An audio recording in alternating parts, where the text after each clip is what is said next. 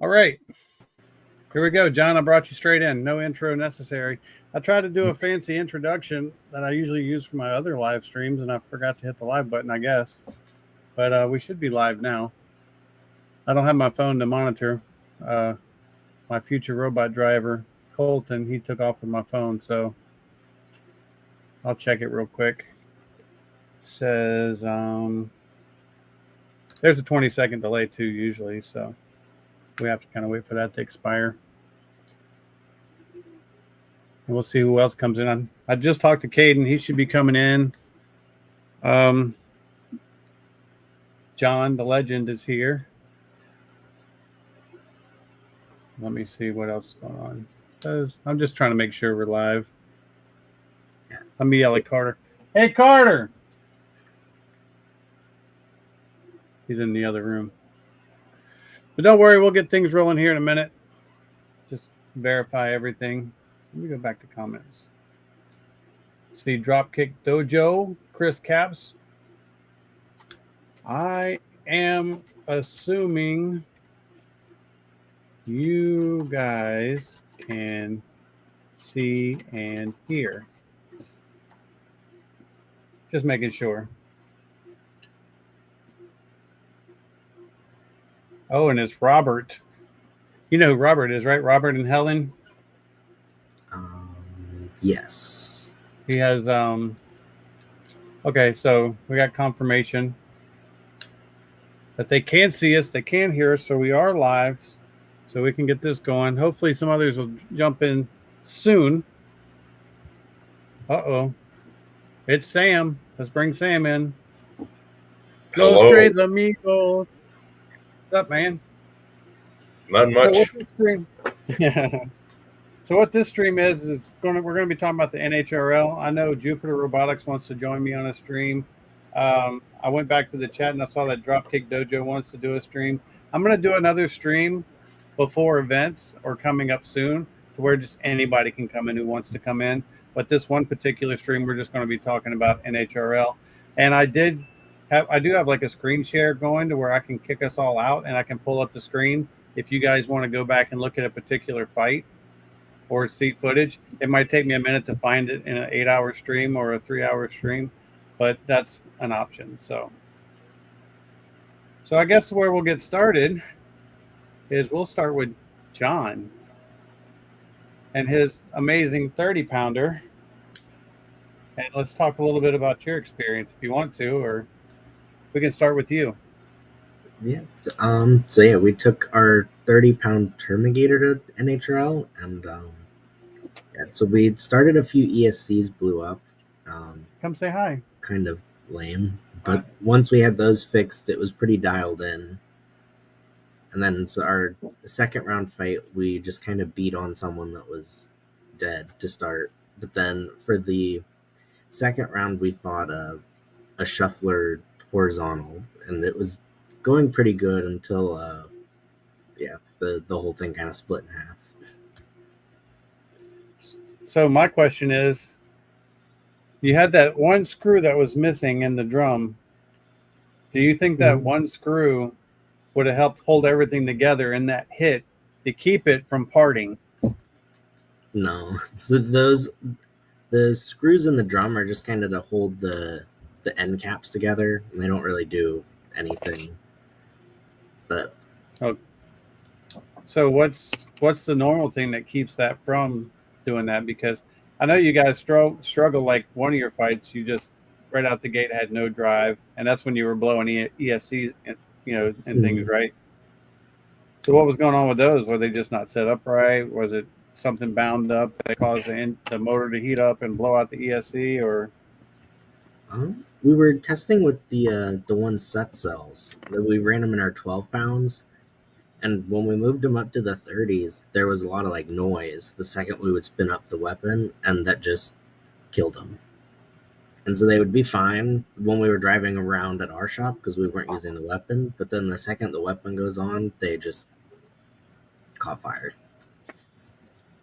So maybe some kind of voltage spike or something going back in. Mm-hmm.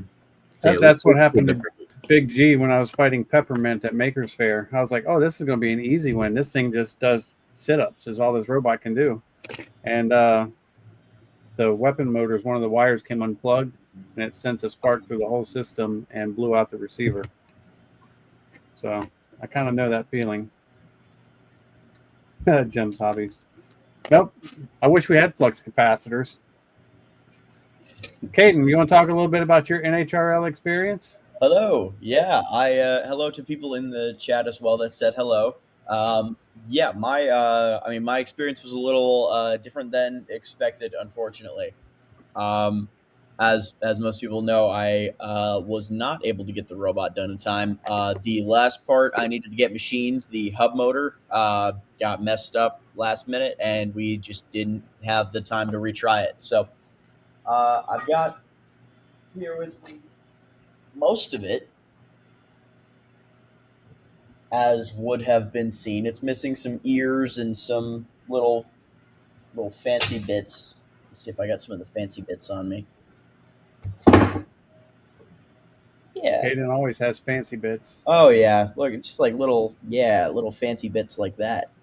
But yeah, for the most part, I was very, very excited for it. I felt like it was very promising, but did not end up getting done in time. I am excited for the future of it though. Now that it's most of the hard stuff is out of the way. The real kind of bottleneck for this thing was that I had to wait on a ton of things that were kind of out of my control to get it made. Like I had to ask other people to like machine stuff, or I had to like get John to weld it, or like stuff I couldn't do here and stuff that I couldn't just like do, you know? So now that I kind of have all those kind of parts and the chassis and whatnot on hand, all the stuff that I needed from other people, I feel like once I kind of get to the point where I'm willing to work on this thing again, because I got very burnt out on it, then I think it'll move along very quickly, and I'm hoping to get it to debut properly soon.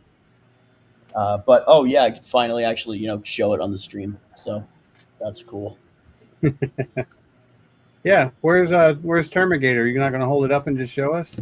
No, it's at the UF shop, but it like when we were looking at it, it's pretty messed up. Yeah, the picture or something. It's a beautiful robot, though. I mean, you guys did a tremendous job, and when it was driving, it actually drove really well. So I definitely think that it has a future, and if y'all bring it back one more time, you'll probably qualify with it. Chris Capson made a comment about 12s and 30s being cursed AF at that event. Yeah. Jeez. It seemed like a lot of the fights were like that. Yeah, for real. So, Sam, what's your high and low at NHRL? I'm just trying to get chat started here. So, I had 3 of my robots go. I had Rain, Rain X, and Drain. Rain, we all saw it in the last stream. I tested it, and it seemed to work pretty good. The pulley came off in the first test, though. I should have taken that as a warning. Every single fight, Rain's pulley flew off. I know I need to put flats into the weapon shaft now, but I didn't do that or have the time or really think to do that. So Rain kind of went 0-2 out. Is what it is. It lost to our cluster of 1-pounders, which was kind of funny. Looking at the judge's decision, it was like they were trying to give Rain points, but they just couldn't. Rain X did pretty good. It had a bye in the first round. Its second round fight went really good. We ripped a battery out of a robot, like usual. So it was into the bracket, and because it had only ever been to one event prior, but it made it into the bracket and decently far, it was seated in the 20s going into the bracket, so it still had a buy-in or a play-in round for getting into the 32, which we'll get back to that in a second. Then we had Drain, the one that I was driving. It won its first fight. It was against an SSP kit. The group of kids driving it, it was their first competition. They were doing pretty good driving. There were a couple of times where I was like, wow, I'm getting outdriven right now. But I ended up knocking them around enough that they had to tap out. My second fight would have been against the Throngler, and due to some issues in the pits, I had to forfeit the fight. But I kind of take that as a blessing in a weird way. I don't know if I would have had enough spares to put Drain back together after a fight against the Throngler. So I don't know. So it went into a third fight in the qualification against Crumple Stiltskin, and I won that fight quite handedly. It was a really fun fight. I'd never fought a Hammersaw before, except technically Drop Saw from UF forever ago, which they've changed so much that it's not really the same anymore. So that was a fun fight. I ended up winning. So Drain made it into the elimination bracket, and its first fight was against Rainex. Truly unfortunate. Because Rainex had already gone to an NHRL and would be wearing its rookie bonus down, I decided that we were going to push Rainex through, but I wasn't made aware of the drive issues that Rainex had been having for the day. While the weapon was spun up, it couldn't drive that well, which we think is a battery issue. We believe the C rating is just a lie, so that was a yikes on the batteries. So Rainex went to the next fight. It was against a Peterbar kit, and Rainex was doing okay. It was losing the drive battle, which it shouldn't really be doing, and it was losing some of the weapon-on-weapon exchanges. And then I was like, you know what? I need to hit this guy and hit him hard. I spin the weapon up to 75%. He tosses me in the air, and my blade pierces through the floor all the way. The blade is sticking out through the bottom of the floor. So they had to call the match at, I think it was 2 minutes, and it went to a judges, and Rainex ended up losing. So Polly was out for the day. And I think Polly was the team that fought each other the most out of all the Florida guys.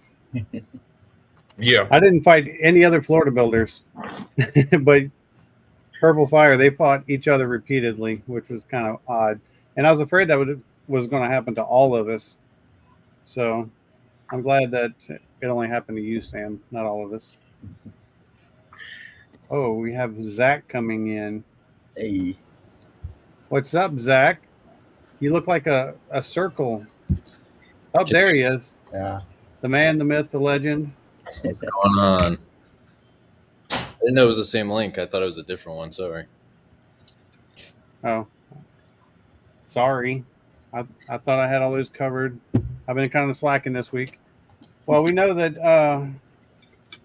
and I'm going to say this about our run. We had a really good run. We got to show Big G off and show that he's still competitive and he can still fight. But I think our toughest fight of the entire day was the first fight against Money Shot, because our weapon was down.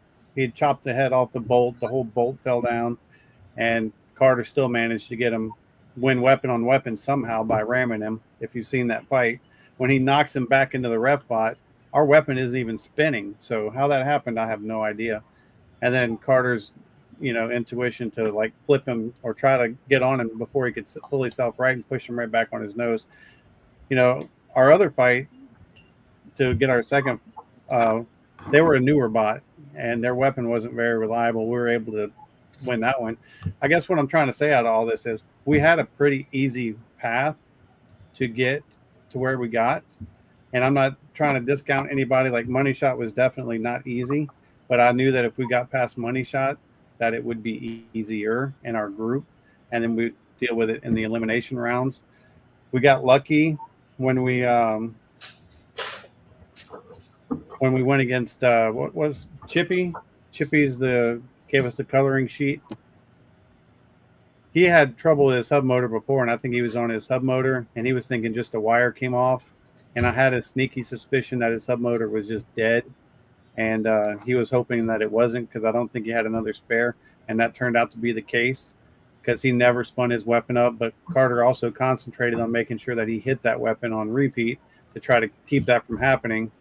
And The good thing about Big G is his bar is so low to the ground that even people with forks, if they go under the bar tends to is heavy enough to spit them back out and kick them back, and that's what we were able to do against Chippy. So if his hammer saw was working, that would have been a much tougher fight. But lucky for us, he was having trouble with that. And then the Turbo Fiend fight, I think we lost that fight uh, because we lost weapon first. It seemed to me like Dima had control most of the time. Now we did get a couple good licks, and we did shatter that hub motor. And actually, they gave it to me. I have the outer ring of the hub motor, and all the magnets inside are just fractured and shattered. And but we felt like we kind of stole that one. Whether everybody agrees or not, everybody has their opinion. And so I was like, well, all right, we made it into the show. And then we do the fight against the Bean Supreme Refried. And despite being down a drive, I felt like we won that fight because, we were able to spit his forks out. He never pinned us once. It doesn't look good if a control bot can't pin a one-wheeled robot, in my opinion. And that's what and I got that from the stream. Like when they were doing the stream, they were actually talking and saying, oh, we don't think he's proved his point, being a control bot and not having control. And then to come back with such like a landslide against us, I was like, whatever. Yeah, I think the last fight did not reflect the fight like whatsoever. Absolutely. I felt the same way. And I know that like the judging criteria at NHRL is very like, it's like an on paper, like almost like a flow chart kind of deal. It's a little less nebulous than we do it here. But yeah, no, I definitely felt like I definitely felt like Big G won for sure. But having the scores be so pointedly against Big G was really shocking to me. If you look at the score sheet, like you would not even imagine the fight looked anything like. No, like I thought they thought the robot was like each other. Right. Very, very like Big G didn't even show up to the fight. Yeah, very strange. When he handled that robot the first half. No, like obviously, like no, like hate to the robot or anything. No. Like Bean Supreme's very right. That's what I wanted to say. I didn't want to take from the kid driving. No, he drove did a great really job. well, and he was a good driver, and he did a good job. And I don't want to take away from his victory by any means. No, absolutely. And maybe NHRL just because even Andy told me. Andy goes, I think the kid won. He thought that Bean Supreme Refried won. Really? And you know how Andy is. He's very cut and dry, very blatant. He doesn't. You know what I mean? If Andy thinks something, he says it, whether you like it or not. And so it was his opinion that we lost. So, there. Yeah. So, but I was able to deal with it because I felt like we got away with robbery with Turbo Fiend, and then it went the other way. So it's like, in my mind, technically we shouldn't have even been there, but I was so happy to make the show that it was like, okay. That was kind of it is what it is. Like if you get in that position from like a similar judges thing happening, like it's kind of like take what you can get. But like if something like that happens against you, then you can be like, all right, well, I can't be too mad about it because like. I think you could make arguments in both of Big G's last two fights for either side, to be honest. And I think that it's just, when it goes to the judges, it's just you never know. Yeah, something, want to win, don't let it go to the judges, Because I could see how someone could say that Turbo Fiend won. I could see, an argument someone could make for Big G, and the same thing in the second fight, like Bean Supreme. They didn't show that they had a lot of damage, but they also didn't really do anything. So it's like, it's another thing with like the judging criteria too. Like even though Bean Supreme didn't really do anything the whole fight, just the fact that the drive went down and Bean Supreme was fully functional means they did damage. All of the damage points go to Bean Supreme, and that just by that flowchart judging criteria really skews it hard. So it's little things like that are kind of like, oh well. Yeah, I guess even though the fight doesn't maybe reflect that, that's just. It's almost like, do you even need judges at that point, or do you just need someone to look at a flow chart and go down and go, yeah, okay, ding, ding, ding. Well, I think that's kind of what the judges do. I mean, I'm not 100% sure. They have someone posted a whole thing on the judges' spreadsheet and how they judge after the Turbo Fiend fight because it was getting a little contentious in the NHRL Discord. Yeah. Someone like posted all of it, but from what I understand, it basically kind of is just three people.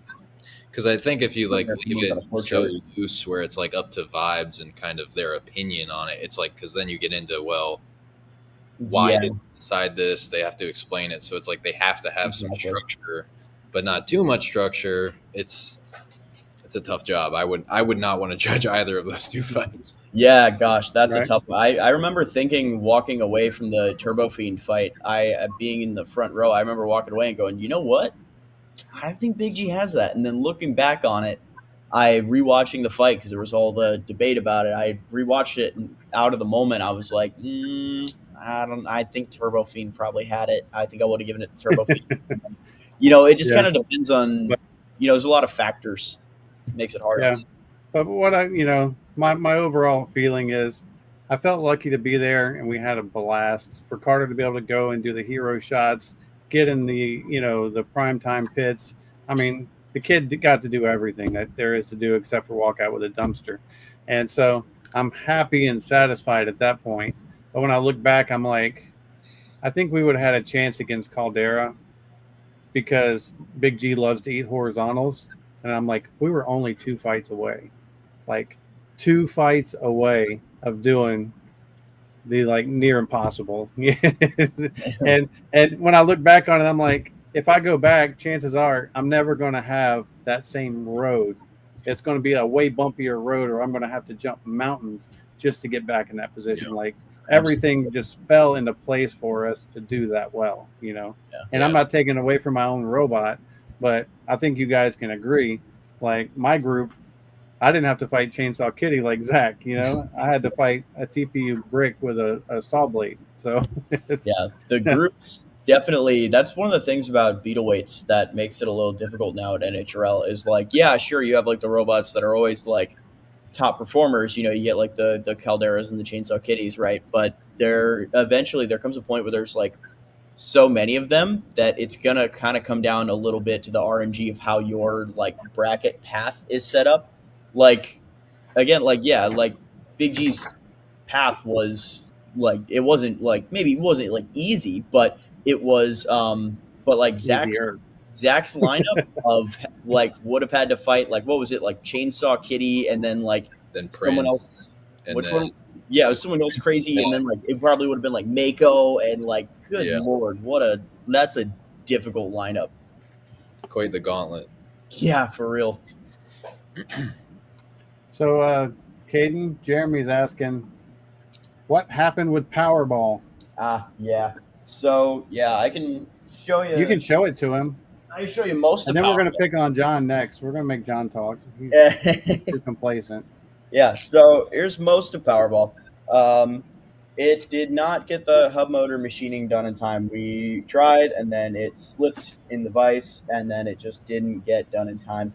Unfortunately, just a little too, things got pushed a little last second for just a couple different reasons, honestly. Some like funding reasons, some like I wasn't in town reasons. So just honestly, it was more of a victim of circumstance than anything, I think.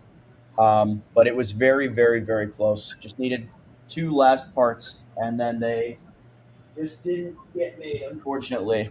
But it was very close, and now that I have kind of all the parts that require most of the parts that require other people to make them, I'm gonna hopefully bring it back and debut it properly soon. Yes, 12 pounds is tough, but also this last 12-pound field was just like the 30s, where it was very cursed electronically. Yeah.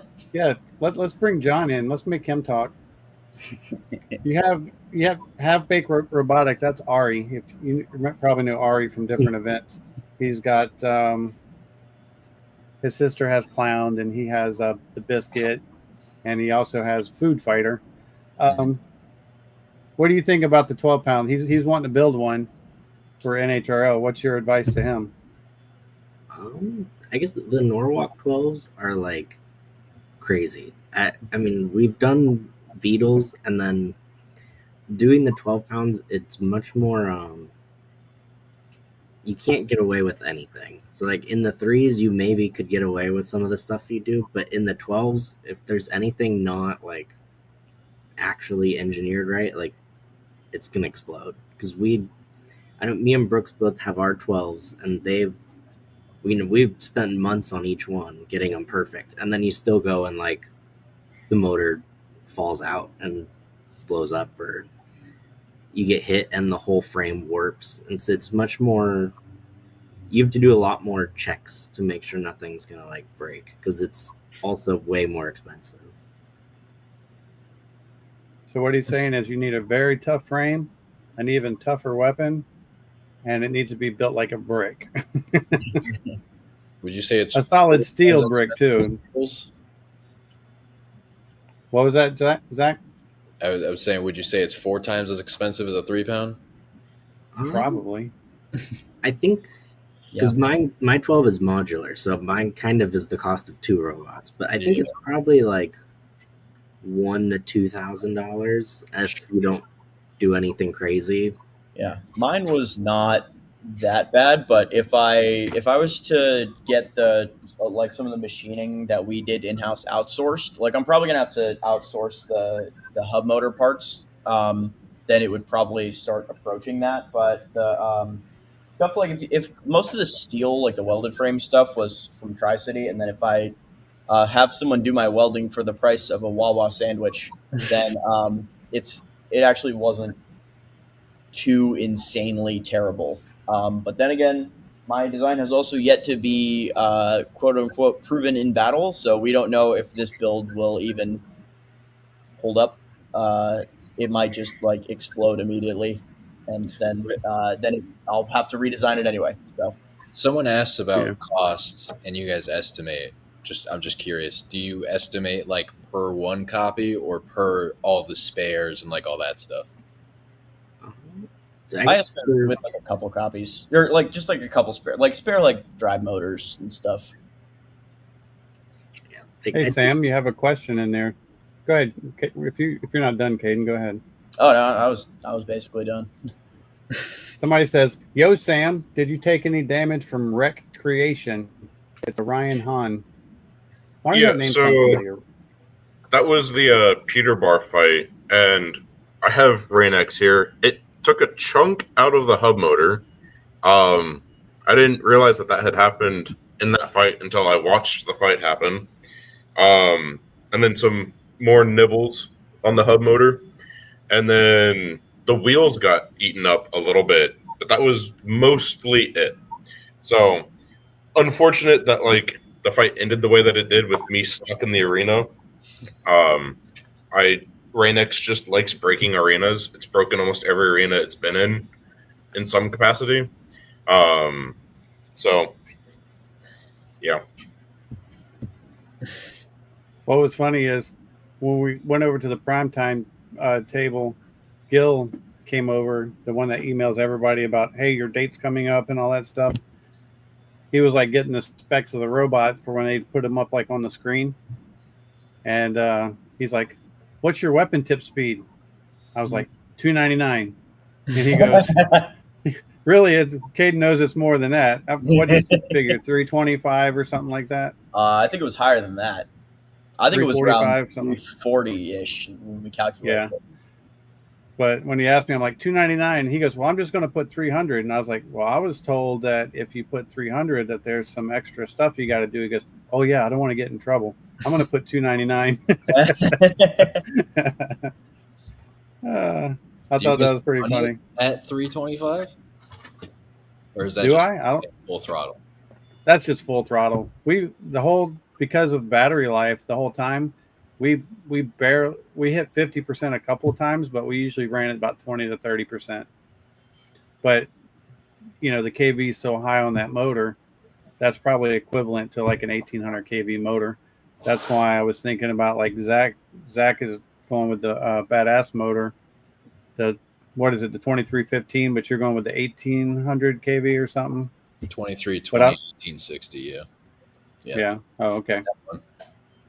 So I was thinking that here. It's like I'd like to put one of those outrunners on Big G and run it on 5S with a 5S 1100 battery and see what I could get out of that. But I'm still going to keep it 2-to-1. I'm not going to drive it on the motor to where it's like 1-to-1, because I think that'd be too much. But I'm sure you engineers know better than I do. Yeah, We all are just weeks away from being engineers anyway. there's definitely that curve of the energy going into it isn't translating into speed anymore. It's just turning into heat and battery waste. Air So resistance. yeah, right. There's definitely there's definitely a cap to how physically fast your beater bar can go. At a certain point, adding extra like kV or voltage doesn't really do anything except add to like self-immolation. So I try to keep mine competitively tipped, but I very, very, very rarely find myself getting up anywhere near those speeds unless I'm fighting Big G specifically, because I know Yeah. that Well, I'm going to need that's every little bit of tip speed He I can cranks get. that thing.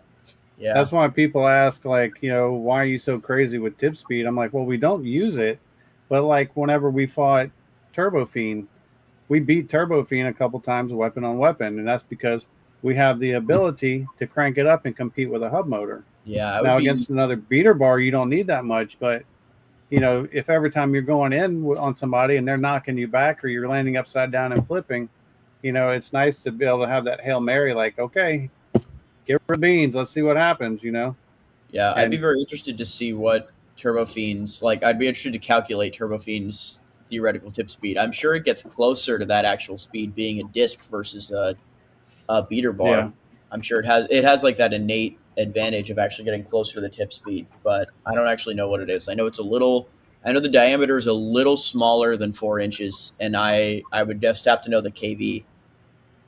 Well, that's he's the got the inside KV of right that. there. Yeah, does it say the kV on there? Yeah, I can give it to you, but y'all can see all the magnets in there. They're just Yeah, there's a lot more magnets all than the it's way. supposed to have. They're pretty shattered. Let's see, what does it say? I probably shouldn't be giving away their secrets. It's a 1200.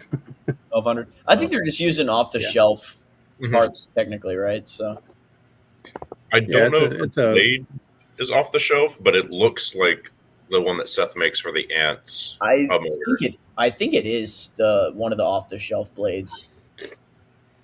I mean, it's probably what, a 4-inch blade. It's not real It's big. a little smaller than that because I was talking to Julian after your match, and he actually showed me the shattered hub motor ring. But sorry, I'm trying to math here while I'm talking. But he said that he recommends going up a little bit to 4 inches. So I don't know what it is, but I assume it's going to be a little smaller than 4 inches. I'm going to assume like 3.9. We'll say 3.9 just for the sake of whatever. You sound like my wife. You don't have 4 inches. You got 3.9. What's 0.1? Come on, man.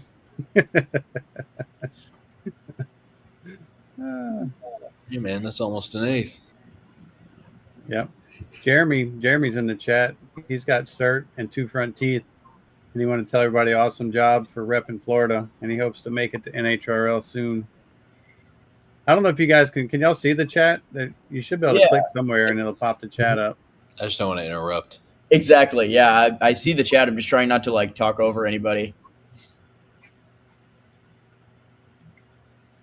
But I'm getting a theoretical tip speed for Turbo Fiend around like 233, but I'm sure it actually gets closer to that real speed.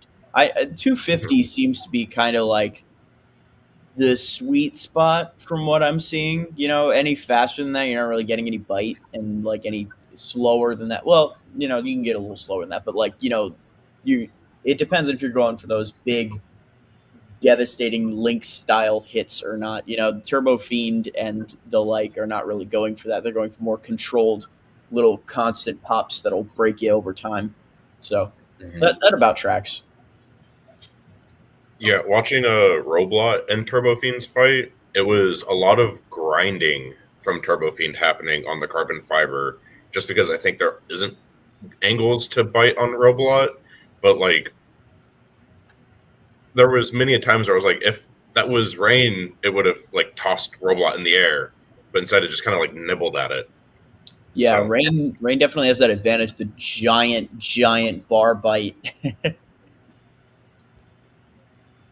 That bite from Drain on Crumple Stiltskin was pretty epic. Yeah, man. Yeah. Everyone in the chat was talking about it yesterday, and I was like, I just built Drain. I was just like, let's make a 4-wheel drive vert one summer, and now it's actually competing, and it may be back at NHRL. It may It's be back. actually kind of working. Let's go. Shattering internal XT30s is pretty crazy. That is insane. I've never seen that happen before. All right, so Ryan Hahn. Who is Ryan? What's his robot? That's Recreation, I'm pretty sure. Okay, he says, thanks for the advice for fighting Anomaly. It happened just like you said to do, bend the blade. Yeah, the horizontals of that style, the only thing you can really do is like flip them upside down and then smack the crap out of their weapon. It'll either hit their chassis or it'll just pop off. Mhm. And then Rohan congratulates us on Big G's performance. Thank you so much. Here's a fun fact about fighting Money Shot. He's got that little short, it's kind of like a Turbo Fiend style weapon. And we actually bent his blade. He's like, I've never had anybody bend my blade before. And I'm like, I don't know how you did it because, and I think the conclusion we came to was it must have been when he was flipping and caught it, like we rammed him at an angle or something, and he kind of sliced into our bar at an angle whenever it was not spinning, and he bent it himself, but who knows? And it's funny, if you watch the video of that fight, when he loses the weapon, he loses it right in front of my camera. And if you look really close, you can see the head of the nut where it cut off the bolt just flying right in front of the camera. I was like, that's awesome. That's funny. Oh, speaking of Money Shot fight, I saw later, I was rewatching the stream and I think it was a 12-pound match where something similar actually happened, where a robot got knocked behind the house bot and it actually refused to move until the person used their unstick. So right. They said that actually was consistent. Huh. Right, because he was protesting that, which I don't blame him, but they said that's always been a rule, but they told him for this event that they need to actually enforce it. It's like they cracked down on it. Like, you guys have been letting this slip. This is how it is. Don't do it anymore. How does it work? And because if a robot lands on top of the house bot, they'll usually kind of move around and shake them off. Are they not supposed to do that? It's really weird. I mean, I think there's scenarios where they can move and scenarios where they can't. Is it supposed to be like a fixed object until you call for an unstick? So, basically, in the fight with Crumple Stiltskin, he ended up on top of the house bot. I think that's the one I saw, actually. And the house bot, his wheels were like not touching at all. So, like, I guess technically he was stuck. But he talked to the driver, and the driver just kind of like moved the house bot and like shifted him off, and then like got out of the way, and then he got stuck again. So he had to use his unstick. So it's kind of like, it was kind of using an unstick the entire time, kind of. Yeah, it was interesting. Yeah, I've noticed like. Sorry, go ahead. No, I was just going to say, when we fought Money Shot, we hit him and we knocked him in that corner, and he was in between the house bot and the wall, and the ref would not move it. He's like, no, we can't move. And he had to use his unstick for the bot to even move at all. Like, they were like, no, we can't move it. So go ahead, Caden. Well, yeah, I was gonna say I noticed that there's different scenarios. Like, if they're on a Brett, then they'll move and they'll let them off. If they're behind a Brett but they're like on the arena floor still, they'll move. But if they're stuck like on the side of a Brett between the Brett and the wall, they'll force you to use an unstick. And if you're pinning someone against a Brett, they'll shake you off so that you're not pinned up against the Brett. At least that's in my experience. But this is interesting in the chat.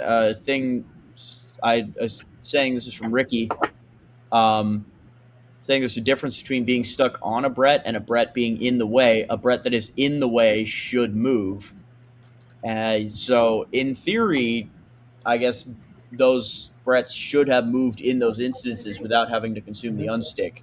But I saw at least twice in the stream, the Money Shot, I guess, I don't remember if the Money Shot one was actually in the stream, but the Money Shot fight and I think it was a 12-pound fight in the stream, they both had to consume unsticks to get the Brett out of the way. Hmm. Dude, just weird. I know Rain-X versus Recreation. Rain-X was stuck like against a Brett, and I told the driver of the Brett, I was like, if Brett wasn't there, I would have fallen back onto my wheels. So he was like, okay, and he just kind of like moved forward and then back into the corner, and that was enough for me to just like be back on my wheels and start driving again.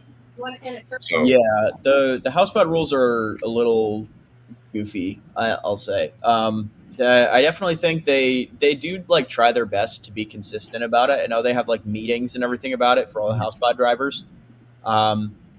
Yeah, I would like to see kind of like how they have like a public judging criteria. I'd like to see like a public document on like, okay, this is when the houseboat moves and doesn't move for you, like that kind of deal. I don't think it's like a huge deal from what I've seen. I don't think it's been like fight ending for anybody yet, unless you maybe count the money shot thing, but that's kind of like a what if, so you can't really count that as too much. Yeah, it's definitely just a little weird.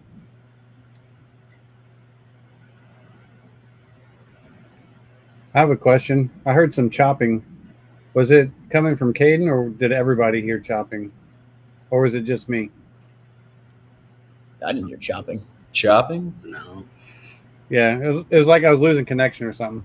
All right, so Rohan Person, do you guys know exactly who this is? I guess I should, but maybe I don't. Oh, look who's here. It's Lunchpad. What's up, guys? Is it lunch or launch? I think it was lunch. Yeah. Okay. There's robots with both names that compete around here is the problem. Mm-hmm. Right. Yeah, Launchpad was taken, so it's lunch. Lunch. It's Okay. lunch. I thought there was like a messing with there was Darren a about story his behind robot's it. name. That's even funnier. No, yeah, I thought it'd be funny if people thought I misspelled it, so I named it Launchpad. Hi, Jupiter All right, so Robotics. What's I'm up? assuming that this question may have been for me because it says, how nice is the beater S7 or 4340 at 53 HRC? Do you think that's like about Big G's beater bar, or I don't know? Probably. I think that was the one. I think that was back when we were talking about your weapon bending money shots. Oh, okay. Big G's bar is, if they didn't lie to me, those bars are about 2.5 years old, 3 years old. That's the original bar. That's the same bar that I fought with in Seattle that I used at NHRL. And it's supposed to be 40/40 steel. And everybody asked me what it's hardened to. And I'm like, they didn't tell me that. I just said harden it. So, It's hard. It's hard. So I know it's hard. It's supposed to be like 40, 43, 40, whatever. And I have no idea what the HRC is. So it is what it is. I think mine's 4340 at 48, and that took some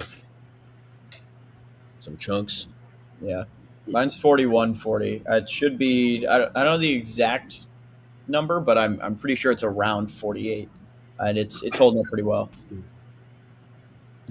I bet John could tell me what my metal is better than me. He's like, there is no 40/40. It's got to be 41/40 or something.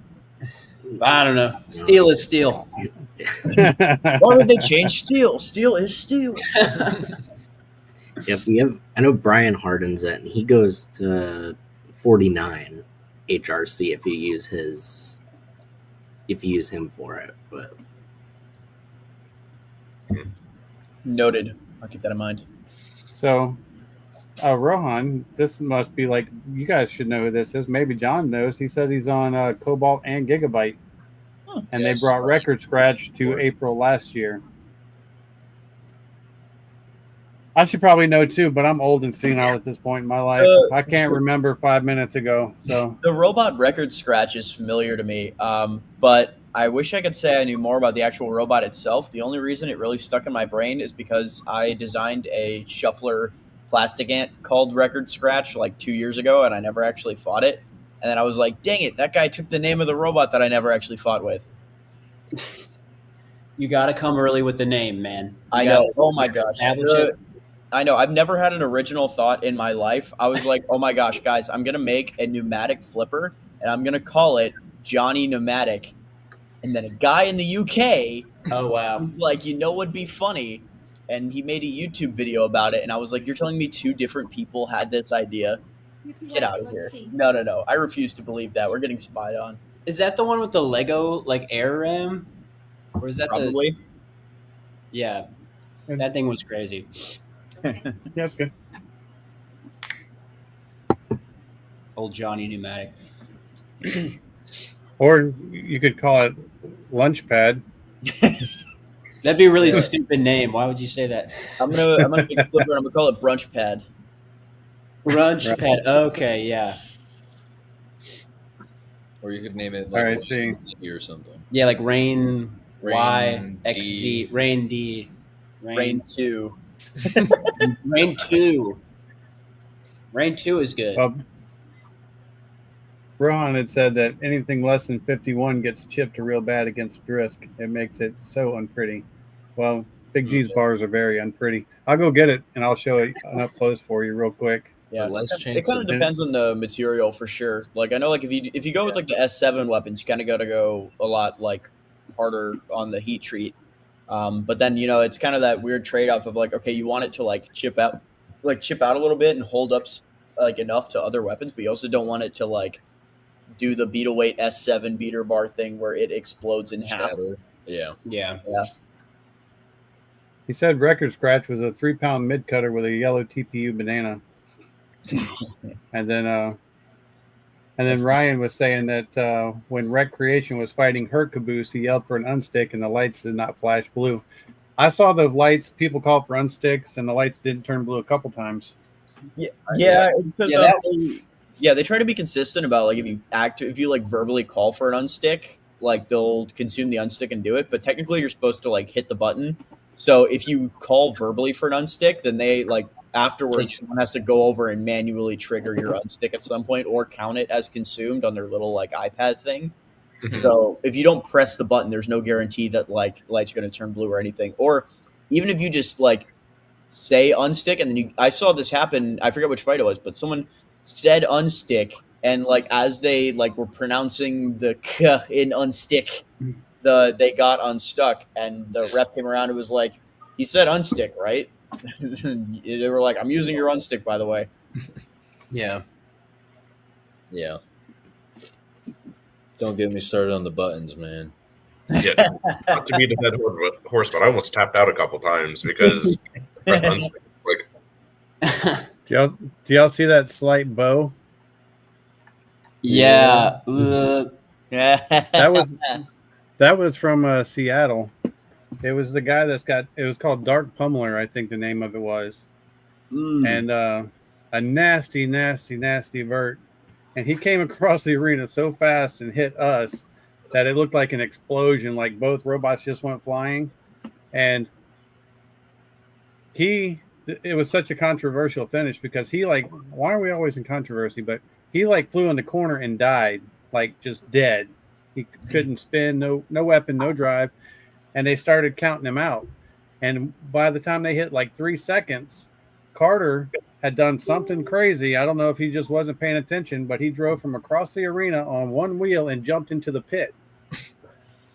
And so then they started to count on Carter for the pit. But because he was dead 1 or 2 seconds before Carter went in the pit, he got counted out first. So crazy. Bye, Sam. Bye, Sam. He'll be back. Wow, bye, Sam. maybe The floor his in the computer box. died or something. The floor was pretty good. They were patching it. Did they used to use the floor like that? No, they're typically really good about the floor. It gets torn up though, and sometimes you gotta like ask them a little bit if it gets torn up a bit. Like Adam had a fight with Temporal Terror where he like his side of the arena had like 2 like giant like torn up, spurred up pieces of wood, and that he kind of like tried to plow it with his wedge before he got over to his corner. It was going to affect getting out of his square, and it absolutely did. Also, in the chat, when does NHRL start fighting ants? Never. They have too many robots as is. They will never fight ants ever. Yeah, they're probably like a billion ants. Yeah, exactly.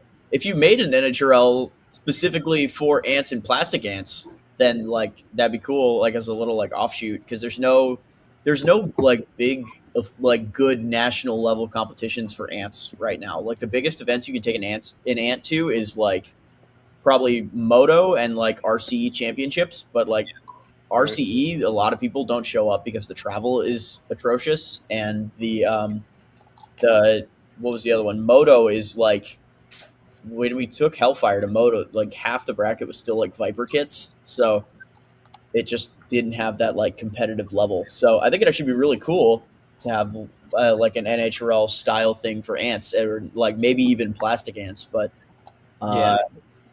I mean, you can still make ants. There just has to be 3 of them. So Right. please don't start an ant NHRL. Not with that attitude. yeah, Someone do it. I want to see it. I would go hard on that. Ants are so much cheaper. Now, that's I true. noticed too earlier, Ari had asked, what does it cost to travel to NHRL Yeah, it and depends. back? A lot. Yeah. Mine's not a very good example because, well, like me and Carter, both of our flights combined, there and back, was $220, and then we get a friends and family discount at Marriott, so we stayed half a mile from the place for $65 a night. So it was, $130 for hotels for us, and then it was $220 in flights. But that's the extreme low end. A lot of people pay way more than that. Yeah. Yeah. My flight was pretty cheap. It was like 170 or something. I mean, don't get me wrong. We flew cheap, but yeah, and I don't know how much the hotel was. I was lucky enough the UF team took care of the hotel, but that was like the flight. But then it was really the robot that sank most of my money for this event. A lot of stuff where like the team like couldn't order it because it was on like a school blacklist kind of thing, or like, oh, this isn't going to get here in time unless you order it yourself, and things like that. So the robot definitely ate most of the cost for this trip. What airline and airport did you fly into? We flew into LaGuardia. I flew into New Haven, Yeah, a very tiny, Yeah. yeah. but at $110 round trip per ticket. Yeah. I would have landed on the lake if we had to. Did that include a carry-on, or did you have to add that? No, that was with a carry-on. Wow. The original flights were like $40 round trip, and then after all the add-ons and taxes and all that stuff, it was like $100 and something bucks. So, Wow, that's so pretty good. we had 150-pound bag for the carry-on for the robot stuff, and then that was a check bag, and then we each had a carry-on as well. Was it a Breeze? Yeah, it was Breeze. Interesting. Yeah, I think it's the old planes. I want to see if, because I found there's a lot of like hotel chains that'll sponsor like traveling college teams and stuff, and they'll like not only will they give you like discounts and like membership points and whatnot for hotels, but they'll also like upgrade you for free. So I think we definitely got to look into that. That'd be nice. Yeah, Ari is asking how many spares to bring. 2 of everything? Yes. I think there are 2 yes. robots. Yes, but it depends on the weight class, I think. Yeah, that's true too. Yeah, because like if you bring 2 of everything in like the 30-pound weight class, the 30s then it just entirely depends on your opponent. The 30s are so hit or miss. You're either going to fight a cardboard box on a hoverboard wheel, or you're going to fight a emulsifier, and so I think it's gonna come down to that. For Beetles, I think you probably should even try to bring like 3 of everything, just because the sheer amount of fights you have to go through in the beetle weight class versus every other class. Like to qualify in the 30s, Terminator needed to win like 2 fights it needed to win. Yeah. And then in 12s, Powerball would have had to win, I think it was 4 fights. And for Beetles, I think just to qualify, I think you had to win like some ridiculous like 7 or something. Like 6 or 7. It's like 6 or 7. It might have been 6 or 7 depending on if you got a buy round or not. I think in Beetles you had to win 6 because I think we finished 5-1 or something like that, if I remember correctly. And you had a buy. Yeah, we Yeah. did have a bye, so maybe we were like 4-1. Mhm. But I think it was 7 fights to win the whole thing, Yeah, according to Andy's calculations. Maybe. I Yeah, think I know it was a little flexy depending on like the buy rounds and like the play-in matches. Like if you went like 1-1 or if you went like 2-0, stuff like that. But Ari, this is my advice to you, buddy. Bring as many spares as you have, because like Big G, he ran one chassis all day, and I changed the chassis when we had the hour and a half break before prime time. Not for the fight bot we were about to fight, but after that, if I would have had to fight Caldera or somebody, I wanted the fresh chassis going in. So I was lucky. Carter brought two built drum gun chassis, and he went 0-2, and both chassis were demolished. So in 2 fights, yeah, and I think it So- depends on who you're fighting too, because like right? my prelim fights, barely any damage. Like a scratch, I had to retighten a set screw. Yeah. But then, also when I fought Andy, like not that much damage. He's a beater, so not really any like bad damage to my armor. But then Chainsaw Kitty, like everything basically. But I mean, you lose and you're out, so it's not like Yeah. it's like bring as much as you can, but also you might not use anything. Yeah. Was there one Termigator or were there two? There were 2 Termigators. So we had one, but then we had I think 5 sets of wheel guards, and then like 5 sets of 5. We had at least 5 sets of all the TPU parts, but like just the one fight that we lost, the entire frame was ruined. The Yeah. wedge was ruined. Yeah. The wheel guards are ruined. So like just that one fight probably is $1,000, and That's metal that's just trashed. And only one drum because holy moly. Well, Yeah. we didn't expect that, Yeah, I was telling them that I remember we were over in the UF like area during that fight. Everybody was cheering, doing the gator, and then like that one hit, and all the UF people were just like, We all did yeah. I have a beautiful little like clipped video because like on the Brett Zone they have like all the different camera angles. And they had like the one that was on like the mobile rail, yeah, and they had it pointed at like us and then no. and so you can literally, it doesn't even show the bot. You just see the team's reactions. So it's great because in the whole first part of it, you can see like me and the whole rest of the UF team just losing our minds. There's Yeah. one part where you just see me going. There's no sound on this video either. Yeah. Mhm. And then There's no Termigator. sound. You just see like, and then just suddenly you just see. Yeah, we're all like, oh crap. And then yeah. the Pandemonium team jumps up and they all start freaking out. And the fight's not even over yet, but they're all like tackling the driver, and we're like, well, It's like you got to plan for the explosion, but when is it going to happen? So I'm actually trying to find it right now. It's on prime time at like 4 minutes in or something. yeah, there's a timestamp if you just Oh, want to it's watch early. the fight. But if you're trying to look at the team reactions, you got to go to the Brett Zone, and it's their like mobile phone. Skycam. Yeah, I think I missed John. You may have said it, but what failed on Termigator that caused that? His blade actually hit completely above the wedge. Oh, So the whole time Brooks was like really squared up, and he was just getting the center tooth of the drum in there, and that just hit him. But then he didn't line up that last hit as good, and they hit the upright, bent it, and when they bent it, it sheared the bolt head that holds the shaft. So that like ripped that. Mhm. But then it also ripped the entire side rail off. So I took a look at it today. The only thing holding the robot from falling in half was the wedge and like the TPU armor. So once you took the TPU armor off, like the whole thing just did that. was it completely immobile after that hit? No, so both gearboxes are fine. It just the frame was so bent that neither tread was on the ground. Oh, okay. Because you guys tapped If out, and I you was watch the curious. stream, there's you can see that it's like the tread is bent, at least on the left side. The tread is bent into the armor, and you can see it like twitching, trying to move.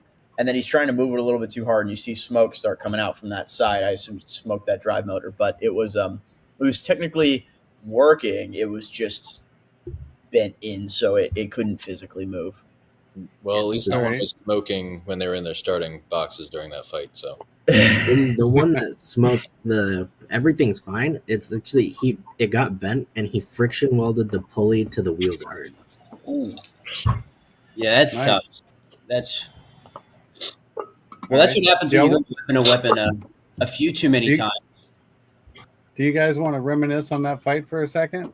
Oh boy. I don't know. You know, I'm gonna click on this button. So, Everybody just hang in there. I'm leaving everybody's mics on. yeah, pull that I up. want to see what this does. Yeah, let's see it. Steve Hi, Sam. buttons. What's up, Sam? Sam's back. Sam's Welcome back, Sam. Sam jump I'm scare. trying. Well, it's just me. That's this. This is this. This is this. Oh wait, I gotta add it to this. Oh, there it is. Here we Okay. go. Okay, Now we're cooking. Okay. I figured it out. Yeah, full screen. Paul, Robot, and Emperor.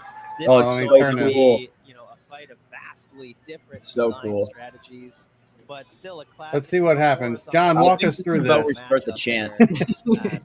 Yeah, John, walk us through. I think it was like that. It's they did a thing this Yeah. event where they like if you didn't hold a controller, they forced you to stand behind the camera dude. Which is like me and Brooks were trying to like talk to each other and like this camera dude was just in between us. We're like, I guess, Yeah. Yeah, I was wondering where you were. I was like, where'd John go? Yeah, it's a really good rush there. I mean, before he got the weapon spun up. we kind of went in with the Here's same what he logic of like when Zippy fought Beetlejuice, like you just go drum first and just like send it. There's not really much else to do. Except make sure that they're not lined up with the upright. Yeah. I mean, since he's a slow walker, you could have maybe tried to like get around him. I don't know how fast. That's he could kind of turn, what I was though. thinking. Yeah, I think We we were- maybe after winning all these weapon on weapons, I think maybe we got a little ambitious. Yeah. I mean, more worried he's just got Like such a right big. here, it's so easy to get around to the back, Yeah. but that's not what we do. We go weapon on weapon here. But Yeah. look how good the Even robot if we go looks. around to the weapon. I just think after winning all this weapon on weapons, I think we got a little ambitious. Yeah. Could have gone for the side pod right there, maybe. And then Yeah, our thing was if he got flipped upside down, his blade would have been at the height to where it would have completely cleaved the uprights. Yeah. And so they have so much wheel armor that we didn't see like hitting the side. We're not going to cut it because we're drummed. So we were just like, we kind of just have to send the front and hope we bend it. You did smash at least one of the shufflers and almost the other one. So I think the shufflers would have been a good, like if you go around from the back, only the sides are really armored. And then the front obviously has the giant weapon. If you went around from the back, I think the drum could have kind of like done that thing where it kind of like, as you drive into it, it kind of like pulls up and gets under a little bit. I think maybe we could have hit the shufflers a little more. But Andy, if you pull a bread zone, can you pull up the sky Nothing camera but for this fight? I want dude to. just wants to see us suffer. I want to see what he's talking about. What do you want to I didn't see? even see it because we were on Pull up bread zone. we were on the complete other side, which was kind of nice because like we Yeah. didn't want to have people screaming in our faces either. Yeah, that's fair. We were being really loud, but it was a supportive loud. So Here, I I'll think it means link. the Brett Zone website. Yeah, I'll link it. Oh, the Bread Zone website. I'll see. I put it in the private chat. All right, give me a minute. Let me switch the screen back to just us, and then I'll figure this out real quick. Oh, there's a private chat. Here we go. I knew there was. So you just want to share this whole page right here? Yeah, and then click the sky cam angle. Okay. So that's where I should go to get all my fight footage next time. Yeah, Yeah. Brett Zone? Yeah. 4K, man. Yeah, I saw you recording the YouTube video on your video. You can get it from Brett's. Yeah, they say Well- as long as you're using it like in good faith, you're totally allowed like free use of all of their footage. That's cool. Yeah, it's really awesome. Honestly, I genuinely think the Brett Zone is like one of the best things they've ever done because there's so many fights that don't get aired, and it used to just be kind of like lost footage, but now it's kind of all like archived, and it's really really nice. You can like download everything. I went back and I found like fight footage from like one of my first fights in 2022 that was missing forever. It's really cool. And they upload it right after the fight happens. Oh yeah, it's super fast. Like my parents even like the last time I went in September, they like watched almost all my fights as they happened, even though I didn't get streamed because I showed them how to use the Brett Zone, and they were basically just refreshing it and watching it as they popped up. It's really cool. Where's Andy at? Yeah, where'd he go? He might have. Maybe he forgot. Everybody spam Andy right now. Did we hear the Sam lore? Did we hear Sam's story about NHRL? What happened? What went down? Yeah, I think he said it before you got here. Okay. Yeah. Cool. Long story short, of the broken Phoenix and Drain. Well, when you graduate here, you're taking Rain X. I'm taking all of them. But Polytech don't know won't hurt him. So I can't leave Drain. It's already in the carbon fiber. Yep. No, the deal that I've worked out with people is I'm taking Drain and Rain X and Rain, a copy of each of them, plus the spares that I bought out of my pocket, but I'm leaving the CAD behind. So Drain will fight from Poly. Drain will fight under the name Hammerhead. Okay. If you remember Hammerhead, Caden. Yeah. The team still exists, kind of, but they haven't made much progress on new CAD. So I said, just have Drain, no? So Fair enough. Yeah, the one thing that I really like about the UF team that a lot of other teams don't do is that a lot of other teams have like design teams for a specific bot, and then it's like a legacy bot that gets kind of passed down. And I like that we don't do that. Like if it's your design, everybody works on their own robot, so it's your design, you get to keep it. And we have a system with like, if it's like electronics that'll work in other robots like ESCs or whatever, you got to give it back to the team. But if it's stuff that would only work for your robot, like say like a frame rail or something that was cut specifically for your robot, then you can keep that. So because so much of our stuff is custom, you get to kind of keep like the bones of the robot once you graduate, which I think is deserved. If you put all that effort into like design the robot, get it made and everything, I think that makes sense that you should be able to keep the bones of the robot. But then stuff like the ESC members can use gets passed on to those members. I think it makes sense. It's a good system. So Zach, which camera did you want? Caden, which one was it? Oh gosh, I think it's. Is it Skycam? I might be Skycam. Yeah, Skycam or one of the bowls. Yeah, that's it. You have to look in the corner there. What's happening? My video is pretty cropped, but they like zoom it in a little bit from here. Yeah, Steve, can you? Yeah, that's pretty good. Okay. Yeah. So they're up there in the top just hit left. play. Oh, hey, that's me. Nice. Oh, you can see me starting the chant. Termigator. Yeah. I can't wait. Guys, how's this fight gonna happen? What do we think? I don't know who's gonna win, but probably Termigator. Easy money's on Termigator. Let's be real here. Yeah. Hopefully they don't go weapon to weapon too many times. Otherwise, I know. I hope he like drives around back. Will win weapon to weapon. Yeah, you can see like me and Adam in the front. yeah, We're both like losing it. I start doing like my fighting stance. Oh yeah, there's a kid jumping over here. It's getting crazy. Yeah, I'm like clapping. Where's the part where I start like? Oh, there it is. Oh like losing it. yeah.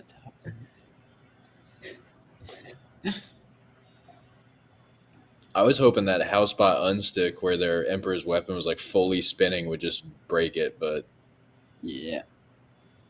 Okay, he's so happy. He's happy. He's happy. I think it's like right. Oh, one The more. self right here is awesome. Yeah, that was crazy. Yeah. That Like- was super cool. I know we all got super excited. Oh. I'm yelling at Brooks. what are you telling him to do? I'm just trying. I'm screaming at him to drive, and I don't know if the drive is just dead yet. So when I see it, it's dead. I start doing the same thing. Look, I'm falling to my knees in the middle of a Walmart parking lot. Look at it. Watch this little collapse I do. Kato, what more do you want him to do? I thought the drive was still alive at least, so I was like, drive. You can see me do this. I'm like, drive. Yeah, he's gonna walk in there and pick it up. He's gonna Yeah, right. Yeah, no, I definitely. Yeah. Oh man, that was a whole thing. There's so much chat that we've missed.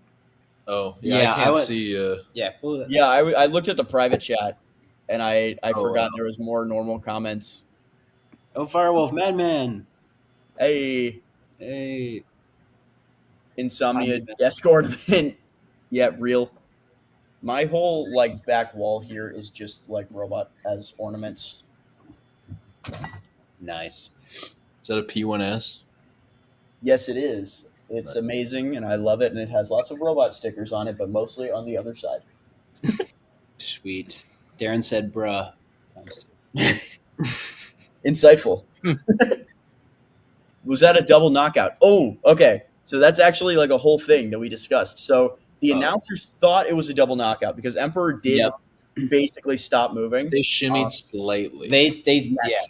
After the hit where we completely stopped moving, they did a small little shuffle for like 2 seconds.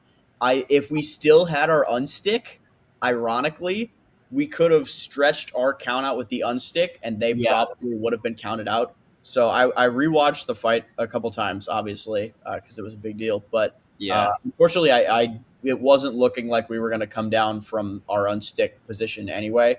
So I think we were kind of forced to use the unstick when we did. Unstick. That was like fully frame on floor and frame on. Like, yeah, exactly. Like there was like the drum also like hadn't had a lot of hits at that point, so it didn't have like the slight unbalance of like a slightly beaten up weapon that can kind of gyro it, like vibrate it off the edge. It just didn't have that yet. So I think the unstick was a good call at that point. Unfortunately, so I think it's just kind of. Did Emperor actually stop working? I think so. To my knowledge, I think it did.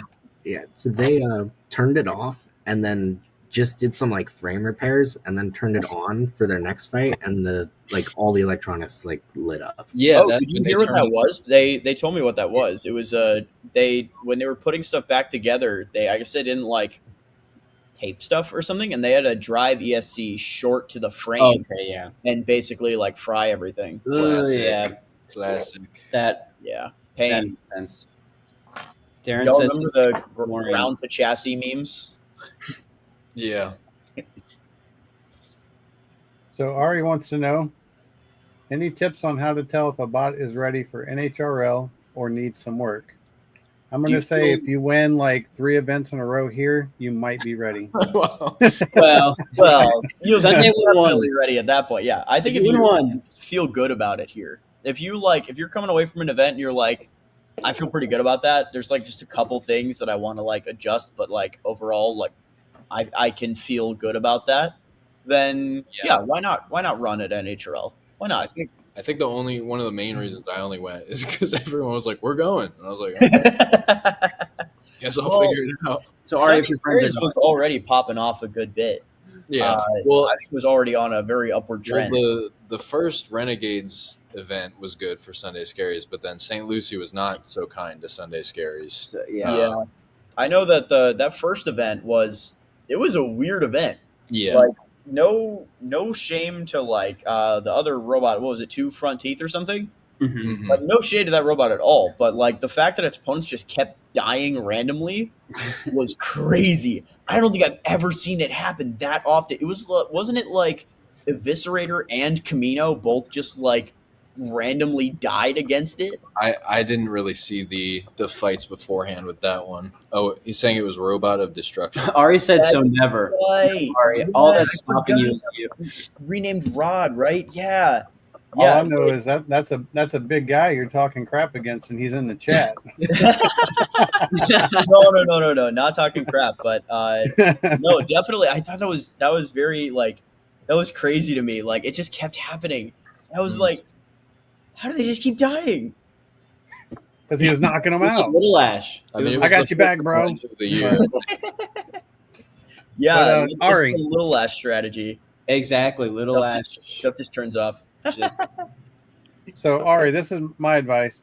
I told Carter, when you can win a couple events like in a row or whatever, and we have a bot that's kind of dominating, then I'll feel comfortable going to NHRL. And obviously, we never built that bot. We just have Big G, and Big G's been like on a roller coaster. Sometimes he's there, sometimes he's not. But that's only due to lack of preparation. If we ran just foams on him, he wouldn't have traction. He couldn't put nothing behind the hit, and he would do terribly. So that was just on me. But you're never going to be ready. So, and it's luck of the draw once you get there. You could be like Zach. Zach, Sunday Scaries is a very good robot. Hey. And he had to beat the winner of the night. Right away. That bracket was yeah. He had a killer bracket. I had the I had to coach fight Andy. Imagine losing. Imagine losing to the NHRL Beetle winner. Imagine losing to Chainsaw Kitty. That's tough. I mean, I had to knock Andy out, so it's. And Darren, yes, you're brutal out here. Your comments received, Darren. Yeah. Oh my gosh, that kid was so excited. Oh my gosh, I was so happy for him. He was like losing it. Darren, we saw your taunt, but we weren't scared. Not even enough to acknowledge it. Darren, you're coming back with the Beetle, man. Let's see the. I want to see the Beetle. I don't think Yeah, I would be ready to take a Beetle to I NHRL. Just did a design review with Darren last week, and I think we've got some good stuff solidified, at least for a prototype. I'm telling him he has to print everything and test fit it before he buys anything. Yeah. So Is we're it doing still that. mid cutter or? I think it still should be a mid cutter. I assume. I think it's still going to be using like a hub motor. It should be interesting for sure. I'm definitely excited to see what he does with it. Yeah, last time I saw it, it had a big weapon. What was the Yeah, issue? the problem. Huge weapon. Well, it was too big for the hub motor. Yeah. It was like the math put the tip speed at like 600 something, or maybe it was like even like 800 something miles an hour. Okay. So like it just didn't spin up because it just didn't have like the power to spin it up. And then when it tried, it just burnt out. I opened it up to see, like, I was like, this is probably burnt out, but I'm gonna just open it up and see. And I popped up the one side and I went, ugh. Oh. It smelled so bad. It was so like every Motor, grill was just like crispy black, and I was like, "How is this even like not on fire?" It was insane. So we did the math. Me and Darren had the same hotel room. You can't Darren, even defend yourself in chat.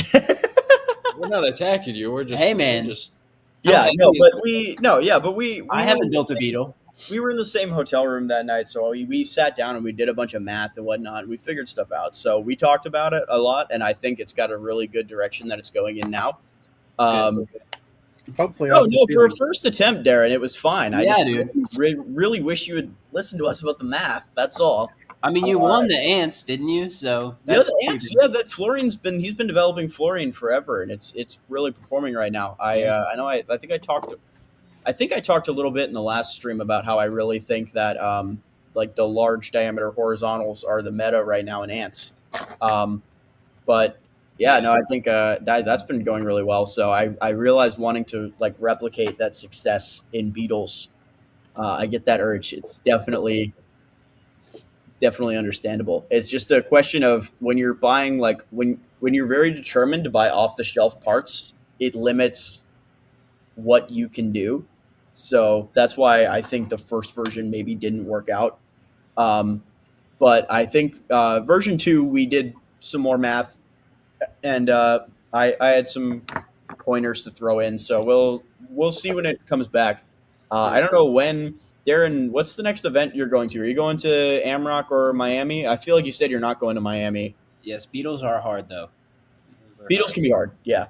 It's like it depends really. It's like you can make like a try hard beetle, but then also you can just make like a this is my beetle You can make a box with a beater bar and get really lucky like me. Yeah, right. May 31st. Well, when you got a Carter like driver, Carter's really turned Okay. into quite the driver. So yeah, Darren, go to Amrock then. Okay. Yeah, I actually, you know what?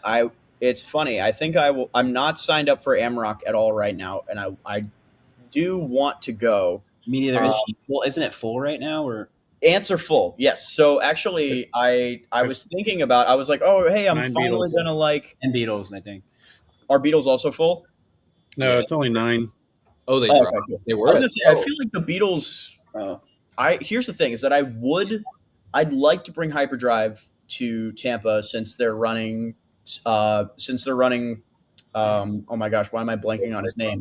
Ryan's Arena. I actually feel comfortable fighting in it now. Yeah, they can't handle Beatles in that other arena. No, oh my god, I know I said this before, but I'm so surprised that Hyperdrive versus Big G did not break that arena. Good lord, some of those shots were insane.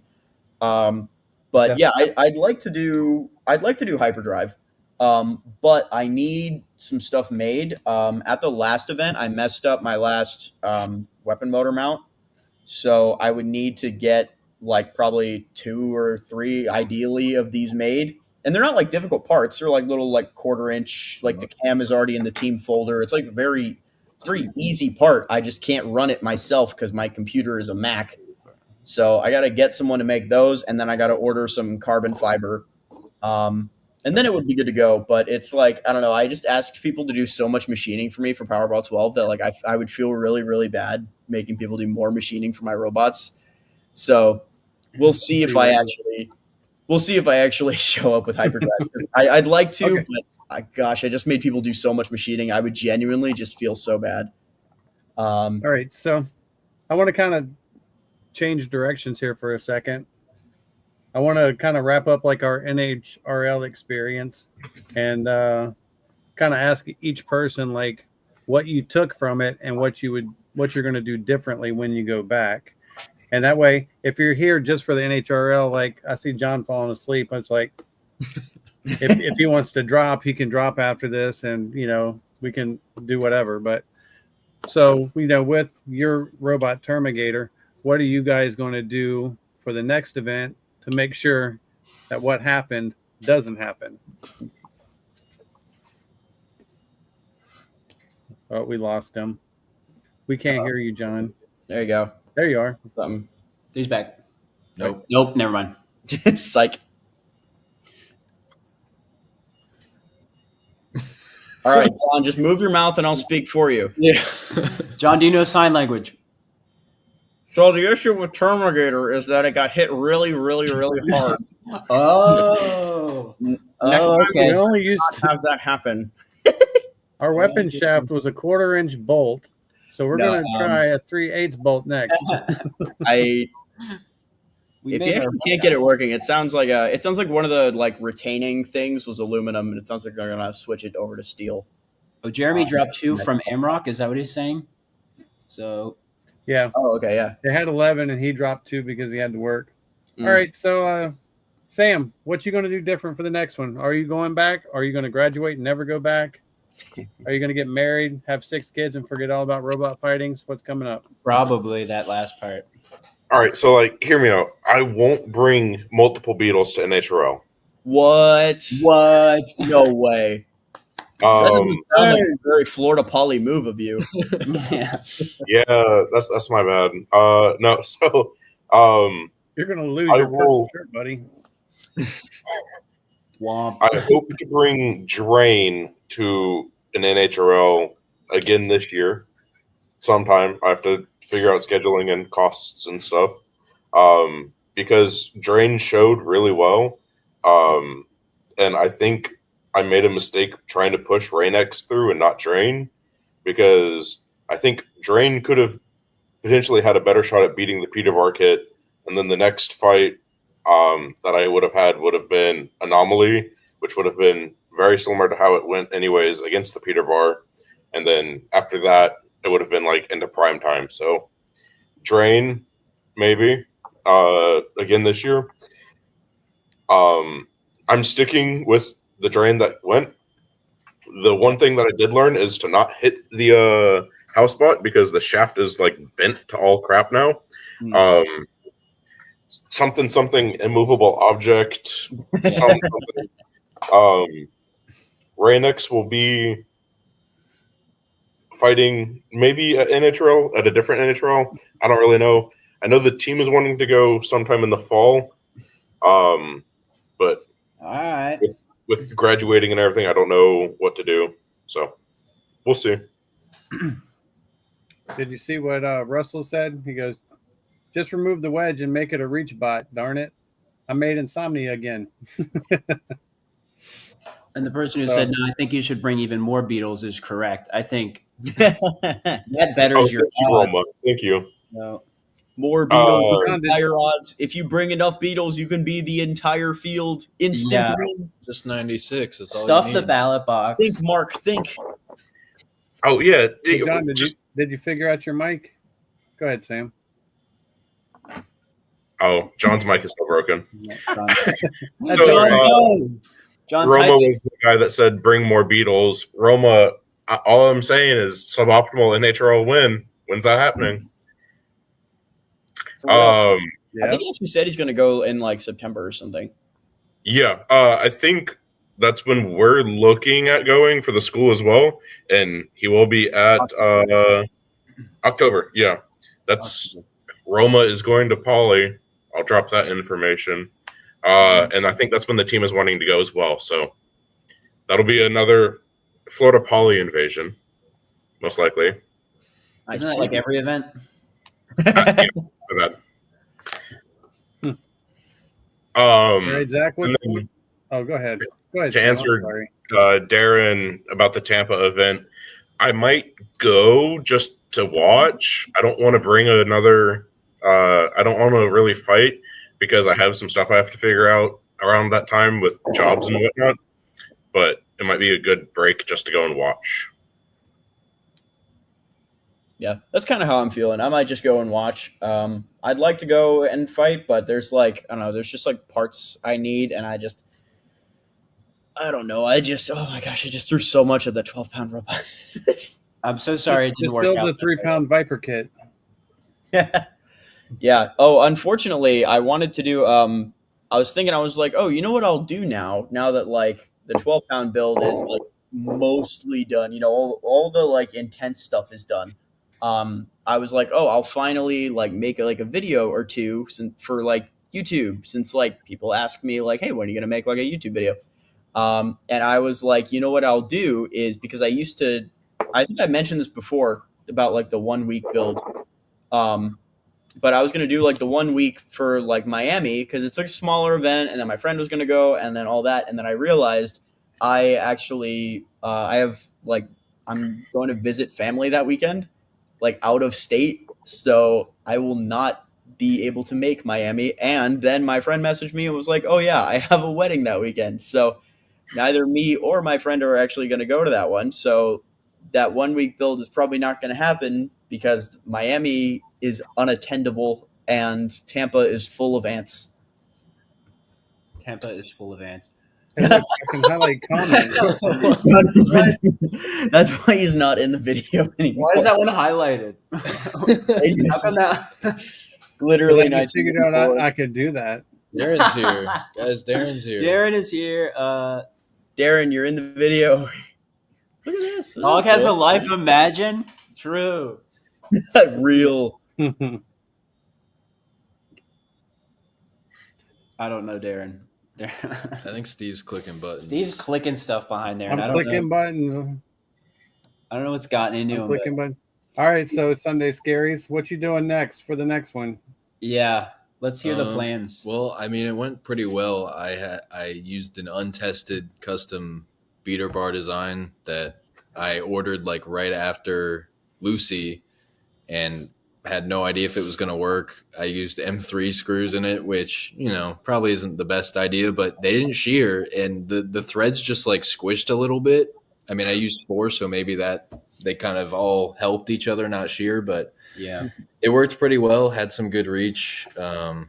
I was planning on using an 1100 milliamp hour because the fights are 33% longer than we have down here, but just couldn't end up finding the weight for it.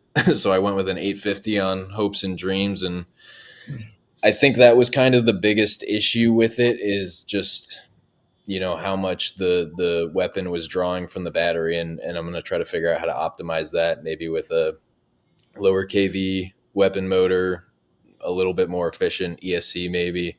But I think that was one of the main. I think the robot performed pretty well. Aside from that, there's only so much you can do to design for like every type of robot. The armor did really well against the wide beater bars because they have the wide contact area, so barely took any damage in those fights. Katana was the first one, and he's kind of like he's a vert, but the tooth on his weapon is pretty wide. It's like half an inch to like a quarter of an inch wide, or 3/4 of an inch wide. So it also really didn't do that too much damage to it. But then Chainsaw Kitty just basically like a hot knife through butter, because it spins so fast. It's such a thin disc that just cut straight through it. And I don't really think that.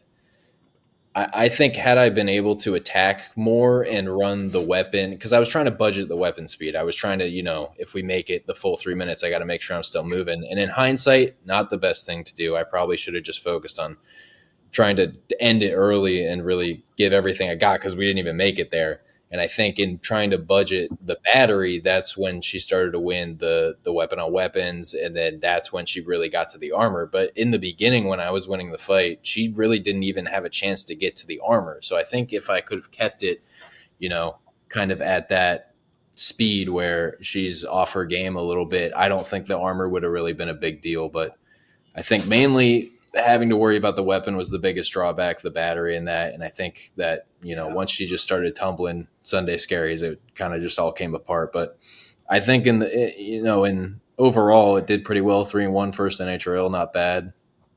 But not too much to fix. Gonna test out a few small things here at Tampa in May, and go from there. I want to go to NHRL again this year, because I was telling Maddie that the scope creep is crazy, because we were there and I was like, oh, if I just win one more fight, I would have made prime time, or 2 more fights, I would have made prime time. And then it's like, then I would have been happy. But then if I got there, it would have been like, oh, 2 more fights and I would have qualified for Worlds. So it's like, it's never really like, you never really get as far as you want to unless you win the whole thing. But I felt like, I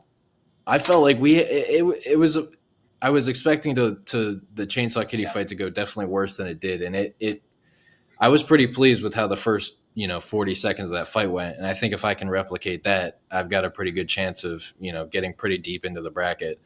And I wanted to go in October, but I have a wedding that day. So really that just leaves November. And then the problem with that is Ruckus is the week after that. So I'd be going to NHRL, then back down here to Ruckus, and God, somehow I qualify back up to NHRL in December. That would just be crazy. But I don't know. That's kind of where we're at. Not too much to work on, I don't think. Really just, ironing out the design that's there and streamlining a little bit. And I don't want to change it too much, because it's, it's kind of people know what it looks like now. If I change the armor a lot, it kind of loses the image that it had. So I feel like I see you're waving it off, but I think that's important for the robots. I think it's good for for like the commentators to recognize the bots too. And I think that's what NHRL is really trying to do, have recognizable bots that can go multiple times and people can really keep track of it. So I, for one, have never, ever sacrificed functionality for visuals, ever. You know me, I'm a strict functionality guy.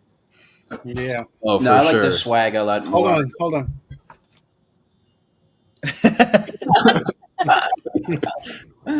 Yeah, look at the pulley here. I just wanted to show this off. I don't know if he showed this. Yeah. Ouch. Bite. I had that same thing happen to me at Maker Faire after my pulleys started stripping out, the V-belt pulleys. I had, I think it was Rain X, I think, made the last bite in it. No, actually, it was Dropkick made the last bite in it, because the last pulley was like just strands going into that fight. So I got like a couple hits, and then it just gave out. That's crazy. All right. So everybody has said what they're going to do upcoming or next time they go to NHRL. Other than bring a working robot, what are you going to do, Caden? Yeah, well, Wah, wah. bring a working robot. Yeah, so I think the ideal hope is I'd love to get a run in summer with Powerball 12. I know I was saying a little earlier, most of like the difficult stuff is done, like a lot of the stuff that I can't do myself. So I can kind of start working on it from here. I should have a good amount of time to kind of like refine things and like drive it around and things like that. Only thing that still needs to actually get like made, I think, is the hub motor, which I talked to Zoe a lot from Team Honeycracked at NHRL, and I feel like I learned a lot. I'm almost glad that the hub motor didn't get made yet because now I feel like I know extra things that I can do to make it even better without having even tested out the V1. I feel like I can already move into like a V1.1 kind of deal. So that'll be exciting. And then I do think it should be good for summer, depending on how money goes. Obviously, because 12-pound robots are expensive, very expensive. Good Lord, they're expensive. And then later in the year, I'd like to do a run with hyperdrive. I'm being discouraged from doing that.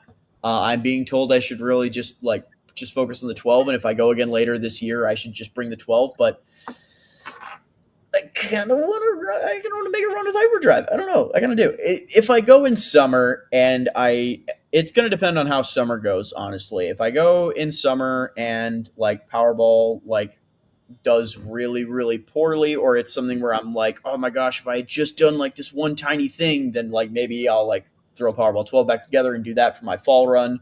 But if I like qualify, or it's like a spectrum here, where if I do like just like atrociously, like it doesn't get done again, or like the money's run out, or it's like doing terribly, then like I'll probably just run hyperdrive again. If it does really, really well and it like qualifies and like I'm like, this thing looks great, I'm ready to take it to finals, then I'll bring hyperdrive. And if it falls in that middle area of like, okay, I want to like it's almost where I want it to be, but I want to improve it further, then I'll probably bring Powerball again later in the year. But again, it does come down to like money. The commissions are doing pretty well right now. I just finished the one yesterday that I'm pretty excited for. I'm excited to see it fight around Florida. 4S full brushless plastic in. What? It is so overkill. I love it. It's going to be insane. But yeah, it's just going to depend on those kind of things. So we'll see. I'd like to do a hyperdrive training arc down here in Florida, but again, that's dependent on money. Yeah, I think you have a great chance with Powerball 12. I think that's the hope. I mean, just conceptually, it looks really, really promising. Yeah, I haven't seen it, but I think has Zach seen it down when he went to NHRL? Did he see a little part of it? There it is. Okay, now we're talking. Yeah, right. Look at this. We are talking. It's Hypershock. Just this part here is the part that didn't get manufactured in time. Sad. So, I know, but I also, oh my gosh, I know I talked last time about like the matte orange versus the clear orange. It's still driving me crazy. Hey man, matte orange is cool. Yeah, matte orange is cool, man. What's your deal? So I think the only benefit here is that I do think it does show up with like the black details better. So I looked at it, and if I print it on like a really tall layer height, like the Bamboo AMS can't do TPU, right? But the Bamboo AMS function over form. But what black and orange look so good together. It's pretty. Does Bamboo TPU? The AMS TPU stuff? AMS TPU. That stuff is terrible. It sucks. Yeah, I mean that stuff is terrible. No, but if I do it on like a high layer height, technically it takes like 40 something filament changes to do like all the side decorations in the black on the side armor, and I'm like, look, my workbench is right next to the printer. I know it's got to be swapped manually each layer, but like if I'm just sitting here working on stuff, like you don't paint it, you do black TPU. Well, the other one was this. I think this one's like literally Sharpie. This was going to be this is like a prototype part, but ideally it would look the cleanest with black TPU in all like printed in. Ain't no way. So I might just like chill here and like just depending on how painful it is. Like maybe if it gets like halfway through, I might just be like, all right, screw it, just continue with the same filament. Yeah, I think you'll get tired around like 10. But I I'll think do you also solid. I think people underestimate my commitment to the bit. If there's one thing I do well, it is commit to the bit. You got to So- make sure it's noticeable though, because if someone's like, "Oh, he just painted it," you need to make sure people know. Oh that yeah, no, it's yeah. If somebody says that, if I sit there and I make it do like 60 filament swaps manually, and then someone says, "Oh, he painted it," it's on site. That's insane. Well, look, I could do you this solid. The Snapmaker printer that I have is actually a dual head extruder, and I can run 2 different colored TPUs on it. Oh, that's cool. And so Yeah, if you sent me the TPU and the file, I could print those for you in multicolor, and you wouldn't That's have to do any switches. yeah, That would be you know cool. what? Actually, now that I think about it, John has a Prusa with it with the MMU. Yes. So actually, that can do multicolor, separate pieces and glue them in. Actually, you know what? I did think about that, and then Wait. I was like, I don't know, they're gonna like fall off in battle, and then like I don't know, you can kind of like tell they're glued in. I'd actually tried it with one, and I was like, It's not cosmetic; it's armor. It needs to stay on. it doesn't look that good. And then also like I know it sounds really dumb, but it adds a little bit of weight that I know you could like design like the little like cutouts like that's so much work. It's like All right, so That's the whole I'm going to thing. put one more person on the spot, and we're going to ask Landon. You're supposed to be making a 3-pounder. What are Okay, thinking, homie? did he tell you? No one told him? No. Yes. I said, when are you going to be making a 3-pounder? Oh, spoiler! I am. Maybe You don't have to tell us about it if you don't want to. Tell us But everything you've been about fighting it. ants. You've So been it's gonna fighting be like- ants for so long. We It's need gonna be parts. 3 We need pounds. tip feed everything. You have to send us CAD files right now. Yeah, it's gonna be 3 pounds, I think. Spring in it. No, it's not gonna have a spring. It's gonna be 3 pounds and have wheels, maybe. If it doesn't have a spring, we don't care. I mean, Yeah, well, it's gonna have a torque. Yeah, it's gonna have 12 springs. nice. Maybe May though, huh? May 31st. I got a lot of time. I can probably do it by then. If people are dropping, they just got home online. What's up, Team Combat Robotics? What is up, Do you man? think he can build a beetle from scratch by May? Absolutely. I built beetles in a week. You can do it. But like me, like my CAD I built file. the looks first- like, Him specifically. I built this robot, the very first version, in a day and a half with a bandsaw. Exactly. Yeah. oh, okay, then it's easy, right? It's easy. Oh, You need 2 drive motors and a weapon. What? I mean, come on.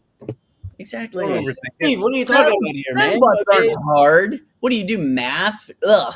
Who does that? No, no, no, Man. I don't do math. I'm gonna build it in Roblox I- Studio. I'm gonna build it in Roblox Studio. That's where Roblox came from.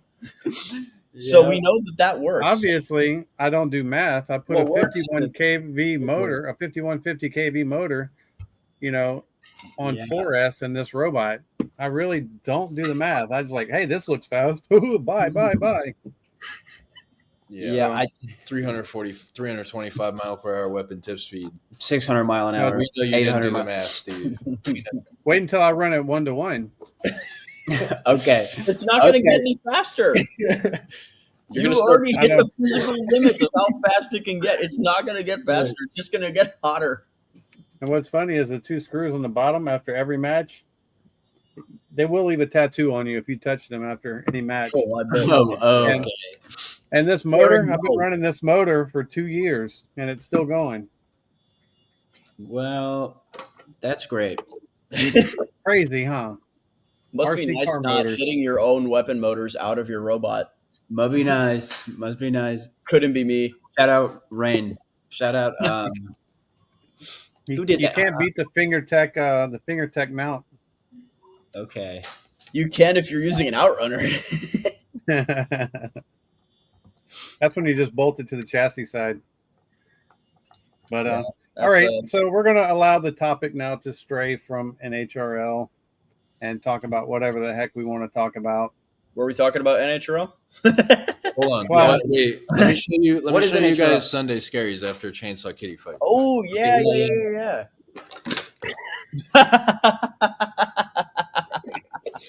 So that. So The that Palm is, Beach Bots box really ties it all together. Right. It wasn't really that bad. I just took it apart. That's funny. Oh yeah, that's. I the mean, worst. that's like. Ooh. How do you hit that spot? Ugh. That's like I told her where to hit it. Anyway, I don't think you have to tell her that. no. Yeah. That's a very loaded response. So if you don't have to make your chassis 6 millimeter taller after the first version because the wires don't fit, you aren't making real robots. That's facts. Got to remember the wires. Yeah. That's this one. I just crush the lid down and leave a bow in it. Those aren't real. That's about where this one's at. Like it's I think you can see there's just a tiny little bit of bowing. Just very, very, very slightly on the top plate. But The electronics don't have a volume. You can fit them wherever. Yeah. They don't have a definite volume. yeah, exactly. Everyone knows batteries are liquid. Yeah, I don't really track that stuff. I just call it a day. I just put it. You know, Oh yeah. don't See, put it. It's really- Darren didn't pay attention to what I was saying. That's the goal. Like you want to Yeah, be that's able to the goal, win yeah. 3 events in Florida to go to NHRL and get your butt kicked. I'd like to But see the a chances beetle. of that happening are I'd like slim to to see none. Corin So win one. you just need to go. Sorry. Yeah, I don't know that anyone is going to Win be. one. Just I don't even think you need to win one. No, I don't think so. advantage anytime soon. Has Big G Did won you one? say, Yeah, Big G's won what an are you event. talking about? Sorry, Do I need man. to break out- I don't Do keep I need track to of this break out stuff. the trophy shelf? I mean, come on. Okay, I gotta- Steve. I'm sorry. I got a second place at Makers Fair Maker's Fair. What is a when it Maker's Fair? when it was made out of a trash can and a gas pipeline sign running a FingerTech beater bar. Now it's only made out of a little bit trash can. I can tell you this: Big G does have a couple first, but he would have a lot more first if it wasn't for Mechanical Advantage. Yeah. Yeah. That whole year was Mechanical Big G, Mechanical Big G. You can look Yeah. back at the record, and it's like every event, all the way to Makers Fair. It was Yeah. insane. And then Mechanical Advantage went to NHRL with that, what was it, like 23 wins. 23 win streak or something, brought it up to like Yeah. 27 or 28 before he finally got beaten, kind of. Even then, he was winning that fight. It's just the BEC shorted. Ugh, pain. I still have like PTSD from watching that fight. Gosh. Yeah. Do you guys on the Sunday Scaries team, like, do you guys know Mechanical Advantage? No. No, I have no idea what you're talking about, I but know. I pretended. That's kind of what I thought. Yeah. So yeah, I Order guess 66. local legend, I guess. Okay. So Brooks from the UF team, he made a beetle weight called Mechanical Advantage. It was a 4-wheel drive beater bar. You guys have you guys seen Order 66? Yeah, so it's kind of like Order 66. It was but just in that style of, like, you know, the wide beater bar kind of deal, with the 4-wheel drive and the mini forks. But it was like, especially it ran in like 2022-ish, like late 21, mid 22-ish, I want to say.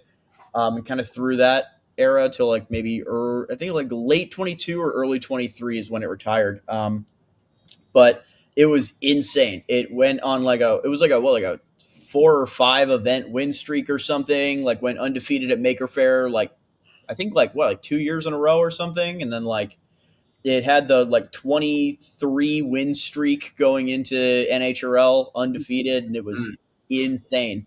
And it got our Florida's highest beetle placement at NHRL until Big G just now. Yeah. So it was top 8. Yeah, and then the BEC just died against greatest. It was either greatest challenge or greatest danger, whatever they called it at the time. It was the Melty Brain. Yeah. Mhm.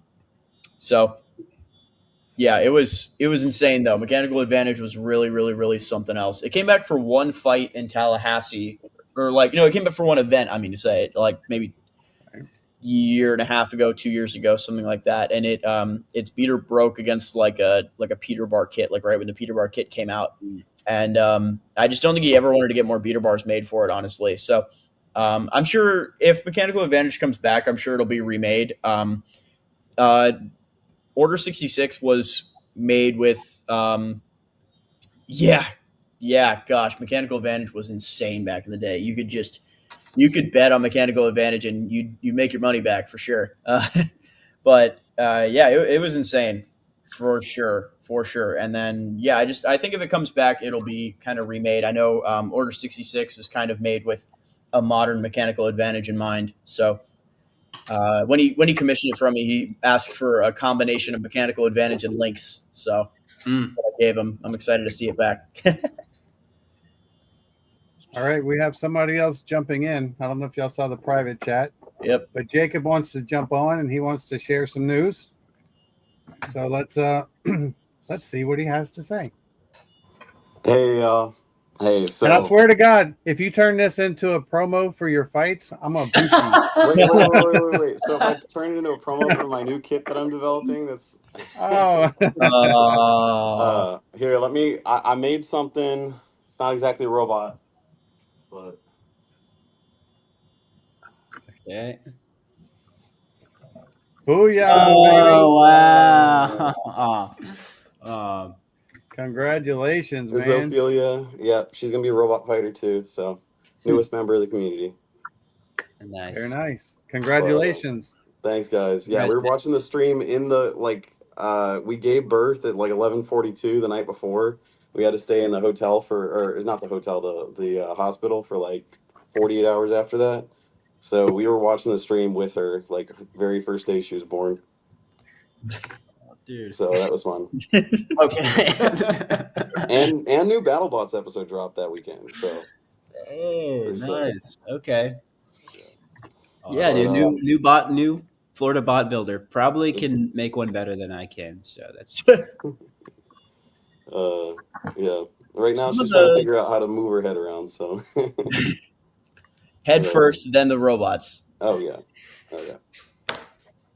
I also Very have nice. to move my head around. So let's go ahead. Let's get it off your chest. What's coming up? Tell us about your 2 events.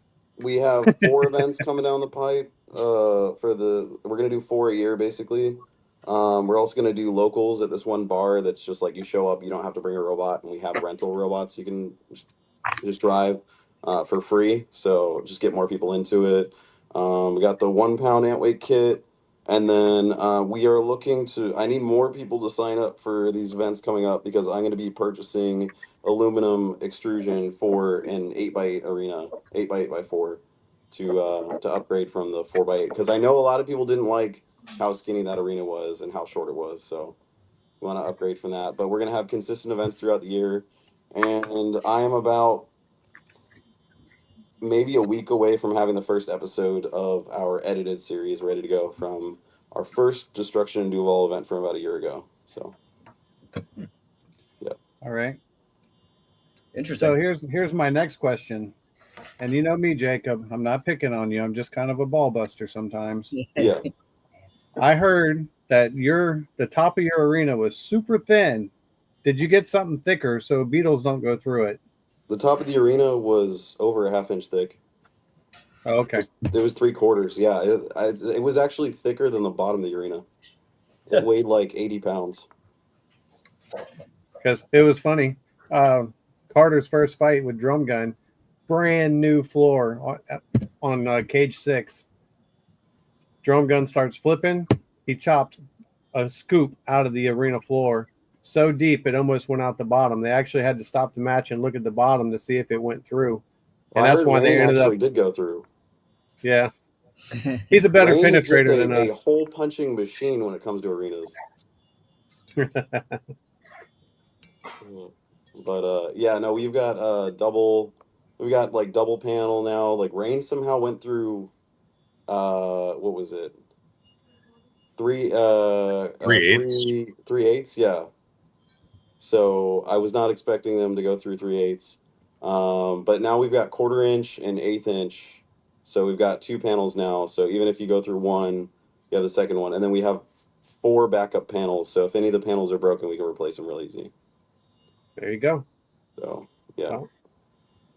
And then we have a place where we're going to be picking up, like I said, I have somebody who is donating 4 4x8 panels for free. So I just have to save up for all that aluminum extrusion and, build a way bigger arena than the one I have right now. Progress. Yeah. So you were but- going to say you were going to chime in about NHRL. What was on your mind? I have to say hats off to everyone who showed up for the 3-pounders, because that is like I talked to Aaron Hill. We had dinner back when I went to the May event in 2022, and we had a back and forth about which was harder, winning a golden dumpster in the 3-pound division or winning BattleBots. And he said that BattleBots is so much harder to win that I'm almost like, he was saying it's so much harder to win, and I was like, well, does that mean you should definitely win the golden dumpster tomorrow? And then I'm not sure that happens. So, but hats off to you guys. That division is so tough. When I went in with the 12, I brought one copy, and that really wasn't enough. And then I came back with a second copy, and I just got unlucky. And flying out that far, it's a pain in the butt. And when you have something as small as like a nylock nut that's pre-worn out, and you didn't realize that you had an old nylock nut on there, and it flies off, your weapon falls off in the first 30 seconds of the fight, and you just went all that way, it's pretty demoralizing. So, I know that some of y'all had a pretty solid run through the whole thing. Some people had some little gremlins pop up. So just hats off. It's a long journey, and good on you.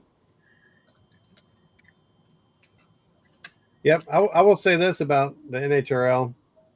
I was more intimidated getting there, and then after doing it, I'm like, okay, it's hard, but it's not that much harder than Florida. It's like, as an average. Now they do have their star bots, Chainsaw Kitty and Caldera. They do have some very, like, even Money Shot, vicious robots that you should be scared of. But it's not like you're going to go there, and unless you just get crap luck and draw those guys like in your group, Zach, you're going to have a good day. You know what I mean? It's like, it's pretty average competition as a whole. You just got to avoid the Makos and Turbo Fiends and Calderas and Chainsaw Kitties. I think But it's really just your chances are pretty good unless you're Zach in a field of 96. I'm not trying to single you out, Zach. a lot of it's just a long day, really. Yeah. I like that they changed the format though, so it makes it. I don't know if it makes it any shorter, but it feels a little shorter. It is. Oh my gosh. These used to end at like 1 a.m, and my gosh. I went to a third bout with Yabnal for the final for a dumpster. I was, one like half a fight away from winning a dumpster, and I beat him the first time, so I had to fight him twice. And I was just like looking at my robot, and I had David Ritland there with me with Honker's Ghost, and I also had what was it? Upside Down. What was the name of the horizontal spinner, 4-wheel drive?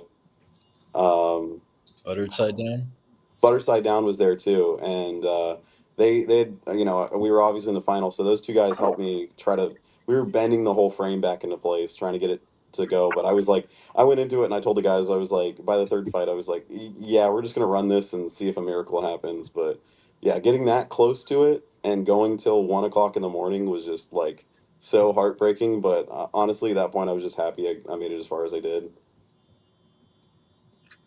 Yeah, and what I found like exhausting about it wasn't necessarily like how long you're there, but like when you do like a Florida takeover, you're trying to support all the other teams. So it's like any spare moment, you're running downstairs to a cage to watch a fight, then you're running back upstairs working on your bot, then you're going downstairs to fight your bot, then you're going back up to fix your bot, and then somebody else has a fight. If you don't go up those stairs 100 times in a day, you don't go up twice. And that's the part that I was like, this is why it's hard. It's not because you're here for 15 hours. It's the running back and forth. Your legs are gonna hurt. Yeah, and that's when I went out to BattleBots. That's kind of how it felt too. It was just like there's you have so many buddies out there, and like you want to support everyone, but at the same time you got to get your robot back together in time to get back out there. And Shredderator that season was really, there was a lot of work to be done, especially and then Ultimo Destructo with the Witch Doctor fight. That was a tough one to fix after that. But yeah, definitely tough. And yeah, you just it's a heck of a day, and all the travel too on top of it is insane. And then they had me draw David Ritland with Honker's Ghost first round, and we were sleeping in the same hotel room. Like I was broke at the time. I had no money, and I was like, "Hey, dude, can I just like, I got the plane ticket and everything. Hotel costs skyrocketed. Can I just crash with you?" And he's like, "Yeah, that's cool." And then right after that we said that, they scheduled us to fight each other. So That's the way yeah, it goes. yeah. Well, at least it's prelims. Well, back then it was Back then it wasn't. all on the Oh, really? mainstream. Yeah, so it was the very first fight of the 12 pounders on the mainstream. Oof. Yeah, they were like, "Who's ready to go?" And we're like, "We're ready." And they're like, "Okay, you guys are fighting first on the entire like main event stream." So that was Yeah, crazy. NHRL back then it used to just be a straight up double limb bracket. Oh, that's Yeah, right. yeah, Yeah. yeah. And then on top of that too, when I went to the finals, so I was the first fight of the 12s at the May event, and then when I went to the finals, I was the first fight of the 12s there as well. I had Demogorgon first round in that one, so yeah. And then I fought Prom Head, and that's one of those robots. I think you come in when you see names like, I don't know, name any of the big names at NHRL in the 3 pound division, but Prom Hedo was one of those ones I was a little concerned about, and I was so nervous before fighting him. I had to like do breathing exercises to get my hands to stop shaking. And then once you get in there and you start fighting, you get some level of success, then you're pretty good to go. And then same thing with fighting Impact at Robot Ruckus, like. You fight them and then you're like, oh, like I can flip them over, I can do this, I can do that. You might not win, but you're like, hey, I was at least able to do something to them, so they're not unbeatable. Yeah.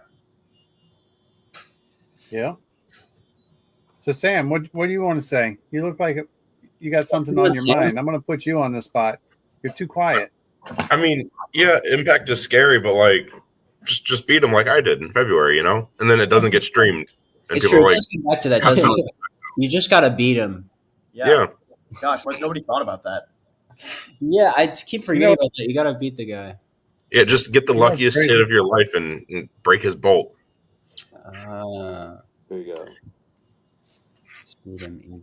What's crazy, and I think I touched on this on another stream. One of the reasons why Big G's weapon got up to such an insane tip speed was, in my redneck mind, I'm not a college engineer. I used to be I was a commercial diver. I was a commercial diver, and I've always worked on cars and stuff my entire life. And I was an industrial mechanic for 3 years, so I know how to build stuff tough. But I get lost in the mass, as they say sometimes, And so we were trying to fight like these new Peter bars and things that were coming out, and we kept losing weapon on weapon. And I'm thinking like, there's just no way that they're outspinning me in tip speed. And I was just trying to make the tip speed more and more. And we already had a fast weapon before the Peter bar came out. But in my mind, the key to winning weapon on weapon was the absolute fastest tip speed. But through trial and error, if you're listening, it's not. We run our weapon at 20%. It's really how much, and excuse my French, but it's really like how much ass you put behind the hit. If you're driving faster than the other guy and your weapon's spinning slower, you're going to win that exchange. Part of the equation for bite, actually. Bite, yep. Right. It's all bite. Yeah. I think that's it. But you're thinking two weapons spinning this way. You got to outspin him by so much to get a hit to flip him, but it's really not that way. It's just how what the energy behind that hit. Fast enough, it turns into a circle. So yeah. The bite was the whole reason why I designed dropkick in the first place was to take on the beater bars, try to win those head-on-head impacts, just to flip them. And I've had some level of success with that, but just the maneuverability is a really, really tough trade-off. It's really hard to drive something with that much gyro on it. And I'm sure Sam could tell you, like the big bar boys, it's it doesn't make you look like a great driver because it's flopping all over the place, but it definitely pays off in the weapon on weapon impacts. Yeah, That's Rain-X one. gyros is crazy, but like I put forks on the outside, and now driving is super easy. Every time I don't usually drive Rain-X now, I have someone who's taking over for me, and I coach him through. I'm like, all right, just sit at like 50%, and if you lose the first engagement, go up a little bit more, and just drive into him. You'll end up winning the fight. Yeah, I had a couple issues with I don't know what was going on with my setup, but the weapon was like I'd go to spin it up full speed, and then all of a sudden it would just throttle all the way back down, and have to put the throttle all the way back down and spin it back up, and then it would actually get up to speed. And then on top of that too, these uprights are way too close together. It was tipping a lot, so they're going to be moved to the outside of the black part on there, and possibly have more of a squared off stance. But it's very close on weight right now. I mean, I was having to fight with like two fewer screws than I was supposed to make it all work. And then the motor faces kept pulling out right there. The shafts just kept pulling out of the motors. So I got to protect the. I'm going to switch away from the aluminum hubs and go with some custom wheels next time around. But I'm not really focused on robots at the moment. Just the arena and all the kits and stuff like that, and the kids I'm coaching take up most of the time right now. So when are you going to put Omni wheels on Dropkick? Yeah, That'll help with that gyro effect a little. Just when we Or get a slide, foot of baby, snow in slide. Jacksonville, when we get a foot of snow in Jacksonville, I'll put Omni wheels on it. Wasn't that this past winter? North Jacksonville got a half inch of snow, so Okay. Yeah, and the day I drive to Jacksonville, yeah, right. We would go to Jacksonville. It's just like so far away. So why don't you move back down? Why don't you move down more centrally, right? And then you could make like a NHRL in Florida, well, Jacksonville's where are so you guys far away. based out of? I don't actually know where you guys are based out of. like Tampa area. It's not that bad. It's one get on the highway, you drive. It's a straight line. Well, I do know there is Madman came up here for an event, and he took a bus from Lakeland to Orlando, and then the train from Orlando to here, and it was $28. the train. There's a train. Oh, There's the a Bright train Line. that goes from Orlando to here. But how long did that take? It was only 2 hours more than driving. Dude, he sounds like Frodo, man. He sounds like he's in the ring. I don't know. He slept the whole train ride, so Why didn't the Eagles just take them all the way to Yeah, Jacksonville? what are you I talking know. about?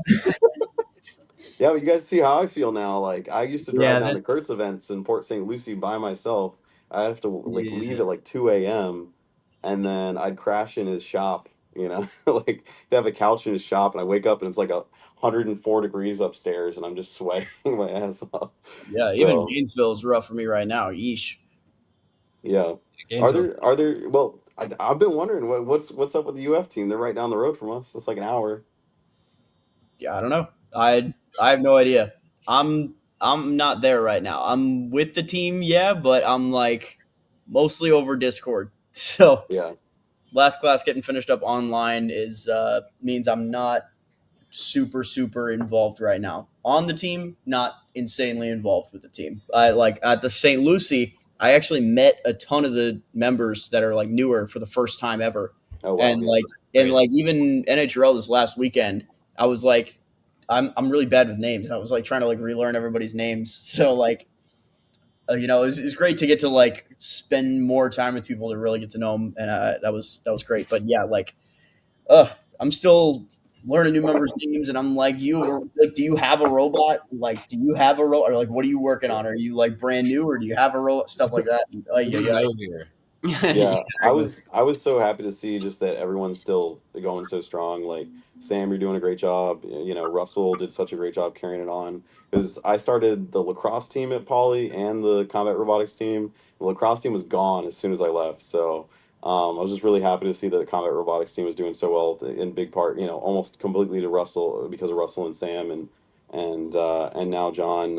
And John's been so awesome. He's been giving me updates and everything, and I've been giving him some like tips and advice on the certain things, and I actually have old Hyperion with me too. I'm gonna go set the baby down, and I'll show you guys in a minute. But Yeah, set the baby down. yeah. Bye. Yeah, I had, Sam. I had a high school BattleBots team that just died as soon as I left. Yeah, I think I remember that when you first got into. Was it here? That was here in Florida, right? Yeah. Yeah. So Sam, who's going to take over after you leave? That's a great question. So, you guys know Nick from Viper King. He is a freshman this year at Poly. He'll be a sophomore. We're already putting him into the leadership roles. And then Kale, the guy that drove Rain-X at St. Lucie, he'll be a senior next year. He'll be taking over as well. Russell will be there in the fall for a semester, so he'll help smooth the transition over. And then we're getting Roma as well, so we'll have good experienced builders. And we're just working on getting the knowledge not to be so tribal and like gaps of knowledge just disappear. Yeah. Yeah. One of the big things I think I mentioned in our last live stream that I really recommend for your team as well is definitely the design guide that we made is huge. I mean, it's like figuratively and literally huge. It like figuratively, it's great to have all that legacy information to like pass on to everybody. Even if you're starting from scratch, there's so much there that you could really build a pretty competitive robot just based off of what's in our internal guide. And it's also huge in the fact that it's literally huge. It's like, I don't know how many pages it is now, but it's got to be massive. So, yeah. But I mean, you have those motivated freshmen that come in and an 80-page document is in a 2 a.m. to 6 a.m. read for them. Yeah. Oh yeah. I've read through our design guide several times, which is why I keep adding sections to it. Oh, what was that? Okay. That was you. Oh, was that me? Okay. Whoops. Sorry for breaking the update your internet. Okay. Well, the design guide, I've read through it several times. The first time it was just like a spell check and everything because Brooks made the original design guide. But every now and then I'll look through thinking about like, did we add any extra information on YZ concept or thing or whatever? And I'm constantly finding sections where it's like, oh, I should add a section on this. Like even small things like I have a note in there to add a section on switches. Like just everything gets put in there. So I think I added maybe a couple months ago, I added maybe like 20 pages on like how to fight, like, just driving techniques and like the whole, like, weapon on weapon interactions and things like that. So definitely legacy knowledge, I feel like is going to be pretty important as some of the kind of old guard of the college teams kind of fade out, Mm-hmm. Yeah, for sure. And Carter might be moving to one of those schools soon. I told Carter, I'm like, Carter, when you go join a combat robotics team at your school, you're going to be elected team captain like the day you walk in. Yeah, right. Like, you've been doing this crap since you're 8 years old. You can already do CAD and 3D printing and run all the machines in the garage. I'm like, you'll be teaching everybody. Is he almost done with school? Is he almost graduated from? No, Carter's only 14. Oh, okay. He's got like one more year. That's insane. He's Carter's already probably like easily top 25 3-pound builders in the world or in North America right now, and he's 14 years old. That's crazy. Yeah. So he's got a lot of choices. Is he staying down here, you think, Polytech? Yeah, he's staying in Florida. All right. So maybe Polytech, maybe UF, maybe or maybe you join one that doesn't have one so he can be like USF. No. Okay. I know what he's thinking, but that's not my secret to give, so I'll have to hold on to that. Okay. Right. And keep your secrets.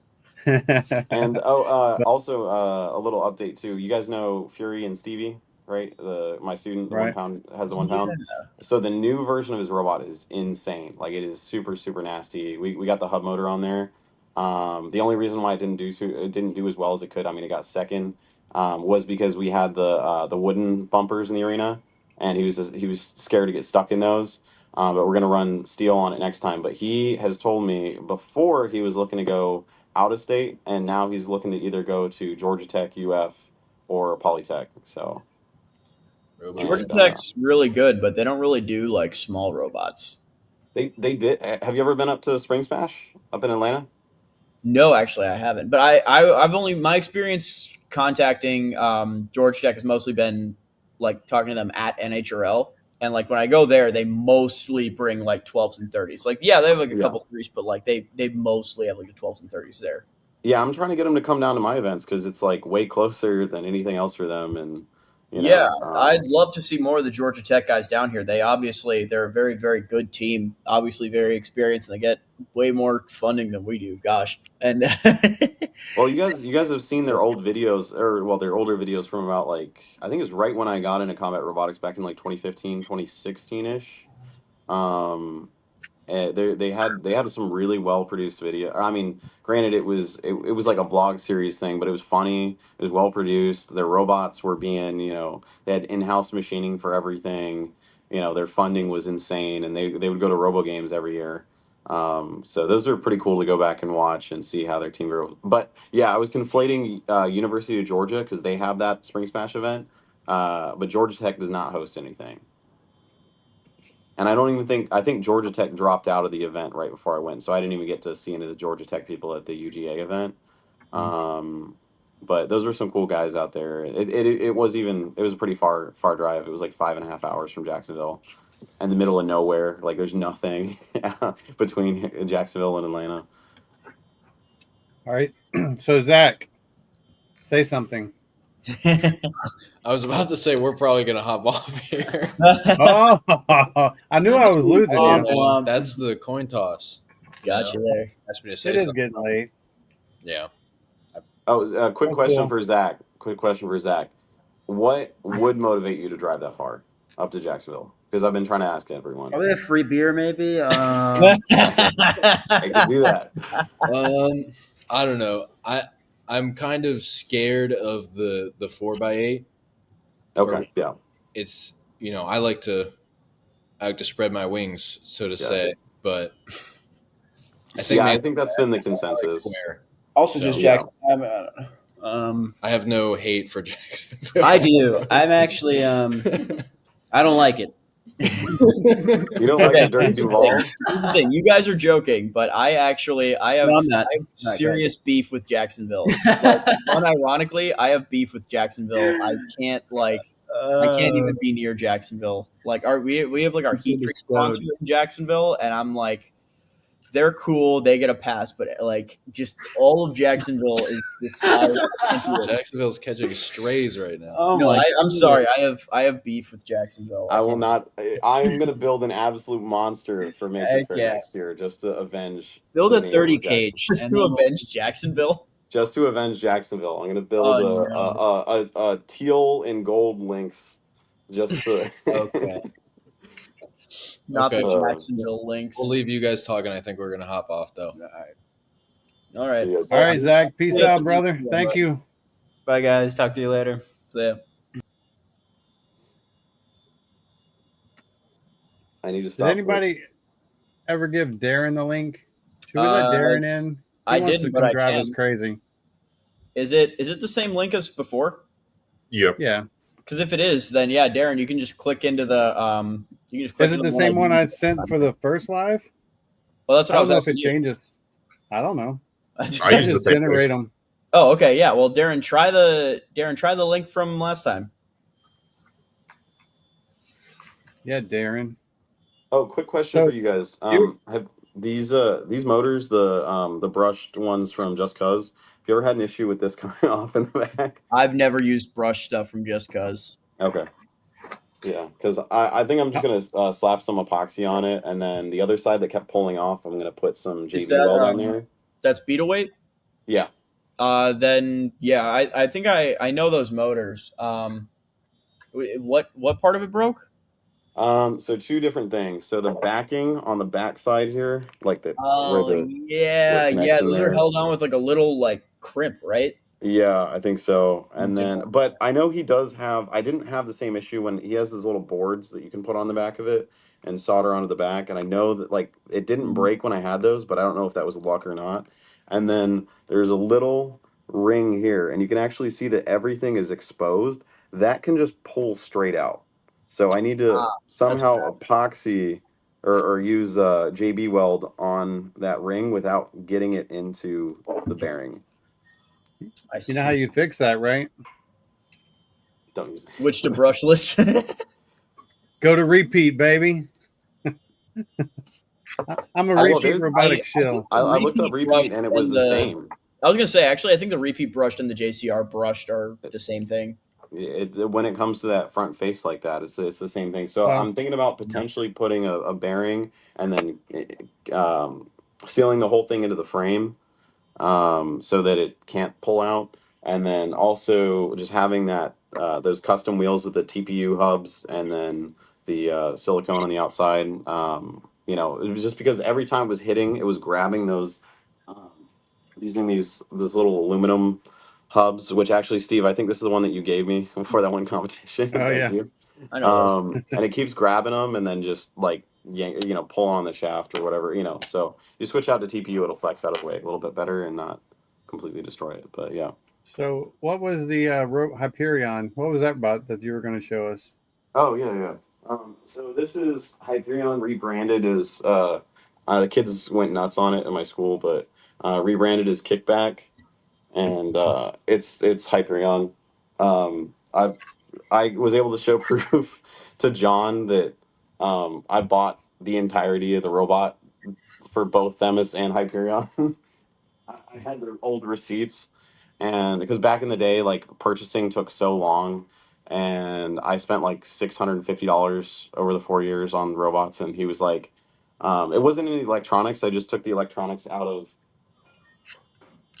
Dropkick and stuck them in there because they were the same. But It took yeah, you there's four. not. It took you 4 years to spend $650. Yeah, No, right. That took me a I month. know 650 specifically on those two robots. Oh, okay. We built four, I think. So yeah, it was over $1,000 over 4 years, and I was a broke college student. So Right. No, it makes sense. I was just kidding because we just updated all of our electronics and drive motors. We went with the repeat dual brushed and the repeat Pro Max brushless drives. And what we bought six of the repeat pros, 3 or 4 of the dual brush. It was a nice chunk of change. But the way our bots are built, our gear motors are protected. Like we ran the same Silver Sparks and not Silver Sparks, the same Mega Sparks and the version 1 repeat Maxes. We ran those for like 2 years. yeah. Oh, by They the were way, actually I just have a couple that I'm falling selling apart. that are like barely used, pretty discounted. So if you want a few, or if anyone wants a few, I've got a couple I can sell to you for like. I have like a new pair I can Oh, sell for look, like it's 3/4. Dropkick. Yeah. Hold it up, Sam. Oh yeah, I think I remember that one. we cut that out in my dorm room because we didn't. They didn't hire anyone for the machine shop, so we had a machine shop. We just couldn't use it. Oh, jeez. Yeah, so we had to cut it out in my dorm room, and I had Alex Dubs. I had like half the team over my dorm room, and my roommate was like, I'm gonna head out for the day. You guys have fun cutting this out. Darren's asking to get let in. I know. I was waiting to see how long it would take. I've been sitting here watching them on the in the like what they call like the blue room or whatever. I've been watching them squirm. I was waiting for him to say something. So mean. I was There we trying. go. There. I was trying to be Yes. polite. That's why I wasn't saying anything. The thing is Well, I that think- like we genuinely like it's sometimes like if I like the last time when I joined, like I don't know if you see it or if I like have to like flag you down. Like I have no idea. No, when I'm sitting at my desk, I have like a row of windows underneath the screen, and it's got everybody attending, and then I can like cover their name and remove them or add them or whatever. Like a little, But like, the last couple of times I was at my workstation over there, and the computer's over here. So I was trying to listen for people to pop in because I'll get like a cue, like a little tone. And every so often I would look up, and sometimes I didn't hear the tone, and I would look up, and I was like, "Oh crap, somebody's waiting!" And I would run over there, and But that's kind of a story. I'm gonna pull up the chat so I can see it. Pull it up on my computer, so if anyone asks a question, I can kind of, yeah. Hi, John. This is not UF John, if anybody doesn't know. This is my best friend since high school, John. Hi, best friend since high school, John. Hello, friend of Caden. Yes, this is Darren, you know him as Miami John. That's what we refer to Oh, him that as. one. Yeah. As soon as I say Miami John, that's when it clicks. Yeah. So yeah, he's currently running Glaucus / Breaking Point. And I'm my goal is to get him to win more than one fight at an event. We've Bold gotten goal. close. We've gotten close, and it'll happen someday. And I think it could have happened at this upcoming Miami Maker Fair, but we are both busy. So oops. That sounds like Darren with chloride. It's every time, I swear. Dang it, dude. You keep getting me with that. I know you're joking, but I take it too seriously. That's why I keep joking with you. That's why he keeps doing it. Let me try. I mentioned I wanted to show something I was modeling. Let me see if I can actually. Should I put it in slideshow mode? You're going to give us a full presentation now? No, brother. I'm not gonna go slideshow mode though. I just should. I don't know if it'll work.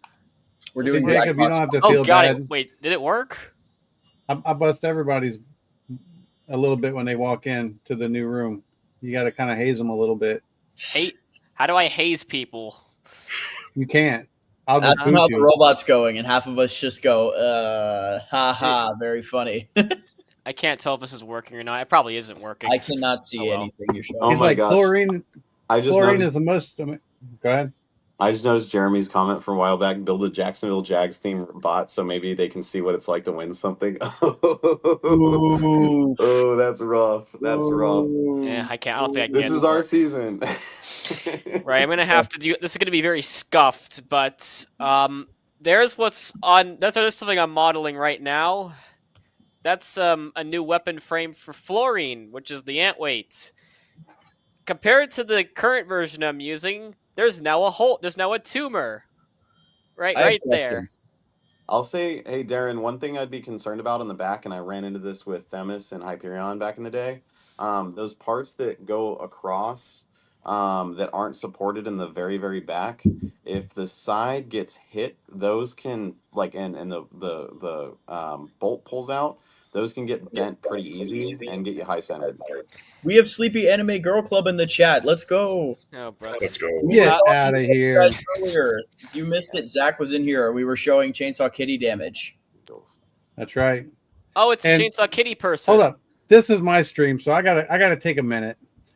Before Keziah went into her final, and me being the space case I was, didn't even realize that she was about to go in for the final. I was like, "Hi, I've always wanted to meet you. I really like your robot," like an idiot. And she's like, "Okay, cool," and whatever. But I have to say that I think I gave her luck or something, because she just went in there and just dominated. It's like the junkyard dog, the big G luck kind of rubbed off and went her way, and she had an amazing show. And to have I don't know a dumpster if, winner Chainsaw hanging Kitty out with needs us. much luck. That's a nasty. Right. No, nasty, she doesn't. nasty robot.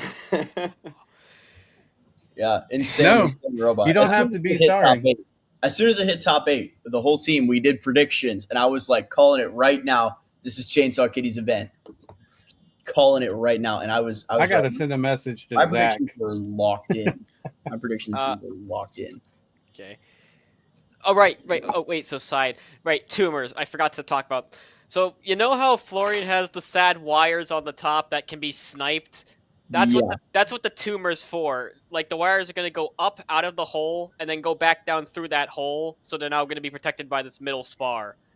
And thankfully, I do have the weight to run this new version.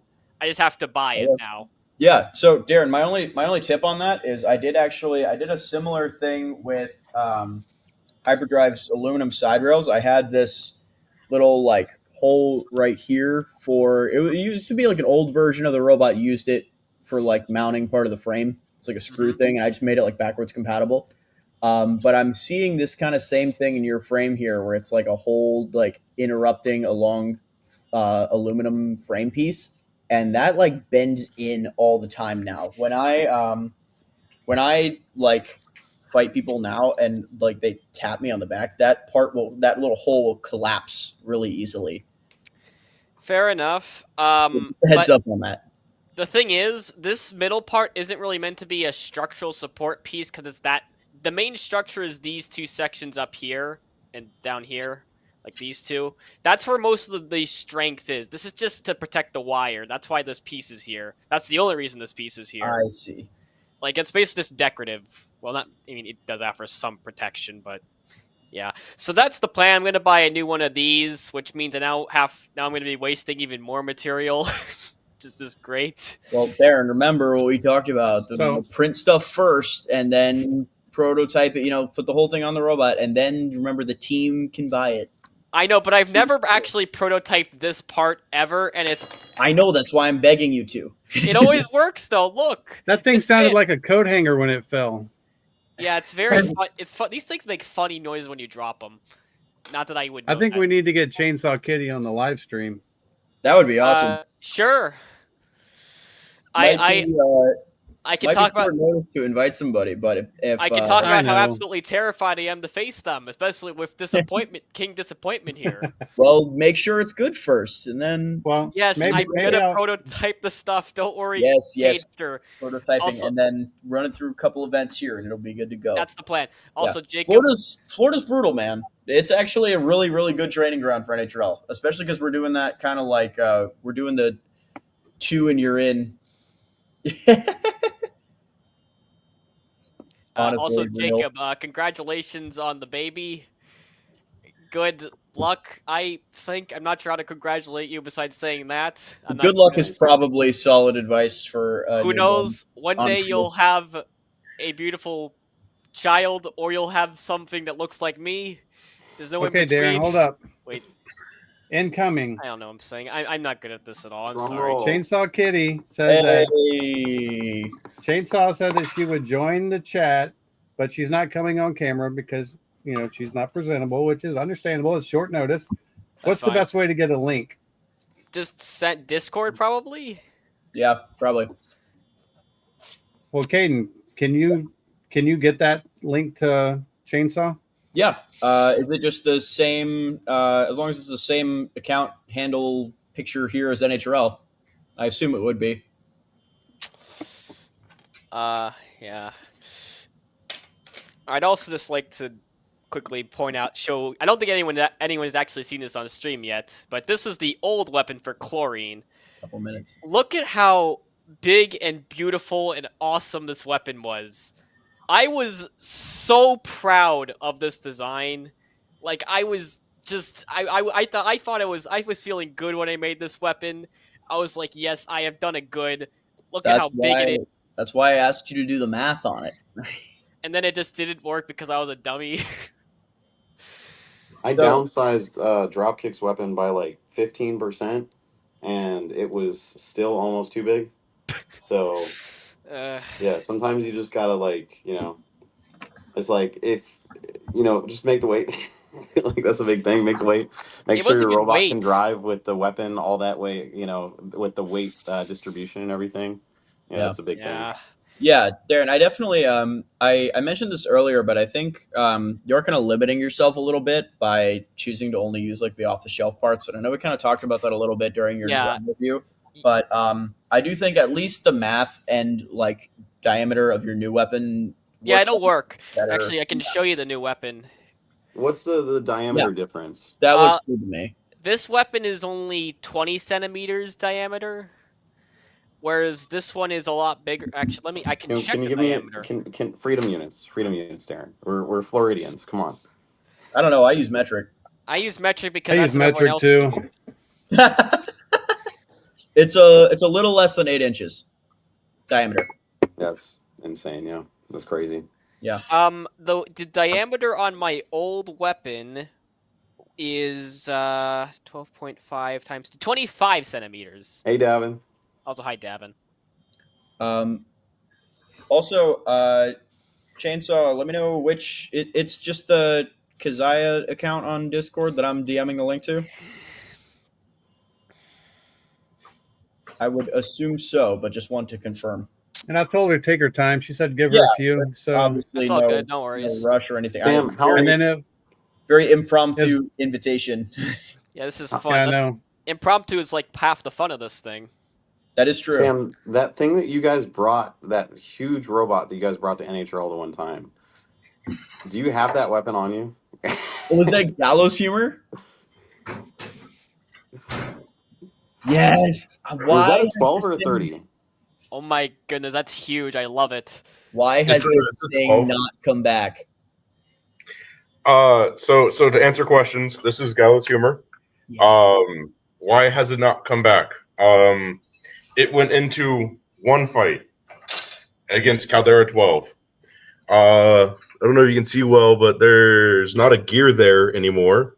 The gear is missing there, so the shufflers on one side are completely dead. But on the other side, like fully function, we wanted the gears to be cut out of UHMW, but didn't have time to do that on CNC. So nylon gears kind of happened, and then the weapon mounting, there's one gear, there's not a gear. The screws are bent into the weapon motor and like is painful to turn. And along with it being one of the most scuffed battery systems we've attempted to make, we were only running it on a 50 amp 4-in-1. So I'm not sure what that means. It sounds bad though. But so our justification behind it was our batteries were 4 3S 1250 milliamps to make it a 6S 2500 milliamp. Because you can do 2 in series and then 2 pairs of that in parallel to make it 6S 2500. That's like what I'm running in Powerball. Yeah, so like it's probably fine. 2 weapon motors, so we're like, surely 50 amps should be fine. The weapon did spin up in the fight against Caldera, but the shufflers like exploded. So that was the issue. And in the most amount of attempts to recycle, this is now going to be the 30-pound weapon. Yeah. Nice. So that looks awesome. What's the diameter on that thing? It's that's a really good question. I can You had a pull it up. ruler on your head just a minute ago. Yeah. Hold on, I can get the radius probably. Yeah, there you go. The radius, multiply that too. Effective diameter. It's like 17 diameter, 17 inches. Wait, that's like smaller. Wait, 17 centimeters or inches? Inches. Oh, okay. I was like, Yeah. It's smaller than mine. longer than my forearm. Big difference. Yeah. That's Jeez. big. I like it. That's a good Yeah, weapon that's right the kind there. of thing you can only make happen with a shuffler. I wonder. Okay, so wait, how do we feel about NHRL and shuffler bonuses going into next year? What do you guys think they're going to do, and what do you hope they're going to do? I had never built a shuffler, so I can't really say anything. I'd like to build one. It would make Florin even more unbeatable. Shufflers it just needs to go down to the Spark rules. They need to match the rules, because why do I have a robot design for NHRL and a robot design for Spark comps? That was the thing that I really didn't like about the minibot bonus, is that like there were a ton of robots that abused the minibot rules that could only compete at NHRL and not like local events. So like, for example, if I wanted to like make a funny, goofy, haha, like double 2-pound multibot with somebody, I couldn't run it or like try it anywhere except NHRL right now, and it's a little annoying, unfortunately. I don't know. I feel like it's kind of weird. I feel like the stuff like shuffler bonus does kind of like drive some innovation at NHRL, and it would be a real shame, I think, if it matched Spark and like went away next year at NHRL, especially if NHRL just dropped from like the current bonus they have to 0. I feel like that'd be pretty massive for a lot of people. And yeah, I don't know. It's weird. Because there's a lot of people right now that are just like, oh well, shuffler's gonna shuffler, and it's just gonna win all the time. But like, I don't think that's necessarily true, and I think it would be painful to drop all the way from where NHRL has shuffler bonuses right now to 0. But I also get why like Spark rule set is nerfing shufflers. Like, it is a solved technology, and I know that shufflers have kind of dominated the top robot areas for a while now. So I see that some people can see it as a problem. I as an event coordinator, this is my thing. If my arena, if I'm running like 2 weight classes in my arena, the larger weight class is not going to have shufflers because just for safety reasons and for having to replace those panels reasons, if you see, like, look at NHRL, think about how many times you've seen the 30s, just regular 30s with wheels, go through that Lexan. That scares the out of me from an insurance standpoint and a liability standpoint. To be, I mean, that was, I think it was what was it, 3 or 4 times in one event they went through the Lexan just for one weight class. And so that just really, really, like, I mean, I get they can do it because their budget's so big and they have double pane and they're safe to do it. But like anywhere else, I mean, it's kind of it gets scary. I had that same feeling about flamethrowers. I think it was the last stream I was talking to Andy, and I was like, "Look, I have awesome designs for a flamethrower that could have like crazy, crazy good flames on it, but also like I don't want to be that guy that like melts your arena panel and then we all have to go home." Yeah. Yeah, that would suck. Exactly. I don't mind being that guy. Hey, which account am I DMing this invite link to? Is it just the Priestess account on Discord? Just double checking to be sure.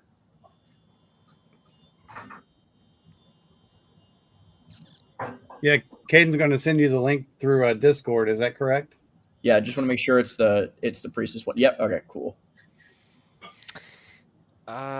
There we go. And just so you know, if Zach wants to come back and talk about how bad Chainsaw Kitty beat him up, I can only have 6 on screen at once. So either me or somebody's going to have to go into like the little blue room or something while that conversation happens. So that's fine. We'll figure that out if it happens. It'll probably be Darren.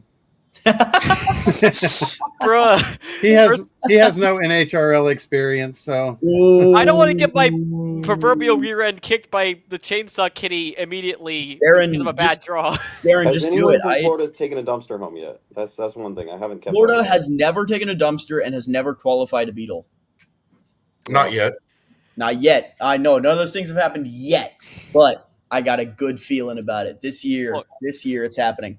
Let me get this thing fixed. Let me do all the prototyping and all the weapony stuff and get this thing actually winning. Good. Then I'll head to NHRL and try my best. We all need to just start saying our robots are not going to work. They're not going to place well, so that we can break the jinx. Because when I said it, I got second, and then Caden said something about dumpstering, and then the exact stuff happened. Everyone who has gotten somewhat close has said before, and I think except for Steve. Steve had a really great run, and he was not braggadocious about Big G at all. Ahead of time. Yeah. No, I expected to get totally handled, but hold on, we have royalty in backstage. It's time to bring on the newest Golden Dumpster winner, and here we go. Hi. Hello, can you hear us? Hello, do you hear me? Yes, we hear you. Welcome. Hi. Thanks for bringing the class up in this shatty room. Don't hype me up that much. You're an honorary Florida builder during this live stream. I might have to rethink this. Hold on. No. But first of all, of course, we want to say congratulations. Woo! And thank you. Tremendous, very emotional to be there, knowing, like how hard you fought to get there. And even though we were only 2 fights away from fighting you instead of Caldera, congratulations. I wanted that fight so bad. I was like, I know I would probably get handled, but you always want your bot to fight the best just to see where you stand. You know what I mean? Yeah, but, it would have been a fun one. But I really, with our tip speed, which, at NHRL, it's 299, but on paper, it's like 345. Jeez. But we don't tell them that. No shot it hits anywhere close to that. I want to actually, I want to hit it with the tachometer at some point and see like where it actually gets to. No, that's the other one. It's so hard to tack. All right, so moving that fast. Keziah, let's have your thoughts. What was it like to hoist up that dumpster? Just overwhelming. I mean, I went into that event with a brand new kitty. Everything was different. I wasn't even sure if it was going to work. I didn't know if the uprights were going to stay attached to the robot. That was my main concern. I'm like, oh yeah, the weapon's just going to fly off this robot because I'm so used to a billet aluminum chassis holding everything together. Like, that's not going to fail. I don't know about this though. So I had very low expectations. I'm like, oh, it'd be cool if I qualify. I didn't set my sights anywhere near that high. But the new version of Kitty just feels so good, and it's mostly the drive system. The drive system feels so much better. When I've did heard it set great in that like, things oh, about this the is possible? Like this dumpster could be mine today. Yeah. Well, I want to say your drive was amazing, and I had several people comment that your robot just looks point and shoot, like, you know, and they're not trying to take, of course, from your driving, but they're like, that thing just seems like it's on rails. Like she can just put it where she wants it when she wants it there, and everybody was just blown away with the control that you have with Chainsaw Kitty. I've definitely been hampered by the old drive system for a while. I've felt it. I've wanted to be rid of it for a long time, but I was locked into a number of decisions I made for her just because of the chassis design, and I didn't want to pay $150 a piece for new chassis. So I guess I'm just running this drive system until I, come up with something else. But it's hard to drive straight. It's hard to drive fast when the robot doesn't go straight. When I don't have confidence the robot's going to go where I tell it to go. But that has been totally alleviated in this version. So just without even really thinking about it, I was just driving like crazy. It was like the weights are removed from my legs and I was finally running. That's pretty insane to have like, oh, as soon as the robot actually listens to me, I'm just gonna dumpster. Like, that's some real like, what's the oh gosh, is it Rock Lee, the guy with the weights? Yeah, exactly what I was thinking of. Yeah. That's what it felt like. I bet. Jeez, yeah, I did a full top down, huge, scrapped everything redesign of my Beetle maybe a year and a half ago, and it's been wonderful. We tell the team, and this is probably not the verbiage that we want to like tell everybody to use, but sometimes we tell people that sometimes you need to know when to kill your babies, and sometimes you have to be like, okay, it's not working. We need to start from scratch and read it. Yeah, don't get close. Cover your baby's ears. Yeah. Bruh. That's true though. And what's weird to me is that's kind of like I do a lot of video editing, and people, they shoot a lot of video and they get fond of what they shot and they think everybody wants to see everything that you shot. But the hardest part about editing a video is killing your babies. That's actually a term that they use. It's like you have to chop out. If you record, an hour of footage, you're going to cut out 45 minutes of it. It's gone because nobody cares. And that's what, you have to do with your robots. Like with Big G, bringing him to NHRL, I actually brought him there as like, hey, you've been our scrapper since 2022. He's been semi-retired, but you've earned your stripes. You've earned your trip. I'm going to take Big G just because of what he's done for us. Not really having very much expectation, like a 2-2 expectation or something, but a good group, a buy, and some luck, and we made prime time, and I was blown away. And like I said, because she's getting ready to go for the final with Caldera, and in my mind, I'm not even thinking like this is the final coming up. I'm thinking there's like a couple more fights for whatever reason. And I just had been so busy to that point, I never got the chance to talk to her. So I was like, I need to make the. Oh, she's right there. Let me just say a quick hi. I love what you do. Your robot's awesome. And then she was kind of like zoned in, like focused, and I was like, and then I catch, she's like, okay, well I got to go. I'm like, okay, cool, good luck, and then I realized it's the final. I'm like, oh crap.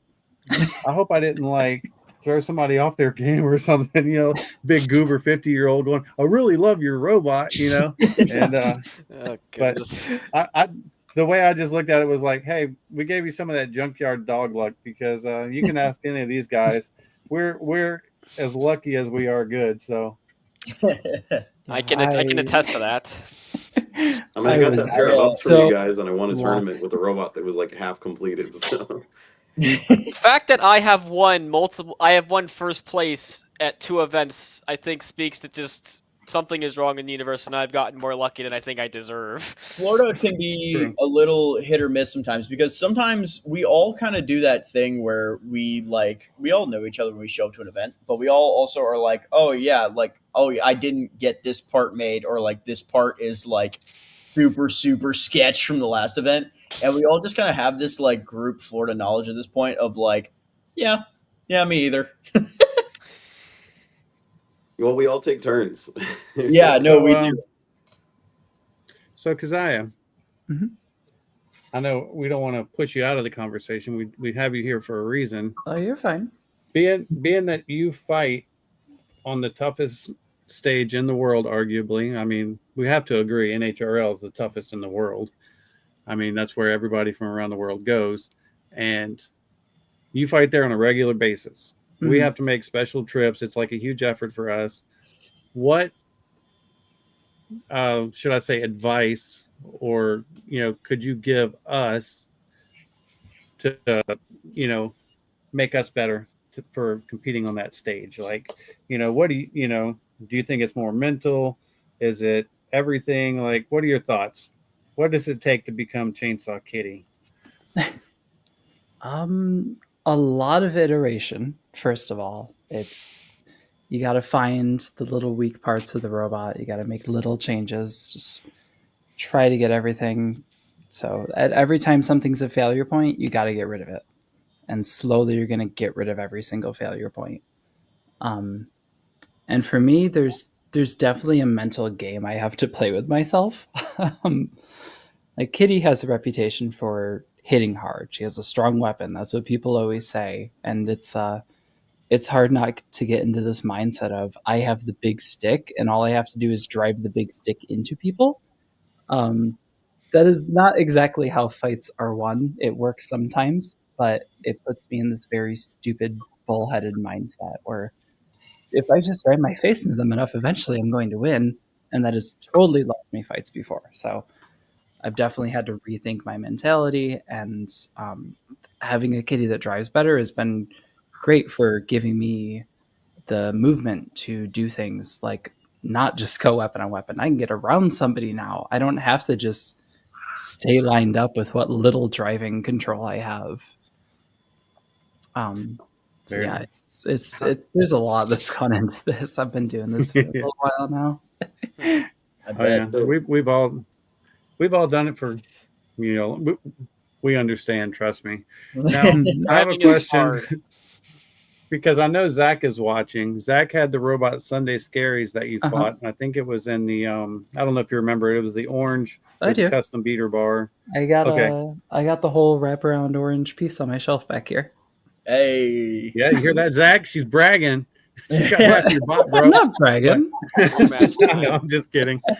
I just have to rib him a little bit. That's all. It's not what you're actually saying. But what did you think about that fight? Because it looked like he actually was handling it pretty well in the beginning. It was a great fight. Like, and then all of a sudden you just like flipped the script on him and made him look like an amateur. And I use these words to pick on him. so understand that's where I'm coming from whenever I say things like amateur. I'm just taking shots at my buddy. So yeah, he definitely made me work for it. That was certainly the fight that woke me up for the day. He definitely had some opportunities to take me out, and I don't know if it was hesitation or just didn't quite capture the moment, but I think there were a couple times he could have just ended my day like right there. And I think I also got lucky on some of those engagements where he did hit me where I don't want him to hit. Somehow he just never hit anything important. So I think I got a little lucky in some ways. She came out of it unscathed. I think the back armor was a bit chewed up. Yeah, it woke me up, and then I locked in. I kind of realized what I was doing wrong in the engagements, and then from there, it's just getting real sort now. of ran with Time it. to wake up. Yeah, there's a certain way that a big bar vert like this has to engage with a beater bar, and I was not doing that at the beginning, and then I'm like, right, this is what I'm supposed to do, and then I start. You see a point in that fight where I was losing every weapon on weapon, and then something clicks, and I'm just winning all of them. There's a bit of a different driving thing there. I don't want to give away all my secrets, but Yeah, that's what I was about to say. You're starting to get a little bit cryptic on us. You should. Well, don't worry. I'm gonna rewatch that fight a lot now. I have that whole Zach's here. Oh boy. Yeah, I have that whole like how to fight part in our team design guide. I'm gonna have to update it with a link to the video. Listen, if anyone is ever feeling bad about their driving or how they're fighting, go watch one of my fights. I drive horribly. Like Yeah, I've been driving this thing for like years, and I still don't know how to actually drive the robot effectively. I just kind of point at the enemy and try not to hit the walls, and I still fail at doing both consistently. That's basically what horizontals do. Just point weapon, go forward, weapon towards enemy. That's actually, you know what, Darren, read the design guide with the how to fight. It's got the front towards enemy for horizontals. Again, I drive terribly, so I think that's what kind of makes Chris Florian Caps. fun to watch. It's that it's Chris it's Caps chaos. is saying you're flexing from Team Stamina. I mean, she is. I think you need to talk to him next time he's at NHRL. I'll see So, you in the 'cause ring, buddy. Just as someone else who builds like a robot with just insane reach and just big vert, how do you manage your the gyro on that? The gyro, I have that linked into my steering in a mix. So when I'm turning, it's slowing down the weapon just a little bit. It still definitely takes a bit of finesse to make her not flip over all the time, but a little bit of slowdown mixed into the steering helps a lot with maneuverability. And also, this kind of goes back to that I have a big stick problem. You don't always have to crank the weapon at full. In fact, a lot of times it's better not to, because less energy in the weapon, but way better bite. So you're delivering more of the energy. So especially, you'll see like Strike Point, for example. I was spinning the weapon, I don't even know, probably like 50%, something really slow. It wasn't even really damaging that much, but it made a huge difference in the driving characteristics. Yeah. I'm sure. The Strike Point looks so tough too. Oh yeah, Strike Point is he's hard to get around. Sean's also a great driver, but that thing was also so wide with those 4 forks. Strike Point is really crazy to me because it's one of the only robots that I know of that uses a shuffler and like basically doesn't take the bonus. Like, Bruh, why would you not do that? Like, well, he had an option to. He could have, but I don't think he didn't use the full bonus. At least most of the time, he didn't use most of it at the last weekend. I know he had a secret configuration that I'm not going to spoil because I know I'm one of the only people that like heard about it. So I'm not gonna. Aren't you special? But I know he had a thing that would have taken up the extra weight, and he just like didn't use it. He never ran it once, so I'm sure he's waiting to bust it out as a surprise. But it's a shuffler that doesn't take the full like weight bonus that he could have, and I'm sure he like takes it here and there for like armor packages and whatnot. But he has so much opportunity to like expand the weight on that robot, and then he just doesn't. It's crazy. If I remember right, he's using like 3 3/4 pound instead of the 4.5, which does make it spark legal. I don't know if that has anything to do with his decision, but true. Yeah, that's a good point. Yeah, that's interesting. Also, I wanted to ask real quick, like this is totally off topic what we were just talking about, but you were talking about your uprights, worried about your uprights coming out of the chassis. Like, how are those secured? Are those like, looking at the profile picture here, it looks like kind of thin metal. Is it just like secured with like a nut strip or something? Yep. Katie's like, where do I need to hit? Yeah. Don't give them too much. They're dirty. They're setting you up. The glowing weak point is the giant yellow motor on the top. Yeah, right. It's like the little like boss target, like when it just has an exposed eyeball. And you're like, oh, I wonder what I should do. That's how I always like always would used to describe Kitty like, yeah, she's the boss with the glowing weak points. But now instead of her having 3 glowing weak points, there's just the 1 because I got rid of that stupid drive system. Nice. What was the question again? I'm sorry, we got No, off a that little. that about answered it. Yeah, but Did it? yeah, I'm glad the blitzes or the blitz pros are serving you well. I've heard a lot of I would know I was talking to you very briefly last weekend, and I know you had some like you were telling me about you would just kind of I think you said were just trying them out at this NHRL for the first time, but I was hearing from kind of everybody else that there were some mixed reviews. Like the V1s had some issues with the pinion gear, the V2s were good. But yeah, that definitely cemented a lot of my opinions about the Blitz Pros. Yeah, the early versions of them had not a great press fit on the pinion for the motor, so those ones would slip easy. The 2s are a lot better. And then there was a 3 batch coming, but I believe that was canceled due to the tariff situation. Yeah. So if he gets a restock in the future, I think those will be the V3s that should have the super solid press fit. But the V2s that he has right now, I don't think any of those have failed on me. I think Nice. they've all been the V1s. And the blitzes are from who again? Just Cause Robotics. Oh, okay. Yeah, gotcha. And they're the brushed ones, right? The brushed motor? They're brushless. Those are the ones that have the like those single stage reduction that are super cool. Mm-hmm. Oh, I okay. actually after Steve, after your fight with Turbo Fiend, they gave me one of the motors off of the. I think they just said it said they like weren't gonna like bother to take it apart or anything, but I think it's just like a little bit of metal like stuck in the stator there. So I'm actually gonna try to see if I can clean that out and do some studying. You know how I am with free gearboxes and drive motors and stuff. I start geeking. So I'm gonna take it apart and do a little R&D work. But I put those compacts from Andy in hyperdrive. So there are finally pretty optimized gearboxes in there. They're still insanely custom, but I finally have the compact motors in there, and Peter can stop giving me crap about that. All right, so I don't know, Keziah, if you can see the Chris Capps comment. I really don't know what he's talking about, but I'm sure you might.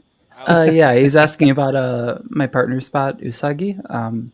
Okay. She's the really cute white rabbit themed hammer saw. Probably she was case up me in smoke right before we went in. Right. Yeah, she got at least 2. I forget how many now. I'm super proud of her. She's doing super great for how little experience she has. She nearly qualified this time. All she needed was to hit one of those shots on Caldera. But we got a couple small improvements to make for her for next time. Her drive mixing was a little weird. Like her turn speed was really slow. You can really notice it if you watch the Caldera fight back. I was wondering about that. Yeah. Yeah, her turning speed was way too low. Good to know I'm not crazy. Yeah, I didn't notice it, but the moment she said something, I'm like, oh, yep, yeah, absolutely. So we're gonna spend a little time tuning her drive, but I think the robot's solid. I don't think we're really changing anything for next time. Just we got a couple minor things in mind, but nice. The changes we made for this event all worked out. There's events like that, where you go and you're like, yeah, it's not even necessarily like a thing that I have to like totally redo. It's just very small, like even like just the smallest little like remote setting or something. There was one like right after I did my big redesign, I went like 1-1 back when it was like they were kind of doing the transition from like the double limb bracket to the qualifier thing. So it was all just single limb bracket. So I went 1-1 and that was my whole event. But I was like insanely slow and like I couldn't drive. And it literally turns out that like my remote Elevon was set at 50%. And then my top plate, because it's 3D printed, because I like to be extra with my designs, it had just like warped a little bit on the print bed. So it was pulling up the bottom part of the robot as well. And it was just getting like high centered on a screw as it was driving. So it was just impossible to drive the whole event. And I was like, well, I don't even really have to do anything to the robot except just put it together properly. I've never had to deal with Sorry, you were speaking. My bad. No, it's okay. You have rights too. No. Well, No, sometimes. Darren does not know. I just feel kind of intimidated, admittedly, right Heads now. up though, Zach is in the private chat, asking. Okay. He said he's only gonna talk. Oh, for did he come back in? Yeah, he's here. He He's here says to talk he shit. can only All right. talk for like 5 minutes. Okay. He's gonna start a fight. Bye, Darren. Where's No. Zach? So mean. I can only have 6. I'm using the free version. Okay, I'm cheap. I Sorry didn't you had to expect this. execute Darren for this. Steve, He's I need to he's still. tonight. Darren is still He's still backstage. here. He's Darren, still just alive. hang in there. He's I'll still bring you alive, back, though. buddy. Darren, I'm sorry, Zach? but it's because you haven't gone to NHRL. I'm sorry. Zach, You we're gotta gonna go turn up. it. Gotta pay your dues. I just We're gonna have turn it to say over my to you, piece Zach. because Zaya was really, just laying into me. I don't know what. No, I'm just kidding. No, yeah, that fight is gonna haunt me. I think I've watched it quite a few times, and there were a lot of times where I should have just gone for the hit, but I don't know if it was. I was thinking like, oh, what's the perfect spot I could hit or something like that, and by the time that it even crossed my mind, you had just zipped away or something like that. But no, it was a really good fight, and I think I'm pretty happy with the way it turned out the first 40 seconds, but like it literally looked like you flipped a switch on your controller or something, and just every hit after that you were just tossing me around. But no, it was a really good fight, and I think it was really good. And who knows how much further I would have made it in that bracket path. It was like a gauntlet. So, but you were in the dumpster all the way for sure. Yeah. No, it was a great fight. It definitely could have gone the other way very easily. Yeah, that was a pretty insane match. I was really happy to be cage side for it. I was really, after the Temporal Terror Chainsaw Kitty fight that I witnessed last time, which was like one of my favorite fights that I was cage side for, even with how it went. I was really, really excited to get like anybody on Florida team rematch with Chainsaw Kitty. I was super excited. So as soon as I saw that you guys were going to be fighting in the bracket, I was like, yes. I made sure to run. I was doing the opposite. I was doing the exact I'm opposite. sure being in your position, you were probably a little less excited about that fight. Well, at first I had to fight Bye, Andy, Sam. which I'm like, oh, that sucks. And then, of No, course, that was it's like, well, if I beat Andy, then I have to fight Kazaya. So it's like, oh, man. And that's why I'm glad you had your group and I had mine. Because you're over there fighting Gallo 12 and Kazaya, and I'm fighting what was I had Money Shot. Money Shot was tough. And then by the time I got to Chippy, his hub motor was broken. I don't think he had a spare, so he really couldn't strike us, so we didn't have that fear. And who was the other one that we fought? Try Harder, the TPU block. Mm-hmm. So, to be fair, he's a newer bot. It's an extremely tough bot, and his weapon speed actually matched us in like an initial exchange, but he just couldn't take the durability wasn't there for the weapon. Yeah, and that's what cost him. Definitely, I was surprised by it because I saw it at like a previous event, and it was kind of like one of those like first build things where you're like they're still learning, and like no shade to them, obviously, everyone starts somewhere, and I wasn't expecting it to have that type of like weapon power behind it. So when they said start and it did the full like, I was like, oh whoa! I was just super surprised that it was actually like spinning that fast and had that much power behind it.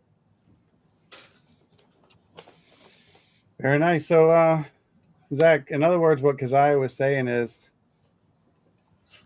you had control as long as she allowed you to have control. And then That's not what I said. Showed you what a little boy you really were. Oh, yeah. No, I figured. That is heavily paraphrased. It is. That's what we do here. But you have to understand, I'm kind of a buster, and it's just to make it fun.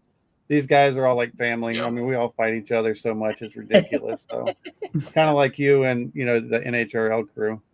And I said earlier, like I had to fight Turbo Fiend, and that was a tough fight. Well, I didn't do it. I let Carter do the fight. And, I'm telling you, like I've told everybody, I think that we lost that fight. I I think Turbo Fiend showed better control, even though we both lost a weapon. And that's what I told Julian too, and Dima, and they were appreciative of that. But then Karma got us on prime time. So I went back and watched those, and I agree with you. I think that Turbo Fiend might have gotten you just a little bit, but I thought you had Bean Supreme. yeah, I thought That you seems had to them be in where a lot of the bag. consensus is kind of landing. But not everyone's pretty like chill about it because everyone's like, okay, well, if you won the last JD a little funkily, if that is an allowable term for it, then it's okay to kind of lose one a little also funkily. right. And I don't want to take nothing from Bean, but you know, when I watched the fight back and I was watching listening to the commentators, they felt like I did. Like, you know, when you have a control bot that can't pin a one-wheeled robot, it doesn't look good for the control bot. And but at the same time, like, you know, Andy was straight up like, no, dude, you lost that fight. And I'm like, well, okay. I mean, I shouldn't have been here anyway, so I'm happy to come from my first trip ever to NHRL and to make the show and to go do my hero poses and get to, you know, sit in the prime time pits. I'm like, it was a golden trip for me. It was well worth every penny I spent. So And I walked Steven, away with no grief. at what point do they have you do the hero poses? Is it like the day before? Is it in the morning? Is it like in the afternoon once you qualified? I think No, it's in that primetime gap, right? It's like right before prime right time. in Yeah, the in prime break. time. Yeah. You can do the hero shot anytime. They'll just only come pester you for it, like at latest when you go into prime time. See? Or Excellent. they What What are the seek rules out for some that? people. Because For what? like when they film it, obviously, like Steve, they said you couldn't cross your arms. Yeah. I think it's so funny because nobody does, like, I'm sure some people do, but not a lot of people do like a funny one. They're always like serious, or you know, they do a pose or something. I want to do something just so silly I've seen some if we make it. So I did I didn't Really? know you couldn't cross Beans, your arms. That's Bean wow. Supremes was actually really good. Did you guys like see Bean Supremes? oh yeah, the No, bean where I- you drop the I- beans the in beans into the yeah. can. That was I kind of That one stopped was pretty watching good. after Termigator got exploded. we don't talk about that. We don't talk about that. Termigator didn't explode. Exactly. In what universe? What are you talking about? Termigator dumpster. He's in that doesn't Gatorland have a- right now. Doesn't have a scratch on its let me- beautiful head. let me it's ask, sitting at Grandma's Robot Farm upstate. Let me ask Keziah this, because you are the NHRL expert. And Chris Katz, I know you want to get in. I've only got 6 spots. I will get anybody who wants to come on the stream down the road. We'll have anybody on that wants to come on at some point. I'll But, run soon. I just wanted like- to say my piece to Keziah. No, you're fine. I got You to didn't get defend your chance myself. to do it man. there. I You're going to take I was advantage getting of it. peppered. Hey, when Keziah joined the chat, I jumped on Facebook. Hey Zach, you won't believe who's here. He's like, I'm gonna have to come back. I'm gonna try to get her on the stream. Yeah, she waited till I left. I don't know. That's messed up. Well, I joined like right after that link was posted in the server, so I think you guys were already going for a while before that got posted. Biblical. this Yeah, is Yeah. Steve I think likes we're to going go we for for a started while. at 8 o'clock. Yeah. We started was at 8. hard. Yeah. But anyway, what I wanted to ask you is, you know, we had Big G, we had the big like dope rope with the big giant blue G on it. And so I thought and I solely built that for NHRL. I was like, we got to do something to stand out and be different. I mean, we're a 2-wheel drive beater bar, right? So we got to bling it up a little bit. And, you know, I was like, well, what about like this? Like Carter was popping the necklace, and I was like, can I do like lean into him? And like, oh, no, you can't do the arm cross thing.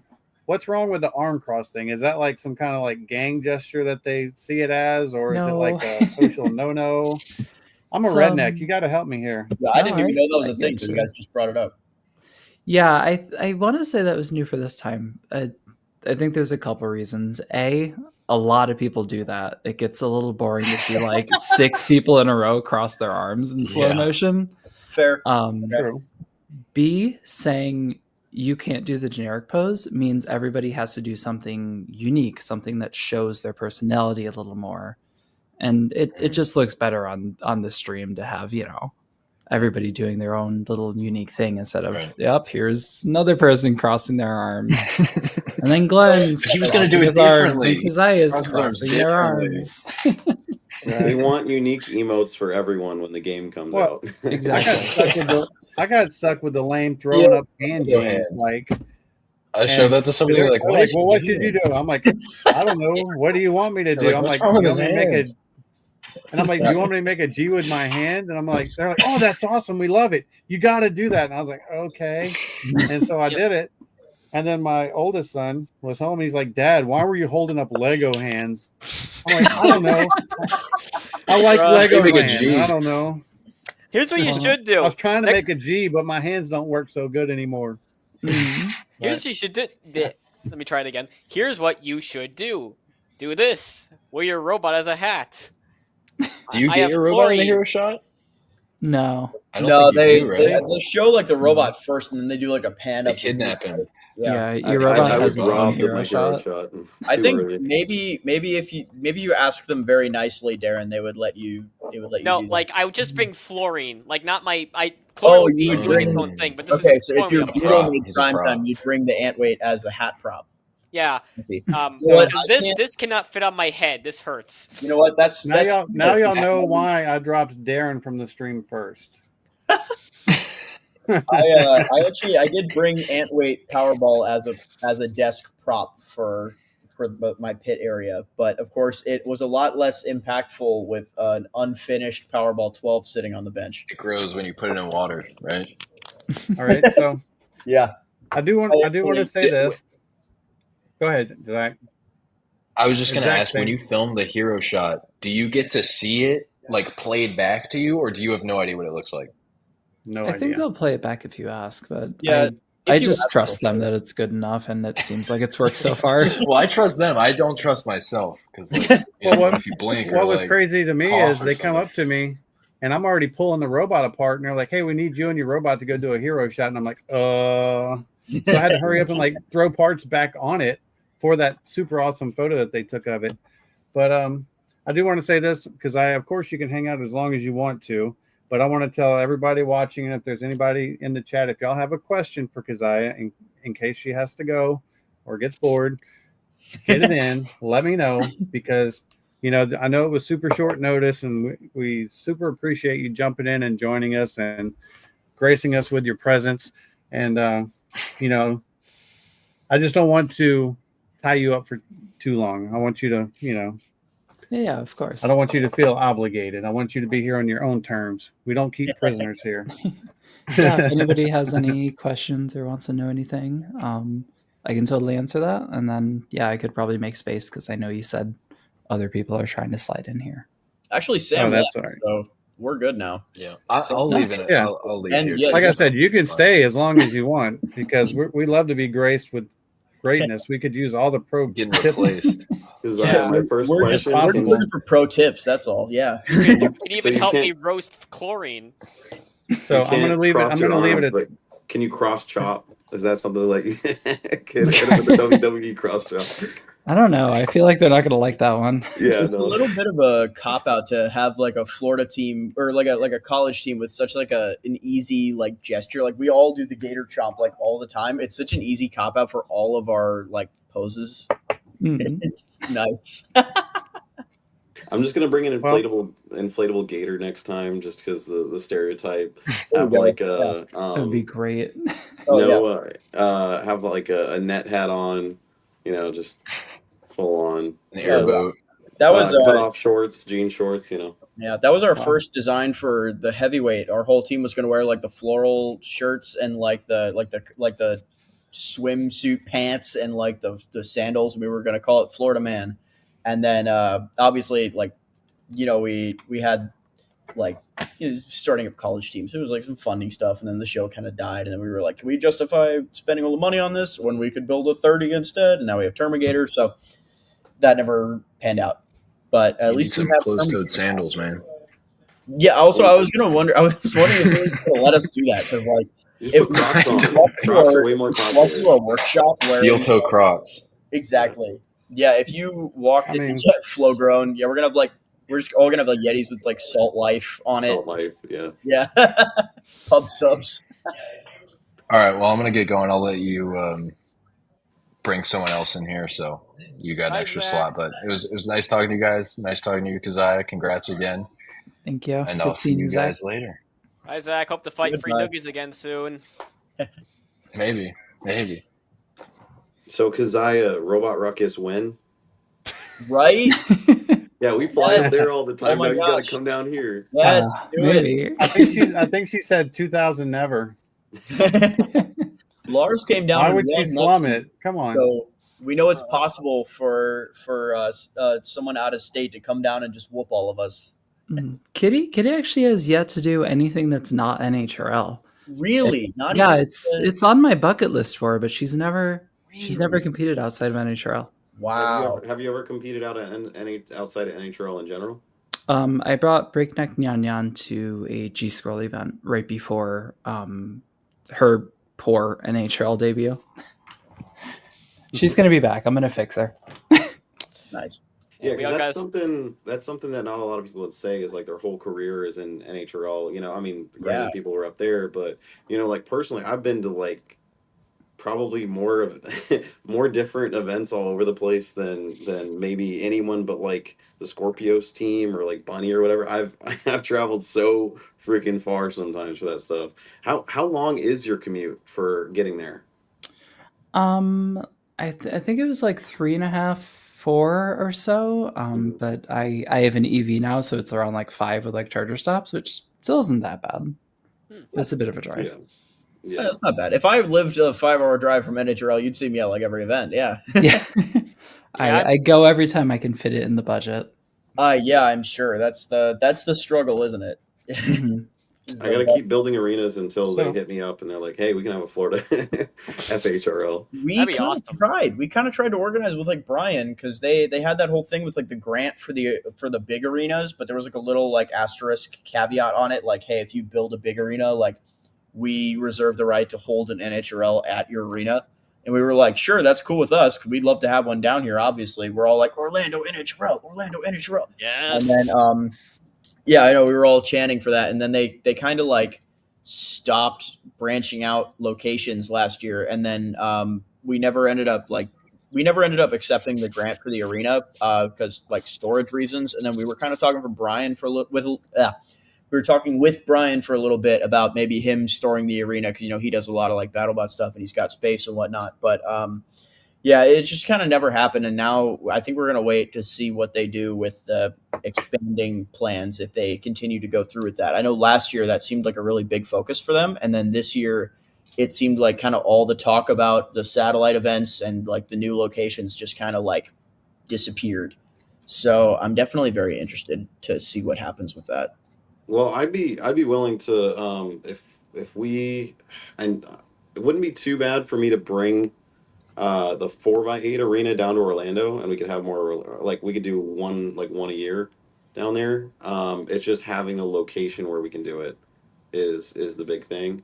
And then going beyond the 4x8 arena, it's really hard for me. Like I'd have to buy a whole trailer and get trailer insurance and everything to move Exactly. And also I'm sure NHRL would want you to use like their standardized arena as well and not like a 4x8. Yeah. I mean, if they wanted to pick Jacksonville, you guys would be forced to drive out then. I think arenas are boring. No arenas. Open air robot battles. I put a question on the screen. I think it was Chris asking Keziah about chaos mode with the spinner. I don't know if you can see that or not. Yeah. I was looking for a moment to get into that. So way I flip Kitty is I just slam the weapon throttle. She's got enough weapon torque to just flip herself. Depending on the configuration, she can flip herself more or less. The wedges, she likes to go crazy all the time, and it's kind of annoying. The forks, she's generally pretty stable on because they're super long. And then you mentioned Supreme Ruler. So for Supreme Ruler, I actually ran like no front config, like my fork mounts with no forks. So it was completely unstable. The moment I touch anything with the blade, she was doing flips. but it meant she couldn't be pinned. Like the moment he'd pin me, I could just hit the throttle. She would hit his forks or the floor or something, and she'd leap out of it. So my strategy going into that fight was to have the mini-bot go after him. The mini-bot gets a pin, and then I hit him. And if he pins me, I can get out of it, create an opening for the mini-bot. Unfortunately, when I loaded in the mini-bot, the fingertech screw snapped in half. So there was no mini-bot in that fight. So I just flopped around like a fish for 3 minutes and looked like an idiot. So my strategy was immediately entirely out of the window, and I never used a fingertech switch again. But yeah, it's really just slam the weapon throttle. Fair enough. And now Chris seems like he's convinced he wants to get you to the GSCRL event, he said. Yeah, I've had a number of people ask me for that. It's somewhere in the list of things I want to do. Nice. But just not in the cards yet, right? Just got to find like how things align. I think the next couple G Scrolls like are on the same weekend as NHRLs, which doesn't really work out for me because I try to go to NHRL like every time. Defending champion. Oh man, that's worrisome. You got a title to uphold. High position, kind of. Well, this is my question. This is my big loaded, well, not loaded question. This is my big question. You have Chainsaw Kitty. You've brought her all the way to a golden dumpster. Mm-hmm. How long before we see a Kitty 12? Ooh. I have been wanting to do a Kitty 12 for a while. It's really a money question. I was originally really thinking about it for 2024, but then I had to buy a new car. I love my new car, but that took up possible Kitty 12 money. So we'll see. It's not in the budget, and I'm sure the whole tariff situation is going to make that way worse. So I still really want to do it. And if somebody handed me a stack of cash to do it, I'd do it tomorrow. But that's a roadblock that's hard to get around right now. Here's 30-pound dropkick money right here. And that brings me to today's sponsor. No, I'm kidding. Nobody. but what you need are sponsors. We actually, I went around Jacksonville and talked to a bunch of companies, and we had a comic book store that's looking to sponsor our events from now on. So I might be able to use that money to help upgrade the arenas. The big issue right now with the 12-pound arena potentially is just like figuring out how to move that thing by myself. Yeah, it's gonna be that would be difficult, I'm sure. Maybe I'll do a class on sponsors one day because this little crappy YouTube channel. I don't want to say it's crappy. I've worked hard on it, but we're just over 1,100 subs, and I've picked up sponsorships from Polymaker. I work with Repeat Robotics, and then I had Snapmaker. They do the 3-in-1 machine. It's a CNC laser and dual extruder 3D printer. Shipped me a $3,500 machine because they thought it was cool that I built robots with their machine. So there's, in the world of YouTube and social media right now, they're not necessarily looking for the biggest fish because sub counts no longer necessarily count. If you make a good video, it has a good shot as any other video. And so these companies, they try to sponsor smaller creators, hoping that their video will go viral or take off or get X amount of views. And they don't have to pay that huge upfront cost that they would pay somebody with like 1 million subscribers. So there's definitely ways to help get people to help you pay for your stuff in this world. He was joking a minute ago, but I feel like he did just get a sponsor segment in. Mentioned all the sponsors. You mentioned my small channel, and we're not doing a sponsor segment, but these guys are here. And not everybody gives you cash or whatever, but like the one company gave me a machine, so it's like that's money I don't have to spend on that machine that I can redirect this way. You know what I mean? Yeah. Now, if I get free filament, I don't have to go buy that filament. That's $100 I could put into this robot, and it adds up. Yeah, I'm trying to look for places that have like like excess, they have steel cutoffs and stuff like that, or aluminum cutoffs or something like that to help with the arena. My buddy said like found a really great one. They were ready to set it up. And then I asked him, I was like, what kind of, you said they have aluminum extrusion. What kind is it? And he's like, the stuff that you use for pool enclosures? And I'm like, oh, might not be good enough. I don't know about that. Yeah. Yeah. So What are you gonna do? I had a question though that I know we were like kind of circled away from Chainsaw Kitty questions. We get distracted very easily here, but I know you were talking about like iteration until all the weaknesses are gone, which is obviously a very good mentality. I feel like that's what a lot of people are striving for. But how long have you been running Chainsaw Kitty? I don't remember when it like started. Yeah, her very first event was in November 2022. 2022. Okay, November. Oh, wow. So Okay. it's been about 3 years now since Oh, I well, first started designing her. Wait a second. That makes me feel worse because that was a couple months after Hyperdrive, and Hyperdrive's still doing poorly. Hang on. Wait a second. Caden, if it makes you feel any better, Is this another self-deprecating comment about chlorine? never mind.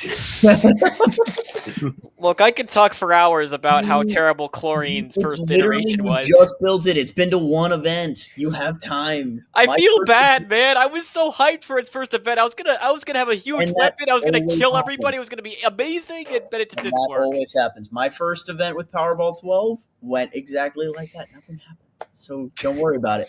Give yourself some time. It'll happen. Look at it this way. You didn't take any damage. Exactly, except and you gave Junkyard Dog 2 easy wins.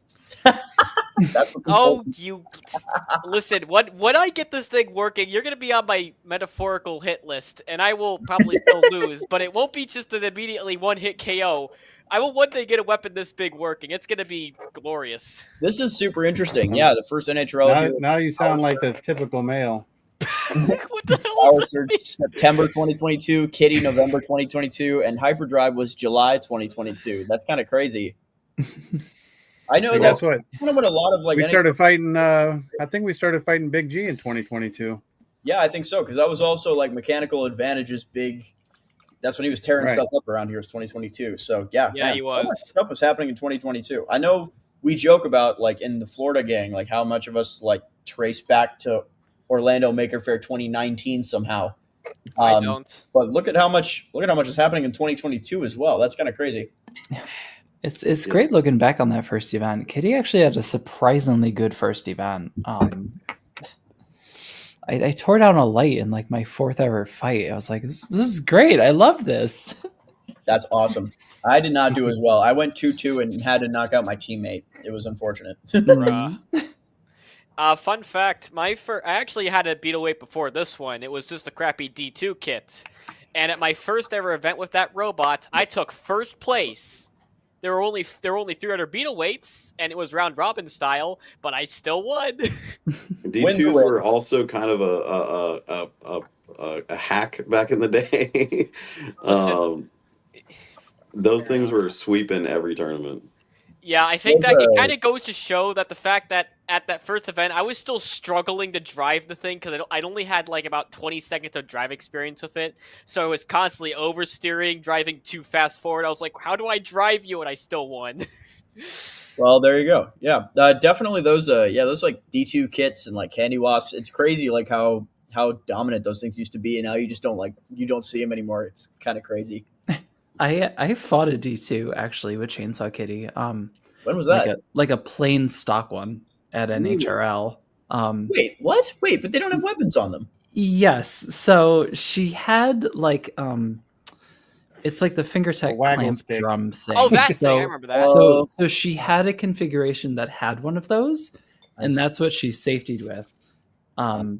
But when she went to fight me, she said she didn't want to lose the weapon, so she just plain wedge. When was that? Because NHRL's been historically very strict about their. Yes. That robot was named Grade Pending. I forget what event that was, but that one. She came to me with that configuration. I'm like, someone was using Canvas. I don't care about this. It's fine, but they're probably going to notice and say something. I'll let you run it. I won't say anything, but they're probably going to notice. Yeah, I've had some so fights like I that. fought it. I slapped it around the arena. I ripped all 4 wheels off of it. and then to add insult to injury, right after the ref comes there and say, "Hey, you don't have an active weapon, do you?" Bruh. Yeah, I've That's had when, some. that's when some they say I have active nothing anymore. yeah, right. I know. Oh, your wheels are gone. It doesn't. Nothing's active anymore for sure. Yeah, there was one event. It was Tampa. I think maybe like 2-3 years ago. But I was fighting one of my ant weights. I forget which ant weight I was fighting at the time. And this guy puts in this like super modded like Viper kit thing. It's got like the top horizontal spinner and like crazy like armor on it. Like every plate on it is titanium. And I was like, good Lord, that thing's a pound? How did it fit within weight? And he was like, I don't know. I just kind of threw all the configurations on because your robot looks scary. And I was like, but you don't know like how much it weighs? Like that looks really heavy. And he was like, I don't know. Let's see. And he goes and he puts it on. He takes it out of the arena, puts it on the scale, and it's like 1.6 pounds. And then he looks at me and he was like, oh, I don't know, but like, are you still okay fighting it? And I was like, no. The VMA Robot Brawl, it's like a kids competition up in Daytona.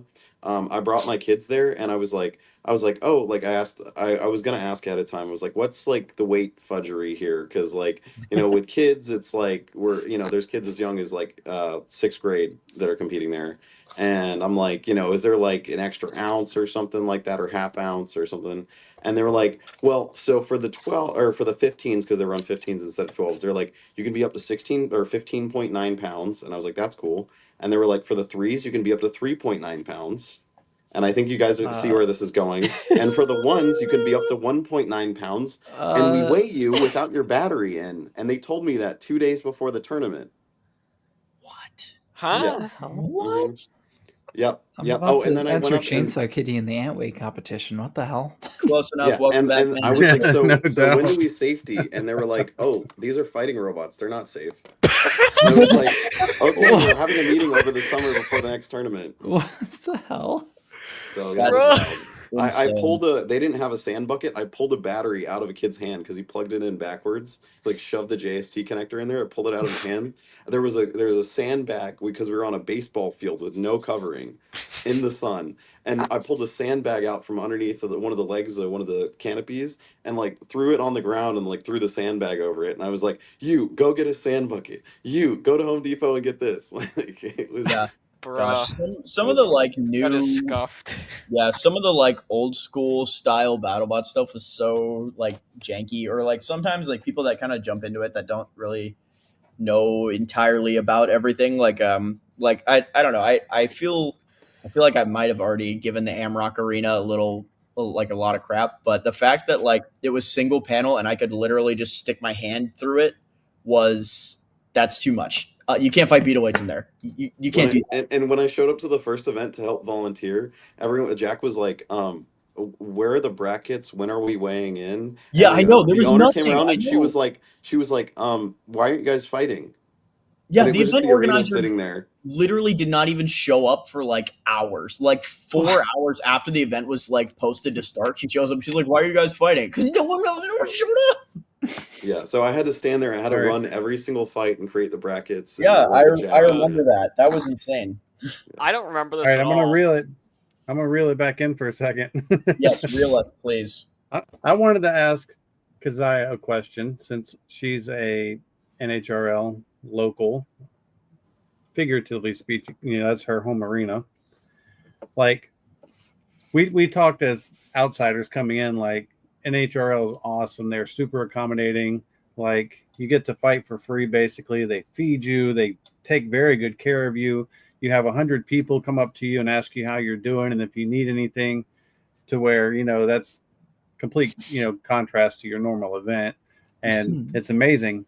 But we also noticed that like all the regulars, you guys all hid like behind that wall over there, like no man's land. Like, hey, this is our land. This ain't your land. Type thing. Just a reserved pit area. And is that just like out of habit, or is it like, are you guys just like so much like a family? It's like, hey, you got to fight your way in, and then if you're accepted, then you can come sit over here. So what are I your thoughts used, on that? I used to always sit. I like had a very specific table. Like it was basically in the middle of the whole upstairs area. It was like where I always sat. It literally had Chainsaw Kitty written on it. Like the table's still probably around somewhere that says Chainsaw Kitty on it. That's cool. And the only reason I don't sit there now is because that area you were talking about is where Team Defective sits, and they've been reserving me a spot there, and we're super cool with Team Defective. So I just end up back there because they're there. Yeah, I'm pretty sure that's just like the reserved pit area. So I think that's where a lot of the regulars end up because they're, I think, mostly the people who end up reserving pits. Like a lot of like the big, like, Defective, Pandemonium, they're always back there. Mm. But Good it makes it question. Has easy because anyone- I told a lot of our new members, I was like, hey, if you want to talk to people that have been doing this forever, go talk to the people Go behind the wall. Yeah, literally. Has anyone been to the aquarium that is right next to it, just down the street yet? Yes. It's Okay, amazing. It was It's closed the- when I went because it was super cold the one time, and then the other time they're doing maintenance. But Yeah, it's Yeah. awesome. Highly I recommend. took a lot of pictures there. My personal Instagram, it has one post. It's the aquarium pictures. I don't do social media. Real. I do it Because- too much, I think. I try and then I forget forever. I think my last post was when Powerball got second at when was that event? Like middle of last year. I've been to like 4 events since then. I haven't posted anything. Yeah, the Sleepy Anime Girl Instagram. We posted June of last year for the teams event. Actually before then because it was the reveal of the team, and I literally haven't posted until the other day after I won the dumpster. I don't social media. so I'll make sure I want to have something to bring her to when she's old enough to go there and check it out. And then my other thing I want to do is I'm going to grab a little of that dust from the arena and then just do the Lion King. Person thee with thy robot. All sorts shall of have carcinogenic. I don't know about splinters that. in your forehead. Nothing it's like it's lithium okay. dust on the baby's forehead. Yeah, it's okay. Her It dad's makes full them of tougher, don't carcinogens. worry. Jacob, stop explaining what's wrong with Florida, please. Oh, brother. We're supposed to keep it a mystery. Yes, it's definitely the Gators. That's it. Yeah. Well, I have to head on out, y'all. I'm gonna get Aw. her some sleep, and my wife is staring daggers at me for telling her 5 minutes, 30 minutes ago. That'll do it. All right, Yeah, man. you better get going. yeah. Well, you're just gonna see me like leave the chat, and there's just a slipper that hits my head. Well, I'll see y'all. hopefully You we'll have a see great the night. slipper. Okay. So yeah, All right, man. See ya, Jacob. Have a good night. Peace. I was promised a slipper. Where was it? Bruh. I Jacob clicked him can't. out. Sorry, I don't Lied to. but I can still see him. Oh wait, he just never mind. know. Speaking of my first beetle weight, here's what remains of my first beetle weight. I still have yeah. them. Yeah, didn't you cut it in half? Yeah, I originally my first plan for my first beetle weight was to modify it from a D2 kit with a lifter to a shorter version with just 2 wheels and like forks on one side and a lifter wedge on the other. I only got to wiring up I only got this far before I fought Hyperdrive in like a grudge match at like what was it, like Scuffle in the Swamp or something? Something like that. Yeah, I fought once and just felt how horrible it was to drive, and I realized I don't want to fight this robot anymore. Like, I had the realization of I just hate fighting this robot. I just don't like pushing into things. I barely lift anything, and it sucks to keep repairing it event after event for almost no gain. And so I made the decision to just retire Chloride because it just became unfun to fight. Honestly, yeah, if your robot is unfun to fight, then it's probably a sign that you need to move on to a new design anyway. But also, you had and still have a really good team around you and the UF team, So I think it was a good move at the time, especially to move yourself towards a custom design. That way you can kind of learn the ins and outs of how to make your own good robot while you have a team around you that can help facilitate that transition. Good. On a less professional comment, if I had a nickel for every robot I'd retired, I guess I'd have one more nickel. Yeah, technically, that is Chloride's last fight. That against you, Okay. where I lost because the battery fell have out another- of my... Sorry, I'll shut up. No, Yeah, go ahead. Steve's got a You're real. fine. It's fine. I Yeah, have I remember another- that last fight was hilarious because If you guys see me looking and you're just looking at the side of my head the whole time, Yeah, it's because I'm same, bro. monitoring everything over Doing here. the Sorry technical about that. stuff. yeah. So Because chloride. I do product living, videos for a living, and this is my filming station, and this is my computer station. But I was looking at this up close of Chainsaw Kitty. Were you running a FingerTech 15 tooth pulley on your motor? No, that is a 10 tooth XL pulley. XL pulleys, Okay. yeah. Oh, that reminds me. So I talked this actually. So yesterday, me and the team went to see the Minecraft movie for some reason. And I'm not gonna get into the movie. It was an That's why I experience. rescheduled the stream. Yeah. Because you guys had to go watch Minecraft. Yeah, that was a. I Anyway, hope you had your so popcorn and your candy. it was actually Go pretty good. So after the movie, we was ended up something. talking for like about 30 minutes outside the theater about random stuff and like robots. Eventually got to robots, obviously. And at some point, I brought up the potential idea of eventually me building a 12-pounder, and I came to the realization that when I do, I'm gonna struggle finding a hub motor to use for the horizontal spinner I want to use because my plan is to just make a fat version of chlorine. But the problem is, I don't think there's any retail hub motors that have a low enough kV for a horizontal spinner. There's no retail hub motors for a 12. And Darren, definitely, this is what I was telling you about like you're really limiting yourself with these off the shelf parts. You gotta push yourself. I have done hub motors in most weight What's wrong with classes. off the shelf? The fact that you can't make cool stuff like the 12-pound hub motor that I'm gesturing to, and I realize nobody can actually see. I think actually, The mentioned the one that you ran last week. Oh, stop it! It's fine. Look, that wasn't my fault. That's right. It wasn't my fault. It was broken. That wasn't my fault. It's fine. Gabe is getting roasted. No, honestly, I deserve it. I'm But just messing with you guys. No, I threw the wedge on for the first time though. It looks really good. So I want to see that thing fight. That looks amazing. me too. Funny thing, I want to see it fight. Just use a pulley or something. Apparently, using a pulley is like your only option in that heavyweight class. No, I'm gonna Just throw it on the floor. We want to see if it can take a hit. I'm gonna get the hub motor made. The only problem is that now I didn't realize that the team's Omeo was as limited as it was. I think the capabilities were kind of oversold to me initially. So I'm gonna have to get it made. I'm gonna get it made from like ZTL. But the tariff stuff is kind of killing me right now as far as pricing out stuff for the 12.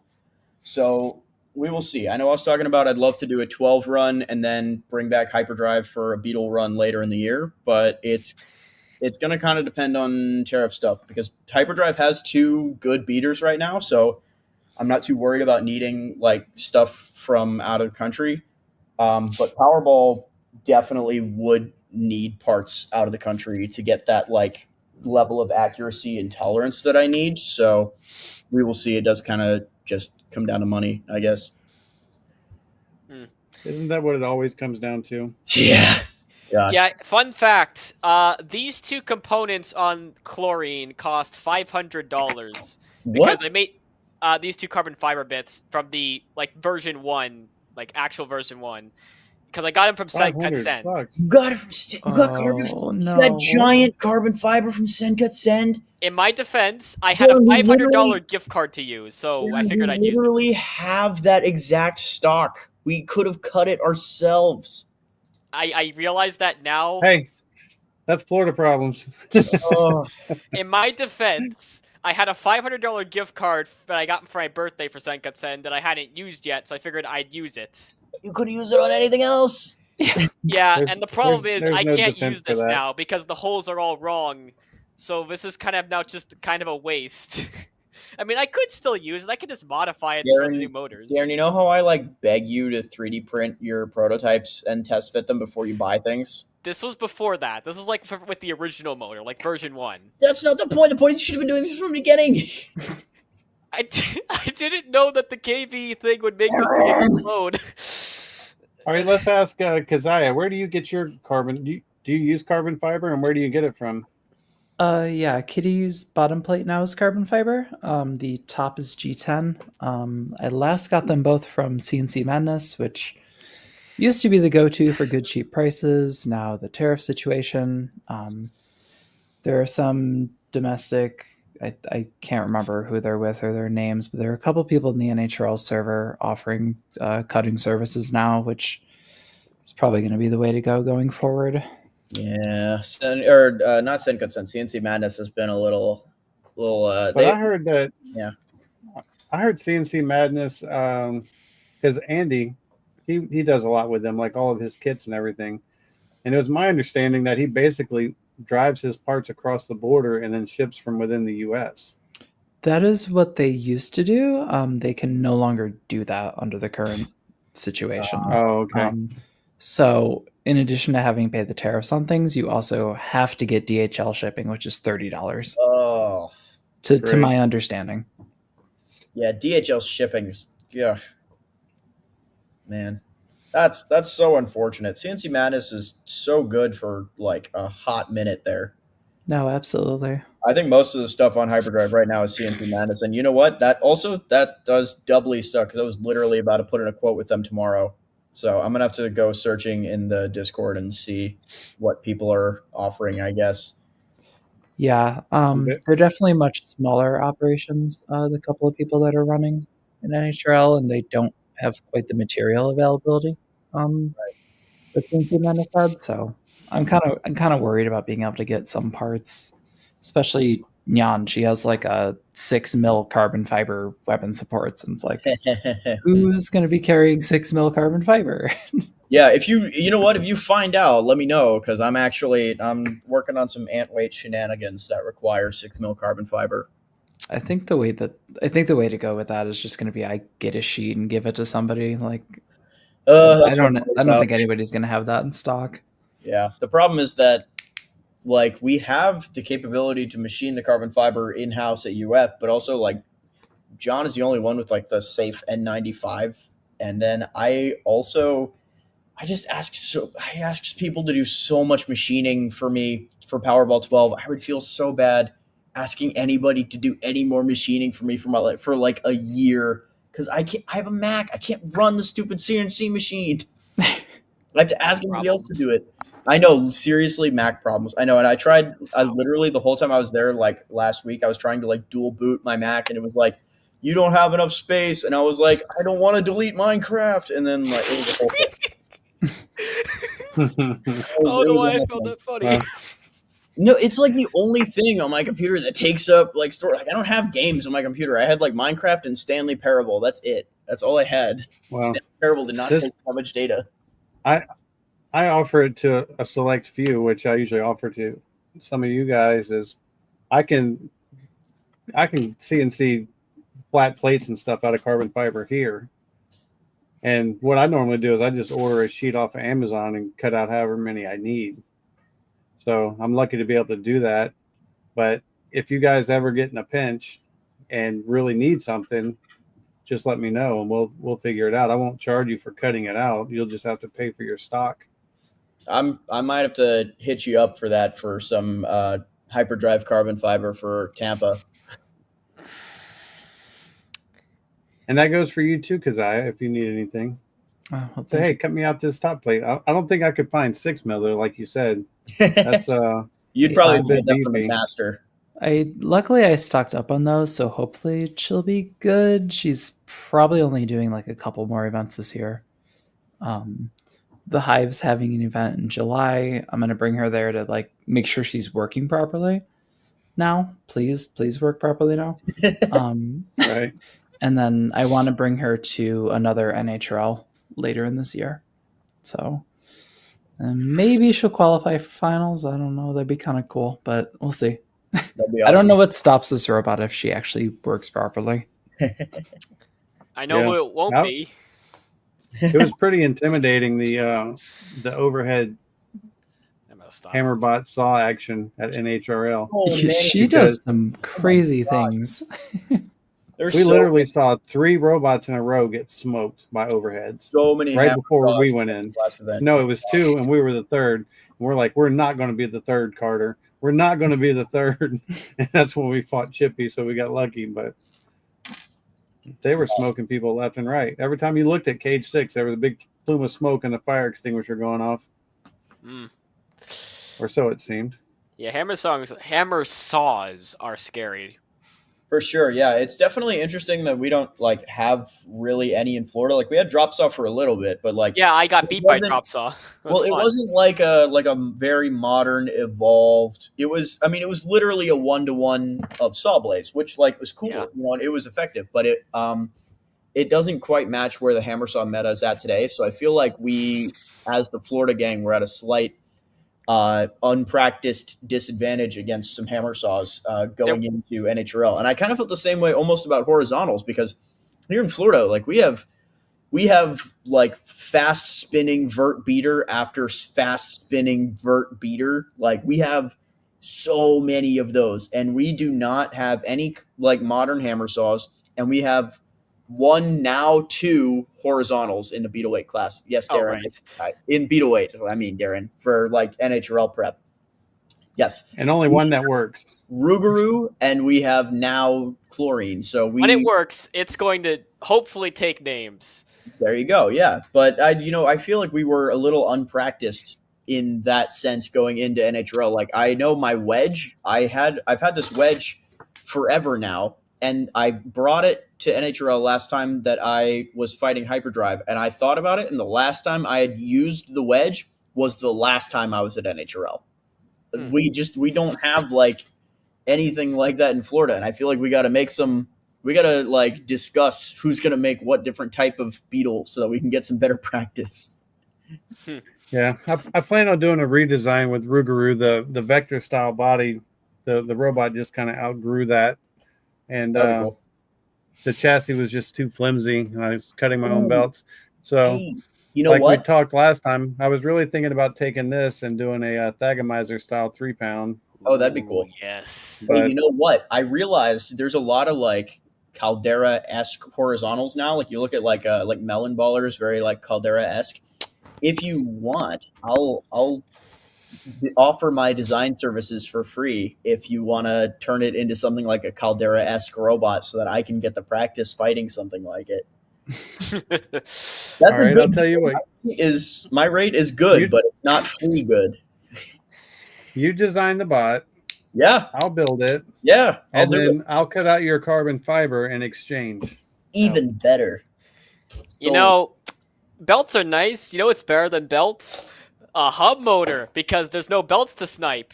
This is unsnipeable. It depends. Okay, wait. Okay, you know what? Actually, I do want to talk about hub motors because last weekend at NHRL, I saw so many hub motors. So many. And I know that it's because obviously there's off-the-shelf options now, so it's more widely available to people. But I saw with the hammer saws, almost everybody was using like ant weight hub motor. Most people were using. I saw like the repeat ant weight one, and I saw in the beetle weights a lot of people were using a lot of the verts were using the JCR hub motor, and I was just floored by how many there were. And I'm very curious to get your guys' thoughts about it because I thought that some of them were very effective and some of them broke more than I thought they would. And I wanna hear like y'all's thoughts on that. I don't have like a ton of experience with hub motors. I had a big part in designing Usagi, which does have one of the ant weight hub motors in it, like you were talking about hammer saws use.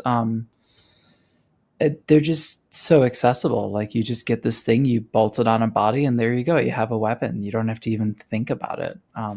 It just lowers the floor for design like a lot, which I think is why we're seeing a lot of bots with them. Yeah, Powerballs was a pain, huge. Pain.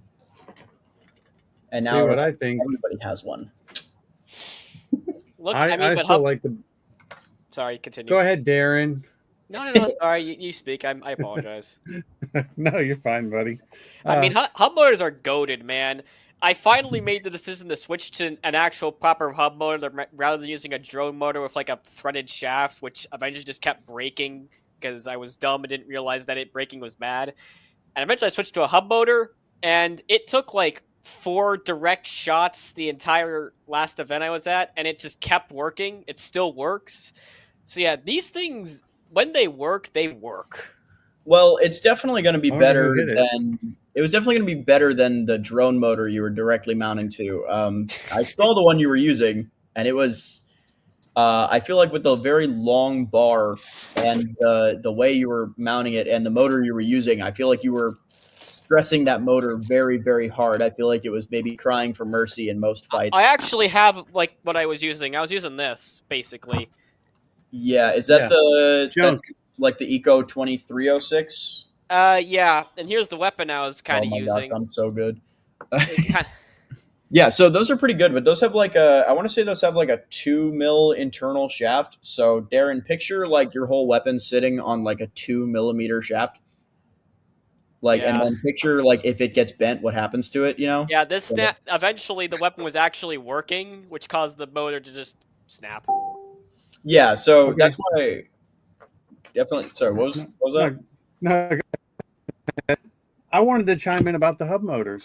Oh. I feel like I got excluded. Yeah, no, I wanna hear your thoughts. How did sure. how did y'all skip me?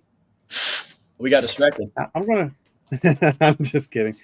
And I'll include Kazaya in this because I noticed that, of course, Chainsaw Kitty is belt driven. I think the hub motors are an easy out, but I think for bots like Big G, Chainsaw Kitty, some of these forward vertical robots, I think using the hub motor just puts too much weight over the front of the robot. They're great, I think, for learning and for certain designs, but I could never see Chainsaw Kitty with a hub motor because you already have problems with torque and power when you hammer the throttle for the weapon and it wants to flip. I can only imagine if you put that much more weight over the axle. Yeah, I'll definitely always stick with like a motor and belt setup. Hubs definitely seem like a really easy way to make your robot.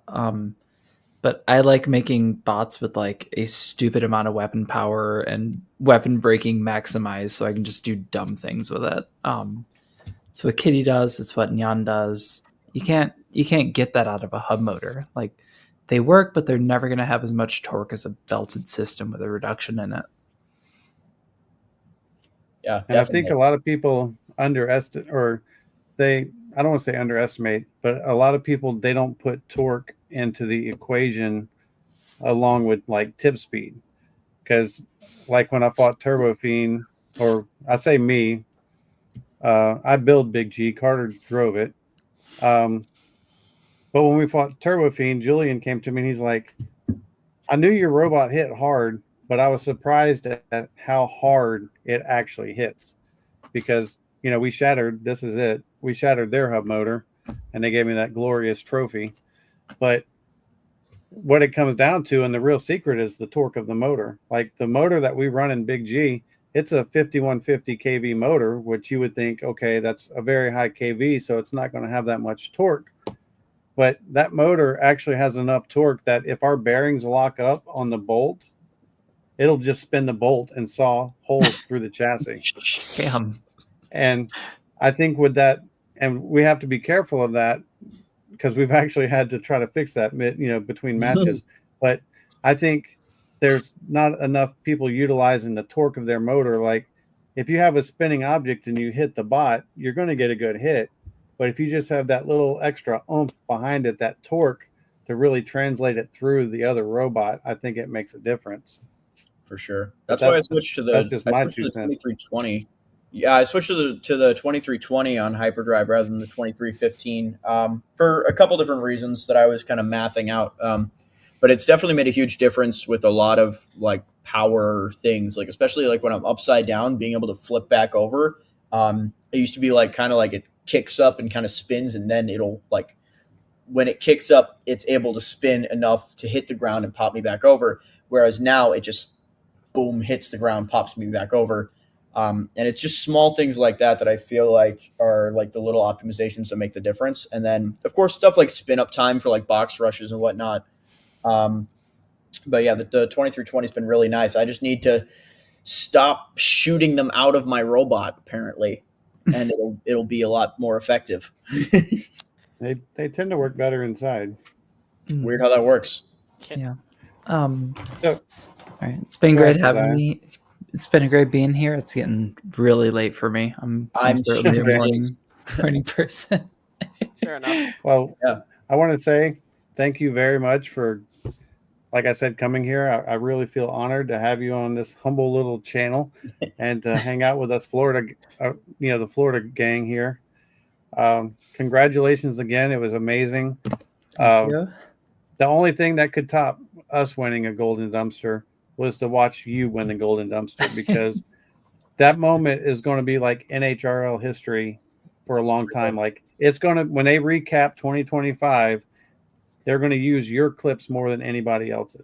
And for me to be able to say that I was there live screaming at somebody, get Keziah a paper towel or a napkin or something. They left you up there way too I was a long, mess. but you earned that mess, and that's what made it beautiful. You know what I mean? So all kudos to you, all respect to you. Amazing robot, awesome driver, and thank you. We really appreciate you coming. Oh, Yeah, thank it you. was Thank you for having me. definitely super awesome moment to be there to witness after seeing Chainsaw. I've been there when Chainsaw has gotten really, really close. So to actually see it happen was really, really awesome. And yeah, great talking to you. Great having you here.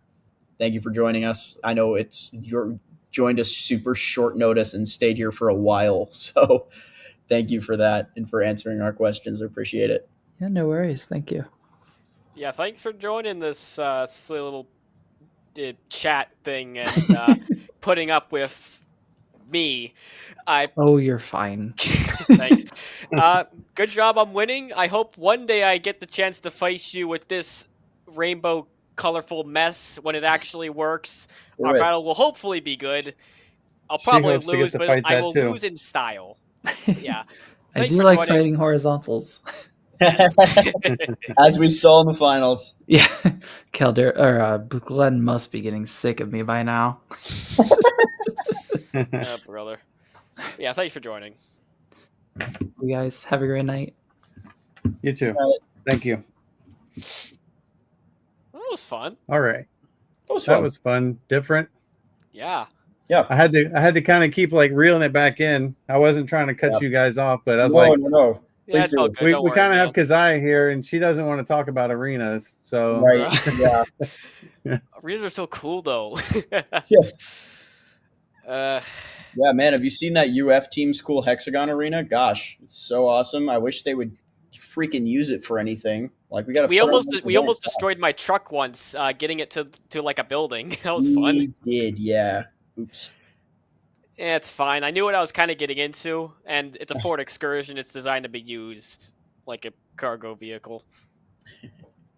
Yeah, yeah, but that was definitely interesting. I'm happy to get the perspective of someone who's like, I know we got some kind of talking outside of event stuff going during these live streams, and it's good to get people's kind of experience like outside of the event stress we all experience. But it's also good, I think, to get like an NHRL regular's thoughts as well on the NHRL stream, because even though we do go to NHRL relatively often and we compete pretty regularly, we don't compete very regularly at NHRL. So that was very nice to get that perspective for sure. Hey, and of course, because Caden, can you what's do up? me a favor? Do you What's ever up? talk to Chris Caps in Discord? Do you ever talk to Chris Caps in Discord? Yeah, I don't know that I've like DM'd him directly, but I've like talked to him like on like in the channels. You can DM him the link if you need to. He's like, I don't have Discord. Yeah, he wants to come in and share some insights with us. You should get a Discord, dude. It's easy. You don't even need anything except like an email. Carter's the Discord guy. I was gonna say I saw that Junkyard Dog is on there as. Yeah, that's your boy Carter. Find him here.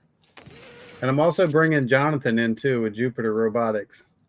Oh, I finally get to meet that guy. He's in my comment section a lot. Actually, both of these guys are in my comment section a lot. Just double checking your Chris. It's under the real Chris Power Surge Redline. Orange. And there he is with the cool guy glasses. Very cool. Oh, it's Chris. Hello. No, that's not Chris. That's Jonathan. I was gonna say I haven't Gosh sent a darn link. it! I don't know. I don't think I've ever met this person. That's the problem. Maybe I have. My memory is bad. That's the point. Jupiter. He fights in Tampa. Jupiter Robotics Space Junk. Hey, I think I'm gonna face you soon. I finally get to face you with this colorful mess. All right. I remember Chris, I sent you the link. this past year. You came up to me after you were eliminated and you wanted to challenge me to a grudge match. I was still in the tournament. I wanted to fight you, but I was still in the tournament and I was having some technical issues. Miracles happened that weekend for me. I placed 4th, and as far as the robot goes, that was one of the worst weekends I've ever had. Let's see. It was problem after problem. Yeah, Maker Faire last year. How did I do? I'm trying to remember. It wasn't one of your greatest events. Yeah, I think I went 2 and 2 probably. That was the event where you 1 and 2, I think. Yeah, that was the one where you asked me to swap places with you in the bracket. I did? Yeah, because you didn't make it into the bracket. And yeah, right. I remember this. It's because that was the last event I was using that drone motor I mentioned. And it's when I finally realized I had to bite the bullet and use a hub motor. Which meant I had to... you also could have belted it, remember? Belting Listen, I was going to get into this earlier. The reason I don't use belts is twofold. One, weight. Fluorine is very close to the weight limit as is. Yep. So using a belt means I'd have to an insane amount of space in the robot, make it more compact. That leads into number 2.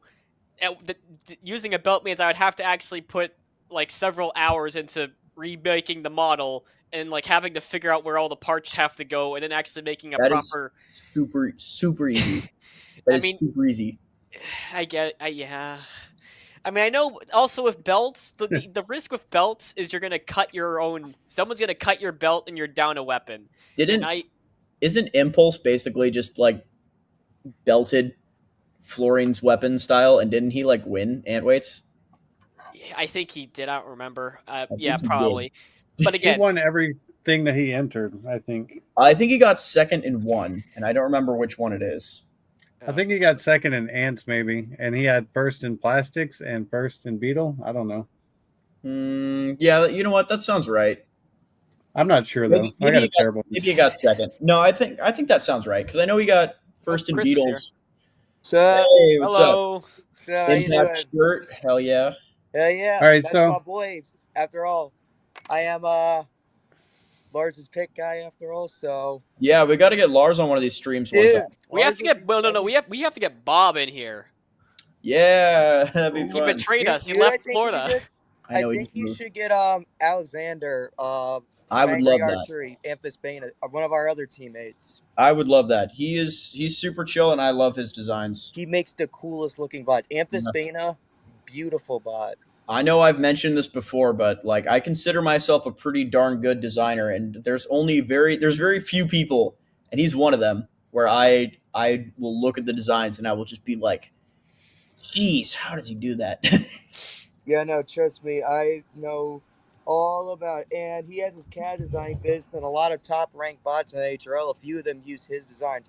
You know Sting Up, it fought your teammate Temporal Terror? Yeah, I saw the side armors and I was like, wait a minute, I know that. Yep, that's an Alex commission. Ever since Mark was using an SSP, he had an SSP with the hammer saw arm that Alex designed, and then he went full hammer saw, so he let Alex do his thing, and then Sting Up was born. And I have to deal with Sting Up every month at G-Scroll now. Yeah, that's funny.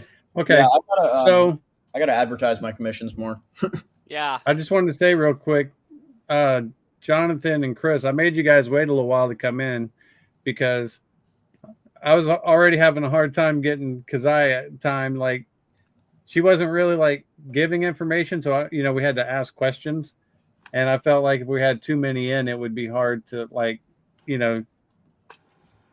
she would get bored and leave. So I don't worry, I get it. I mean, also very rarely do you have an NHRL champion in the chat willing to talk. Like, that's a cool, that's a cool idea. That's a cool experience, Yeah, because that's very experienced. Obviously, has a lot of wisdom to share. It's very cool talking to her.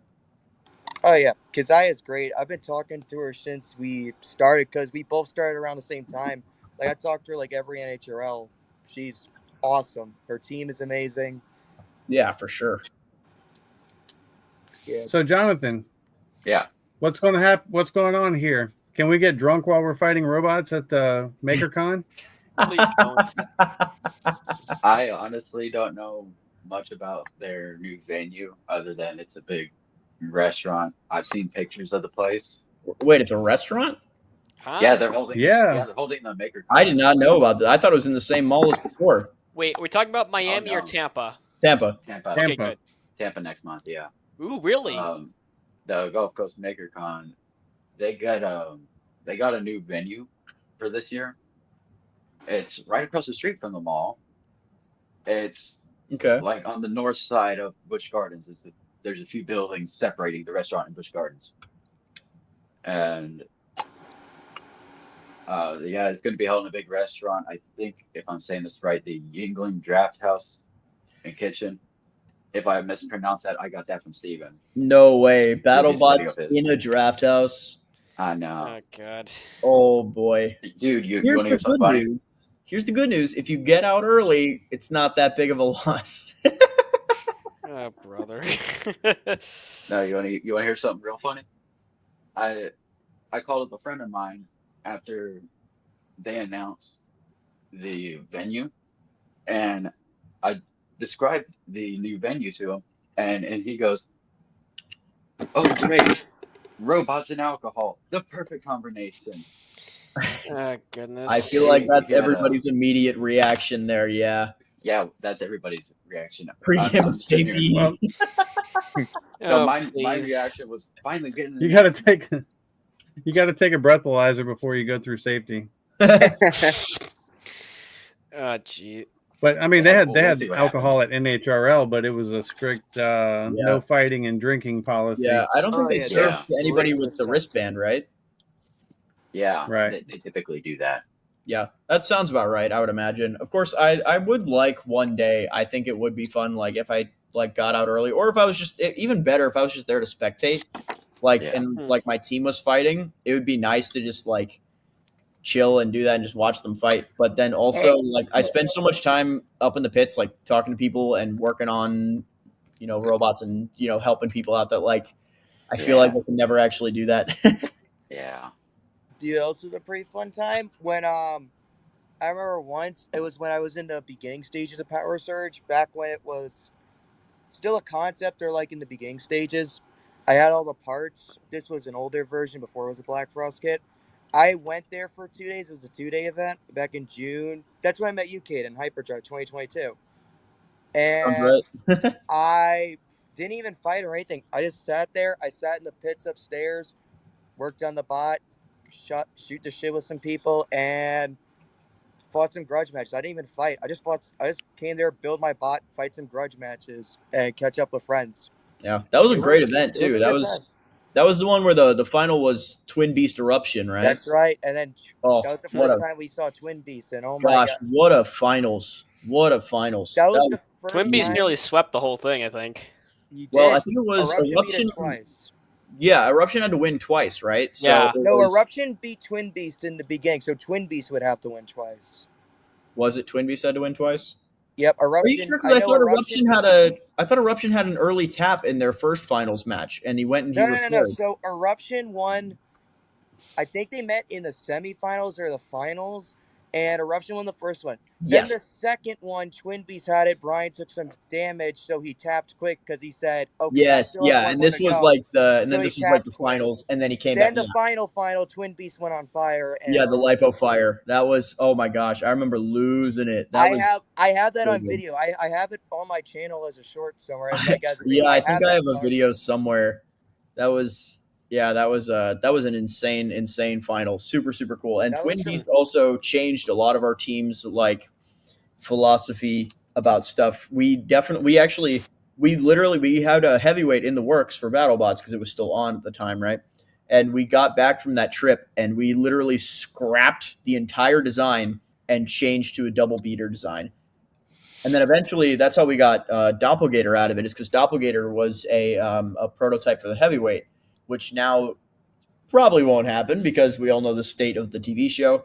But yeah, that all stemmed from that Twin Beast effect. It was very interesting, very cool. Hey, very similar for us. Think about Amphisbaena too. Like, yeah, had Twin Beast never gone, maybe Alex would have never came up with that, and Amphisbaena wouldn't exist, and Amphisbaena wouldn't be a champion right now. Amphisbaena is probably one of, if not like my favorite robot of all time. It is so cool. I love because the aesthetic on it. Exactly. I had all these arguments with Brooks because we would have these design meetings for the heavyweight, and I am so incredibly opposed to the box build, and like Brooks, all of his stuff is very like it works and it's very just straightforward.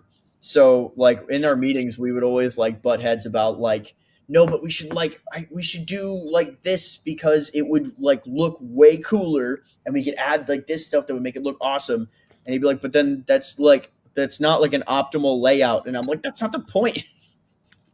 So seeing Amphisbaena deliver on a lot of my like theoretical vision for the dual beater was really, really cool. Oh no. I just realized this is all recorded and Brooks is gonna see that I said I like Amphisbaena more. Hey, listen, here, I'll help you. You think Brooks is gonna No, you think Brooks is gonna take his time to watch this, especially 4 hours and 20 minutes in? Probably not. But also in all reality, I think he probably knows that if you put Doppelganger and Amphisbaena next to each other, I would pick Amphisbaena. Sorry, but he knows the type of robot that I build. And not only did he say it, he's doubling down. No, he knows. In all fairness, I mean, one does have a dumpster, and actually, ooh, and one only has like a couple wins, right? And their last fight did not end super well for Doppelganger. I think something smoked like pretty early in the match. I'd like to see Doppelganger come back. I know he's doing Termigator right now with John, and I know they told me at this last weekend that they want to qualify Termigator and both of their 12s. So I assume Doppelganger is going to be taking a run later this year. I'm not using too many of his electronics. I think right now I'm only using his bushings and like one weapon ESC. So it shouldn't be too bad to get Doppelganger running. I'm not using too much of his stuff. But I would definitely like to see it back. Doppelganger and Steggy are, I think, really, really, really awesome robots that I'm looking forward to seeing compete some more, hopefully alongside Powerball 12. Maybe not in the same bracket. Would be nice. I'd like to not fight my teammates. But, yeah, I think it'd be really cool to get all three of them in the finals. So, Jonathan, what you got to say? You're just sitting there. Oh, I'm just vibing. I'm just sitting. Yeah, I'm sitting there observing, listening. Hearing. If I see somebody quiet for too long, except for Darren, I'm going to make them talk. So. Yeah, I noticed that with Darren earlier. You're like my little brother, man. I got to mess with you. I'm like 21, dude. I'm like 50, so you could easily be my son. I was going to say. My dad's about as old as you, I think. In fact, I think he is your age. I have a 32-year-old son. That's crazy. I did actually have something I would like to say on behalf of Hayden and Darren. What is it? Oh. Hey! Oh, is he coming to the school? Oh, no, I'm just a Gators fan, and I'm happy that they won the basketball championship. Yeah, that thing. I actually awesome. Let me try it again. I actually watched like the last 10 minutes of both of the games, like the both finals. I'm so sad. I had to take a final over the last half of the game of the finals. I know I was dying, but then like 3/4 of the way through my exam, I just hear like screaming and people like losing it, and I was like, that either means.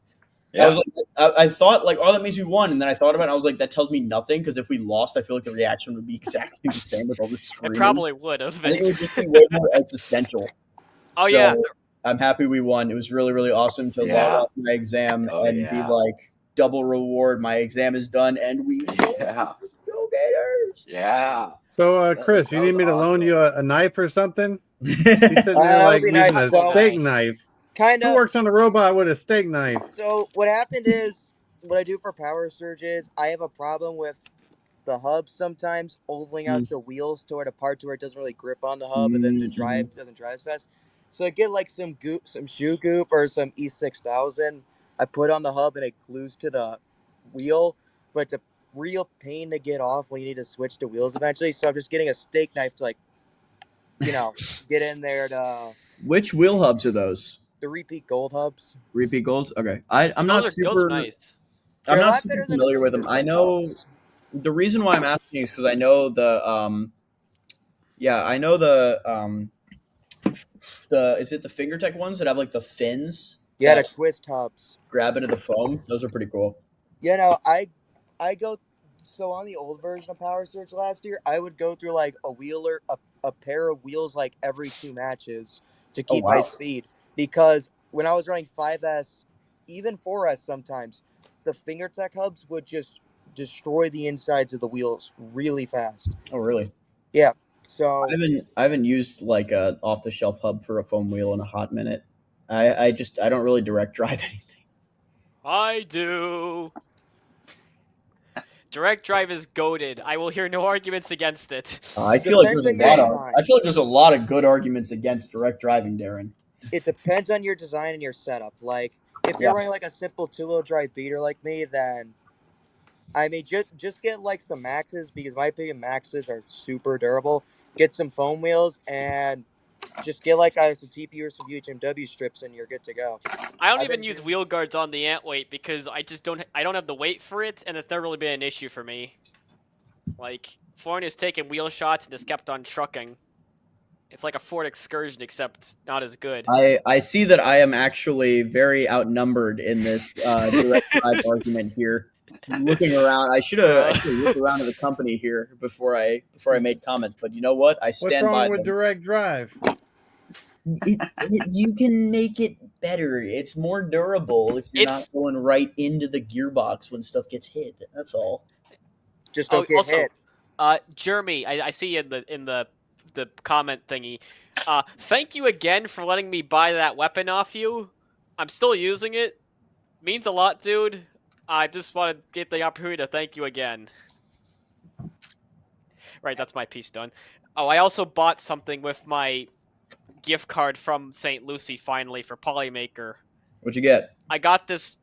I originally I was gonna buy like a bunch of filament for the team and like share the code with people, but unfortunately it was like a single-use code, which was kind of dumb, but whatever. Also, so I got this. Buy it for yourself. I got this like dehydrator machine thing that people yelled at me was good. Yes, then with like good. And then with like the rest of the money, I got like a bit of TPU. Nice. Like white TPU, because they didn't have green, which sucked. So I got white instead. Good picks, Darren. Yeah, I've been using the same lemongrass green TPU for like years, and it's beautiful. So what we need to do is we need to get Chris Caps to come down to Orlando Maker Fair. I was saying guaranteed a grudge. I want to go. I've been wanting to go for like a couple of years now. I was saying that in the NHRL Discord the other day. I know. Lars told me he had a blast, and Lars keeps telling me, you gotta go, dude. He had such a good time, and like, yes. I know.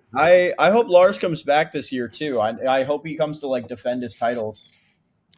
Bruh, I mean, I have to defeat him again. Man. Lars goes to North Carolina. Yeah, period. He goes to Texas. He goes to everywhere. He goes everywhere, man. So I'm sure he will be back, knowing him. Yeah, that would be super awesome. I don't even know what I'm going to bring this year. Gosh, I'm probably going to bring Hyperdrive. Hyperdrive's a constant, I think, entry for me for Maker Faire. But I don't know. I don't know if I'm going to bring Powerball. I don't know that I'm really feeling it in its current state right now. Maybe if I do like a redesign. And then I don't know about Plastic Ants either. I'm liking some ideas that I have, but I don't know. I don't want to go too crazy with it. I don't want to overextend myself. And I know it's really far away, so we'll have to see how the year kind of progresses.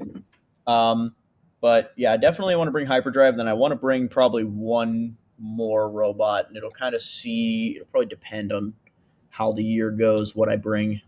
We'll see. Yeah. So Jonathan, when are you going to build a Beetle? Yeah, join us. I would love one of to us. build One Beetle. of us. Do it. To be honest, I have robot ideas for every imaginable weight class from ferryweight to heavyweight, and I ain't got the money for it. Really? I think we can all relate to that one. But I kind of wish Maker Faire still had the ferryweights. I know that's more of a dying class, but wouldn't mind finding my ferry at a Maker Faire. Yeah, I don't think they're running ferries anymore, right? No, they Yeah. quit running ferries a few They years stopped ago. last year, didn't they? Yeah, I'm That not was a sure few years why ago. ferry weights are really a thing anymore. Because ferry weights are fun. I mean, I only ever built Well, one ferry weight, which is like we 8. replaced it with plastic ants. Yeah. There's just Yeah, not enough I space recall. in. Yeah, there's just not enough like space and time in normal events to run that many different weight classes, and Right. also Ferry weights are difficult in my opinion. They're yeah, just well, also such yeah, a Oh yeah, small sure. bit amount to like cram everything in there. I built Exactly. one. Everything I is know. so custom that it gets like just as annoying and like almost as expensive as like an ant weight, but you have to Yeah. know more of what you're doing and the fights are less exciting. It's like Yeah. the audience didn't really love it and like everything is complex. We would show up to events and there would be 4 ferry weights maybe at every event. Like Right. it just didn't work out. I've got a Plastic friend that ants I are was just talking way to. better. The barrier to entry is way better. 100%. It's just hard, man. I tried building a ferry weight for my first bot, like back in high school. I tried Same. it. I completely Yeah. rage quit. I'm like, nah, screw it. I'm just gonna bake an ant. This is too difficult. Yeah. I ain't doing this anymore. I just rage quit. Yeah. Yeah. Yeah. Well, I didn't actually know at the time when I first started BattleBots. I made a team at my high school, and I didn't actually know like too much. I hadn't actually been to a local event yet, so I tried making my first robot based on some like rules guide I had downloaded from the internet, but I didn't know that the guide I had downloaded was, I think it was from like Australia or something. So it was everything was the ant weights I was building a ferry weight, and I didn't know it, and it was very difficult. But I was also like ripping parts out of like RC cars, so like I was making it worse for myself. But Yeah, I just didn't know what I was doing at the time, you know. Yeah. understandable. You know, I thought for the fun of it, I thought of just getting some stupid looking RC cars off of Amazon and just fighting them as is. I had one guy tell me, it was like, well, in case you haven't noticed, toys suck in fights and robot combat nowadays because robots are so good. You really think you stand a chance with a stupid RC toy? And I'm thinking, do I problem look with like it- I care about winning? Yeah, well, the problem with it is that if you bring RC cars to a mod, like if you brought it to like an old event, you know, you'd have some fun with it. You like crash into stuff. If you bring RC cars to a modern event, you're gonna have to be prepared to buy a new RC car for every single match. I know a And guy at who a used to certain do point, that's gonna get more expensive than just building a normal robot. Yep. Yeah. I know a guy who used to do that. But that's why I really like plastic ants. Yeah, I know him too. Plastic ants are great. Right. And also, I love that I can get more commissions for them. I do the plastic ant commissions, and those Yeah. come in a little faster. I also Yeah. don't like designing ferry weights anyway.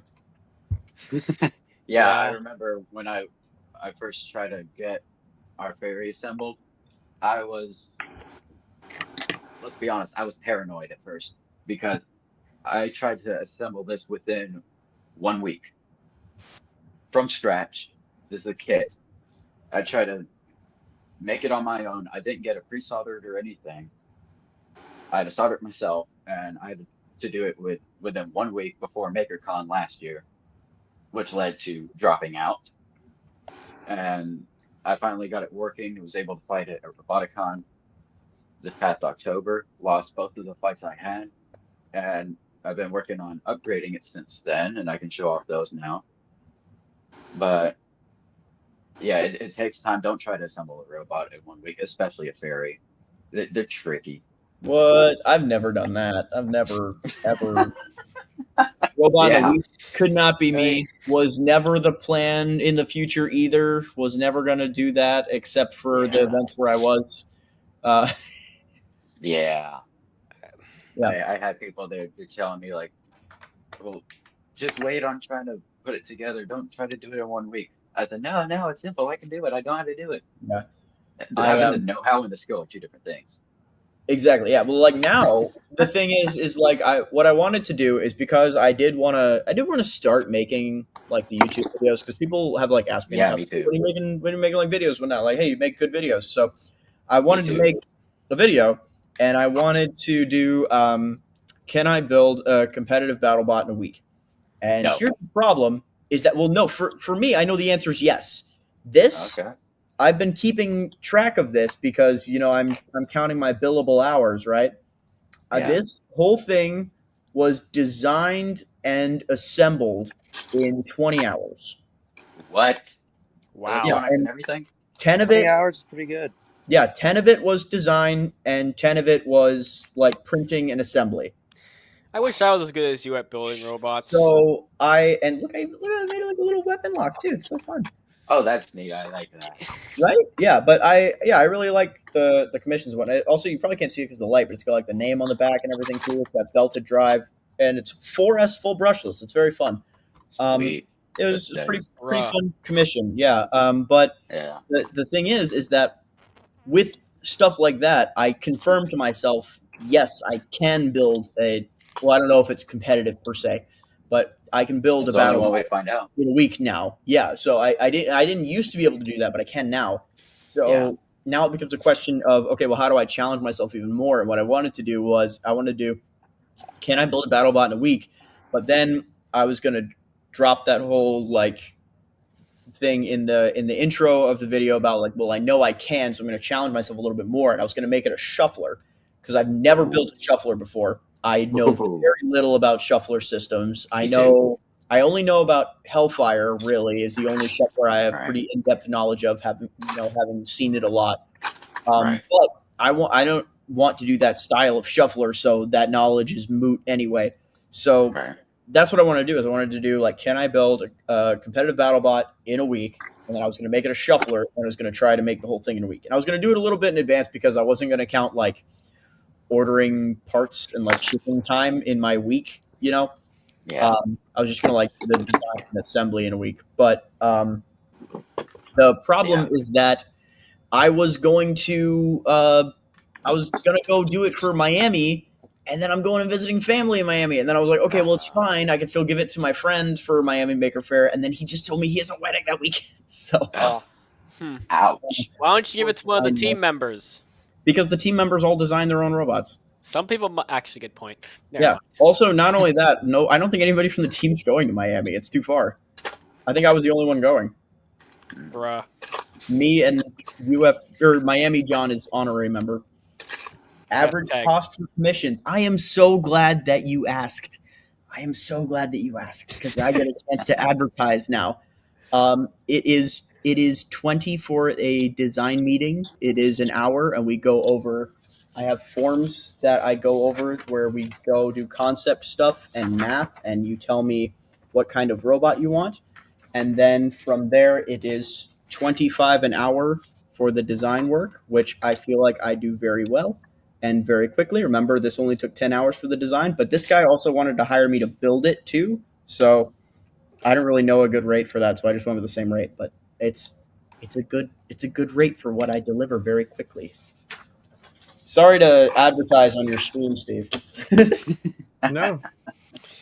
If we're going full sponsorship, all right, let me do you one better. My robot is not technically sponsored, but we're just devolving. Follow Capfuck Health Solutions for health. I'm not good at advertising. This Junkyard Dog live stream has turned into everybody else's. All right, guys, who are we plugging next? What's our favorite company? Taco Bell. Let's go, Taco Bell. That's right there. Popeyes. Oh, dude, Popeyes. Oh my gosh. I literally at Moto, it was like the first time I had been near a Popeyes in like forever. And I had so many Popeyes chicken sandwiches at Moto. You've no idea. I lived off of Popeyes chicken sandwiches and Amish Hot Pockets, and I will not apologize to anybody. It was perfect. Dude, Just I eat perfect so in every way. much Popeyes. I have a Popeyes next to my college where I used to go to college. I have a Popeyes next to my work in my house. When I was staying at Moto, I had a Popeyes literally a walking distance from my hotel. Yes. It John, was, you're right. I love Popeyes, bro. My rewards points numbers are insane. I think I have like 10,000 rewards points. That's saved me right with now. Wawa right now. Oh my gosh, I spent that whole like week in Gainesville getting Powerball 12 ready, and our workshop, it's so crazy. Our workshop has like a secret side back road that takes you directly to Wawa, and they are open 24 hours. It is amazing. I Dude, love Wawa. for Wawa that is reason. awesome. Yeah. I went there for a New Jersey event because we don't have any in New York. That's a New Jersey thing. Oh man, Oh my god, that was my first time going to Wawa during a G scroll. That was an experience. I've Wawa been wanting is to go back. amazing.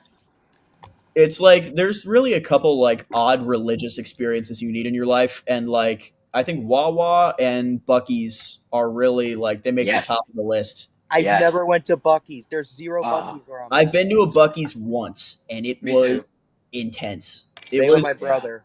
It was an experience for sure. Yeah. Was it a I've been good to a Buc-ee's experience? one I time. couldn't tell you, but it was an Yeah. experience. I went there November 2023. I believe that's when it was. And as soon as I walk in the building, I'm like, whoa, is this a gas station or a shopping mall? Yeah, right. It sounds like Walmart over there. It sounds like a Walmart over there. And it feels like a Walmart too. Dennis better Stream is than turned Walmart. into favorite gas station. Okay, yeah. Wait, guys, wait. Okay, you're on the highway, right? You've been driving forever. You need to stop at one place to get food. Which gas station you picking? Everything's on the table. What do you got? You know Whatever what's closest, good? or no, whatever sells diesel fuel. Okay, I as have soon a as they point. all sell diesel. I got one. I don't have a preference because they're all just gas stations, and I probably just get like Ooh, bad water. answer. If you've been to We're Pennsylvania, going for food. You've been to Sheets. Sheets is amazing. I have not been has- there. Go there for They're all over Pennsylvania. It's a Pennsylvania thing. I go there for when I went to Sword a couple of times. I went there. I ate there like all 3 days at Moto. That was pretty much my lunch and dinner at Moto was at Sheets. I got some steak sandwiches. They got their oven fried pizza. They got chicken. They got mac and That sounds cheese awesome. bites. They got some that sounds amazing delicious. hot food.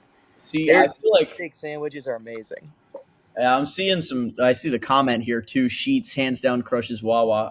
Oh. Here's the thing though. I've not experienced Sheets, Jeez. and I recognize the food at Buc-ee's was really good, but Wawa. Oh man, Wawa for me. It's been there for me my whole. Whenever I need it, it's there, right next to the workshop. I feel like I have to go for Wawa. Also, yeah, real quick. No, continue. If I can. Yeah. Oh yeah, please. Can I just make half the people here hate me real quick? Go nuts. I, Oh no. I don't recall trying food at Buc-ee's, and I've never heard of Sheets. Fair enough. That's fair enough. I Yeah, we said what I don't said. have those around here. That's fair. I've only been to Probably gonna get a Buc-ee's couple once, comments later, but and it was fine. Also, I checked my Taco Bell app, and I have 35,000 lifetime points. whoa! What's your go-to Taco Bell order? Let's hear. What's your go-to Taco Bell order? 3 chicken quesadillas, light cheese, extra jalapeno sauce. Wow, bro had that written down. All right. And I'll throw in a free drink because I usually get enough quesadillas to get like a free reward every time I go, so I cash it in for a free drink. And I also get like the nacho fries if they have them because the nacho fries are delicious. Yes. I used to get that like cravings box. It was really good. Yeah. You could just get like a bunch of stuff for like pretty cheap. But now recently, I've been getting the they got a Cantina chicken bowl. It's really I good. know that they. It's just like a nice like light salad with like a really good sauce on it. I don't know. It's good and it's quick. I really like it. And then if I really feel like splurging, Dorito Loco Taco. Oh my god, the Dorito tacos. I think Dorito Loco Taco revolutionized America. Let's be honest. It was not the same before the Dorito Loco Taco. Yeah. 100%. Now you can buy Dorito taco shells at the store. I get them all the time. Can you really? I guess that makes sense. You probably could, but that's interesting. I don't think I've ever checked that. Yeah, no. Where I go in all my stores, I get the Dorito taco shells, both the of nacho cheese flavor. Steve's all giving the up. time. Look who I brought in. Who is it? I'm curious. It's the Carter. Carter, what's your favorite gas station food? I like talking about robots. that conversation left a while ago, apparently. Yeah. I do have a robot question that I'd like to circle back to after this, but I'm curious about the gas station food first. Yeah. I like how you worded it earlier, Carter, about how this is turned into a gas station chat. It's like we go from NHRL champion, golden dumpster winner to fucking Talk food. about gas I know station rap. we get really low brow when we're left to our own devices. I love these sort of things. I just love talking with people, like Yeah. If you online. give Carter a 20-ounce Coke, that's all he wants. Dr. I don't Pepper's even need better that. though. Dr. Pepper's so But- much better. I don't even need that. Is that a Carter Cubs was hat? actually. Who was that rated Carter at one of the top 25 drivers? Or I think that Yeah, was that's awesome. I think that was oh gosh, why am I blanking? Jacob? oh yeah, I think you said somebody top, gave you kudos. yeah, he said top 25 builders in North America. That's awesome. That's Yeah. That's a good drive. overstatement. Yeah, no. Come on, he own earned the it, compliment, dude. You got this. That's an understatement, actually. See, look, sure. I'd agree, man. Big I G, mean, pro driver, Carter Bennett. Dude, I Yes, it's remember- Carter of NHRL fame. Woo! Yeah, I like driving Tappy last more. Year. MakerCon last year. Hey, I beat you. Right. I beat Tappy, so Really? I bet Tappy would be fun. I had to fight Tappy at MakerCon last year. yeah, And he was my first opponent, and he kept slamming me into the wall so hard. I went back and hit, and saw my frame was bent in. He bent my frame worse than a lot of opponents I fought that actually have like a spinning weapon. That's funny. That's incredible driving, dude. yeah, I fought Tappy back last year at what was it? I think it was at Tampa or was it no Tallahassee? That was it. Yeah, I fought him at Tallahassee. I haven't been there yet. Wait, are we talking about the What's Beetleweight Tappy or the Antweight Tappy? Antweight. And Oh, Tappy. good. We don't talk about the Beetleweight one. Yeah, I lost to Tappy, and then I beat him in the finals. It was great. I'm still in awe that I actually won. That was a weird feeling to actually have a robot that worked. That is a Right. weird feeling I know to that have. feeling. Oh, so wait, I want to circle back to I have a couple robot ideas for Just a for, couple. like a goofy build, and I want to hear if anybody has any goofy build ideas that they would I want totally do. to see from me I totally do. that they would want to throw out there because I'm loaded with them. I have a lot of pretty good ones, but I'm also open to suggestions. I have an idea for a robot that I've never really seen anyone really do. Even better, hit me with it. Okay, so this might be weird. I've heard of. Okay, so have you heard of? I think it was called Sluggo or something. It was built by the Sidewinder team in BattleBots. It was like an omni-wheel horizontal spinner that like had omni wheels like a horizontal What are you and talking it about like now? could swing around and it Robots, could Oh, move robots. everywhere with the omni wheels and hit you with a horizontal. It was a pretty So cool robot. It looked like a regular horizontal, but just with omni wheels. Kind of. I'll have to send you like an image later. It All right. didn't do that well, admittedly, but it was like Well, a pretty sweet build. omni wheels are just objectively not that good in BattleBots, unfortunately. Aw. Imagine Florine with Omni wheels. I don't think that would make it better. That would just make it worse in every way. Traction would get much Because worse. Omni Wheels requires good driving, and Yeah. Aaron, I am Darren Aaron, Catalane. let's I go. suck at driving my own robots. Okay, wait, Aaron. Anyway, wait, back we to need- the idea. We need So, Aaron's take on what if the the- best gas station to stop at for food. Hang on. No, we gotta- Omni oh, boy, Wheels. here we Okay, go. so my idea is, what if there was like a so take Monsoon's like tilting weapon assembly, and strap it onto like an Omni Wheel body, kind of like Ominous. Would that work? I kind of I'm not gonna lie to you. I kind of zoned out there. I just heard the last Me part. too. Like strapping on the wheels like Ominous. Okay, What was it? Ominous plus Monsoon's weapon assembly that kind of tilts up and down. So like Ghost Raptor, kind of. Sort of, but a vertical, like no, like you know how Monsoon has it can run either way up, and the weapon assembly Oh, kind like of it, like, falls into falls? place. Yeah, it's like Yeah, that hinge. okay. Strap that onto like an Omni wheel assembly that's like also invertible. I think that'd be an interesting design. Kind of dumb, but I think it'd be kind of cool. It'd definitely be interesting. I just had an interesting idea. Oh, say it. What is it? Let's hear. What are you cooking One on? more for Wawa gang. Let's go. That's right. Bruh. Real. Hellfire with mechanism wheels. Oh god. Oh please, Hellfire doesn't need to be more overpowered than it already Here's is. the thing. Here's the thing. Was. Here's the thing. Is that I have talked to Adam extensively. I know what could improve Hellfire, and I know I have some general ideas of what he would do to improve Hellfire. Right? I Right. feel like How do you do that? with this knowledge, I could make a really good Hellfire clone. I don't want to make Hellfire. People need to stop telling me I need to make Hellfire. I'm not going to make Hellfire. If anything, the only thing I'm going to do is I'm going to make you guys know the robot Acro? Yes. No. Vertical ring spinner. Oh, that thing. It's Yeah, I got, remember like, that it thing. did, I would the make James that, Kirby and I would style. I would make a shuffler vert ring spinner, and I would call it Holy Water because it's really funny. There's probably a reference I don't get there. It's Hellfire, Holy Water. Oh, I get it. I get it. Yeah. I got one for you. Swerve Drive Melty. I'm not making anything Swerve Drive. I'm not. What's wrong with Swerve Drive? Wait, what is No. Swerve Drive? I have limits to my Swerve insanity, Drive and Swerve is Drive is very one doable. of them. I have a friend. She makes Silverwind. Yes. Yeah, Yes. Phoenix. Yeah. Dude, Swerve Drive is horrible. I've been on call when Phoenix was trying to work on Swerve Drive, the Swerve Drive for Silverwind. It is a chore and a half. I could never bet. make a Swerve Drive. I bet. do not Yeah, make Swerve gosh. Drive, people. It really is. It will take a lot out of your sanity. It isn't I worth bet. it. Yeah, I can't even imagine. Yeah, it's not worth it, Darren. It's not worth it. I know. I'm gonna stick with the whole wheel direct mounted to motors thing, so it keeps giving you aneurysms every time you think about it.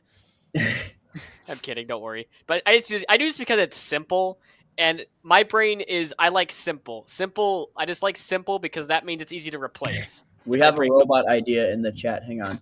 Oh, we do. So, Oh, what is two 2-pound versions of wide, a full UHW 2-foot wide ant that hasn't. Is this the one from Florida Poly, or are there multiple? Are there multiple people making like miniature ant weight suboptimals that are like 2 feet long? Because Hey, a little fun fact. either way, those are annoying. Stop it. Also, they probably won't work because I have a big horizontal. I'll just side swipe your uprights and I cut them think off. you're going to be very surprised at how controlling those robots are. It's the Poly one, yeah. I beat Tappy. I could probably beat anyone. That's not a stupid robot idea. It's an amazing robot idea. You just need to make sure that your weapons have enough power behind them, because Repeater has proven that if you have a strong enough weapon and fast enough drive to translate it, nothing else really matters. As long as obviously there was like a crazy amount of driving that went into that. You know, the driving is huge on Repeater, but especially because like Peter and Ryan are so in sync. It's almost yes, creepy how in sync they are. Insane how good they were. Yeah, they earned that championship. That was insane. But I don't know anyone else who could have done that. I actually fought Peter when he had a multibot, the predecessor to Repeater. I was the one who retired it. Hyperlinks? Hyperlinks. I was the one who retired Hyperlinks back in Norwalk. He had this guy who ran Hound, I think, Noah, completely different. But then once he picked up Ryan and they were actually able to drive in unison, it was completely different story. They just wrecked everyone. Huge step up from Hyperlinks. It was actually scary. Oh boy. Major concern. I got a fun fact for you. I feel like you gotta try to go with the Beetle Hub in this case, just because if you're trying to do 2-pound robots for NHRL, I feel like you have to have the equivalent weapon power on the robot. You know, both the repeaters had equivalent beta weight weapon power. You know, hey beta. And then the drive was just the ant weight brushless. It just had to be fast, and it is. You know, so like it didn't have to be anything like fancy, you know, like the repeat maxes or anything, because nothing was being direct driven. They were able to just use the ant weight one and just translate the weapon very quickly, and just having 2 beta weight spec weapons be able to just go boom, boom, boom, boom, boom, boom, boom, and do that Chainsaw Kitty versus Sunday Scaries thing we were talking about earlier, where it just once you're off your toes, you know, and you're reference, much easier to hit. It's relevant, right? Like that's basically what happened when Sunday Scaries was winning, and then as soon as it started doing the tumble, when Chainsaw Kitty hits it and goes after it over and over and over and over and over again, it's really hard to recover from that. And I feel like that's where Repeater really shone through, and I feel like that's where other multibots could shine through, where they have just of the right amount of drive to just hit you boom, boom, boom, boom, boom, one after another like that, and just keep you off off your toes.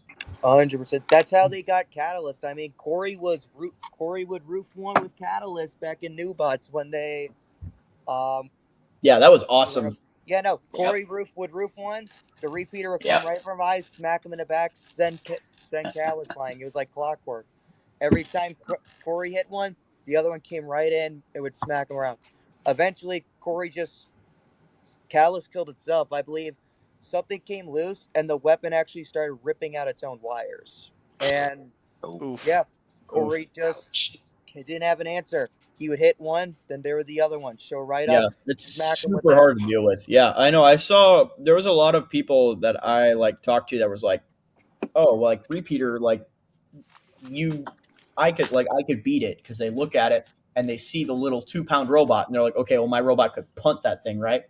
But the thing is that when you're just looking at one puntable object, you're not considering that while you're punting one, the other one is hitting you really, really hard. So it's a little deceptive, repeater. Maybe we need to get Andy to adopt the multi-bot rule. Please do not. No, please. I mean, Me and Carter will make 2 little mini big G's. That would be awesome. On one hand, I do think it would be really, really fun. I want to make a multi-bot with someone that would just do something goofy with me. I feel like I could probably recruit Adam to make a goofy multi-bot with me. But the problem is that it's a lot to popping on the screen. It's a lot to commit for something that we would just take to Norwalk, just for the memes. If you're looking for goofy, Porta Poly might do it. Porta Poly brings some memes to the NHRL sometimes. I recommend Tom Farkas for goofy. Tom makes good stuff. Yeah, he does. I would like a bit of an allowance for a multi-bot rule or something, because I have this mini bot right here, this little mouse, and I'd love to run this little guy in my ant weight fights, but he weighs 26 grams. I don't have the weight to run that. 26 grams is nothing. Find the weight. That's fine. I can run this with my beetle weight, and I probably will at my next event, because the idea of fighting with this little guy next to me just sounds hilarious. And it's been I used to fight with this in my beetle weight fights, and it was great. The mouse didn't do anything, and I'd have to actually get someone else to drive it for me. You just got to make sure that you're not going to get. You've got to make sure you're not going to get flagged for arena fouling when its guts go all over the arena. This thing has survived direct impact with 3-pounders and shrugged it off with no issues. This thing will live. It'll be fine. That was kind of back in that day, though. Yeah, I mean, it kind of was. Fair enough. But still, I just like the idea of having a mini bot, because I don't know, mini bots. I've always loved mini bots, even if they're useless. I love them still. I am so glad they did away with the ramp buddies of NHRL. Oh my gosh. Yeah. Oh, I also have I brought. So I used to have these little dumb cardboard rakes I'd give to people at all my events I went to. I remember that. I had a pile somewhere where I was I don't know what to do with these. This guy keeps giving me these cardboard rakes. I'm sorry. The reason I did is because I wanted to be. I don't know what I was trying to go for. I think I was trying to be funny, but it wasn't funny. And I was trying to do the hypershock thing, because they did the rake with the drone, and that was their whole spin. I was I wanted to pay homage to that. And I kind of took it too far, and for some reason I made. I don't know what I was thinking. I do random stuff. As goofy as we get with some of the lower weight class stuff, I do think that was probably the best shenanigan to ever be pulled in heavyweights. Still, yeah. That's still pretty good. I decided to kind of bring that idea back, because recently I was at a study session about 2 months ago, and someone was handing out these little porcelain ducks, and I got one of them. And for some reason, I had the amazing idea of, what if I decided to make this a team mascot for some dumb reason, and then I lost that duck. So I got a bunch of them, and now my plan is I'm going to give this one of these little guys, but colored, because I colored this with permanent marker. I think they're nice. I'm going to give these to my opponents when either they beat me or I beat them, as some sort of weird memento to say, hey, you fought me. Yeah, I want to find a way to mass produce these little guys before my next. That's funny. We're just used to getting half your robot, Darren.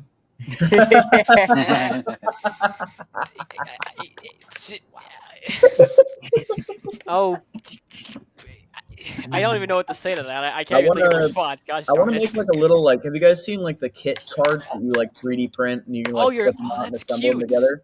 Oh yeah, no. I have one of mine. I have a bunch of different bots. I have a little Mako. Oh, that's titanium. awesome. I have a little titanium white that Oh, flamethrower that's with so a cool. Bob Ross head. That's what I want to do. I want to make like a little collection of people's mini robots. But right now, the only one I have is the Turbo Friend keychain. Oh, I need one of those. I also have a little Spartan. I even got a little that's Power Surge. I know Robert Run from Crash Fest. He gave me a Power Surge one a while ago. He made me. That's cool. I have a little Marvin, which is a Black Frost kit we have here up here in New Jersey. I actually have a lot. I always think those are cool. So yeah, people should do that more. I remember like the whole poker chip craze, but I want miniature versions of people's robots more. I would do that if I knew how to motor. do that, but I don't know how to do Me that. too. So listen, Caden, if you ever catch me at an event and you give those out, I 100% want one. If you ever catch me, the next NHRL I'm going to, I wanna hand them out. Owl. Which one? Oh, it's Jupiter. Sorry. Which one's I thought about making one of those with Big G, but whenever I tried to do it, they told me I had to give out like a lethal license or something. You know, like not anybody could handle one of those, so I just couldn't give them out. The paint on my weapon is chipping off. Ooh. This is. I mean, I can't use this weapon. This is the old weapon on chlorine, so I can't really use it anymore. The one that burned out your hub motor. Yeah. So that's what you've been eating.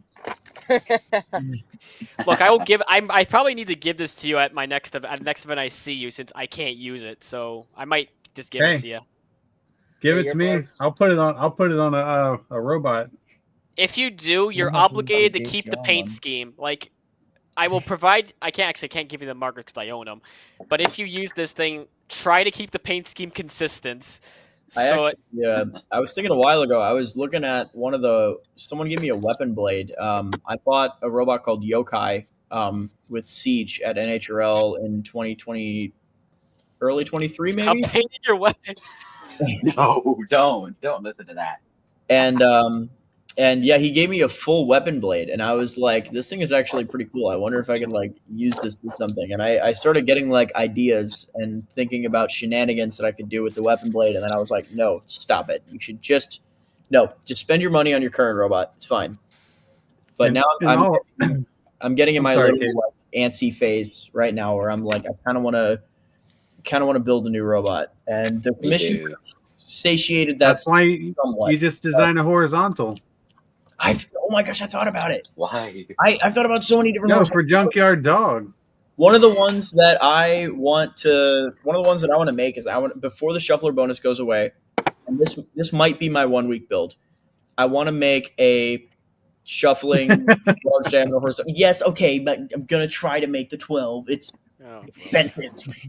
Let me rephrase. I want to make a new robot that's not gonna take hundreds and hundreds and hundreds of dollars out of my wallet. But I do kind of want to experience the shuffler bonus before it like completely goes away. So I kind of want to make like what is going on over there? Drilling. I hear noise. Bro's hitting the grind. Not me. It's not me that time. But Darren, honestly, what you should do with that weapon is make you a TPU hub that fits on the outside and put a bearing on the inside and belt drive it. Belt drive. Okay, that requires me redesigning the entire robot in order to shove a new weapon. Make chlorine. Oh, cry me a river. You have no wife and kids. Get to work. He's not wrong. I need money for that. I mean, I do have a job, but I need to save up the money to buy the new stuff. Darren, here's a neat trick. You're on a BattleBots team that pays for stuff. I feel guilty about asking for the money, like parts from you guys. That's the point of the team. Wait, I'm used to doing things myself, man. This is weird to like. I feel guilty for some reason, even though I know I really should. That's literally the point of the team. That's what they're there for. It's your tuition that is going into the money that is going back into our BattleBots. I know. Again, I'm just not used to doing that, all right? I've done, like, somewhat independent, my own stuff for, like, years of my life. And so did I, until I found out that there was people that would pay for it. I know, man. Think about it like this. Think about who you're talking about giving that bar to and what they could possibly do to you with your own bar. You run 'Cause here's the verticals, thing. not horizontals. If you gave him that bar, I would Oh, help him make so- a Caldera style robot with it. Ooh. A Caldera style robot. You don't want that. Oh, Darren no. acts like I've never built a horizontal. How Yeah, many right? times did Tyrone just decimate him? I mean, come on. I mean, you have. I know you have.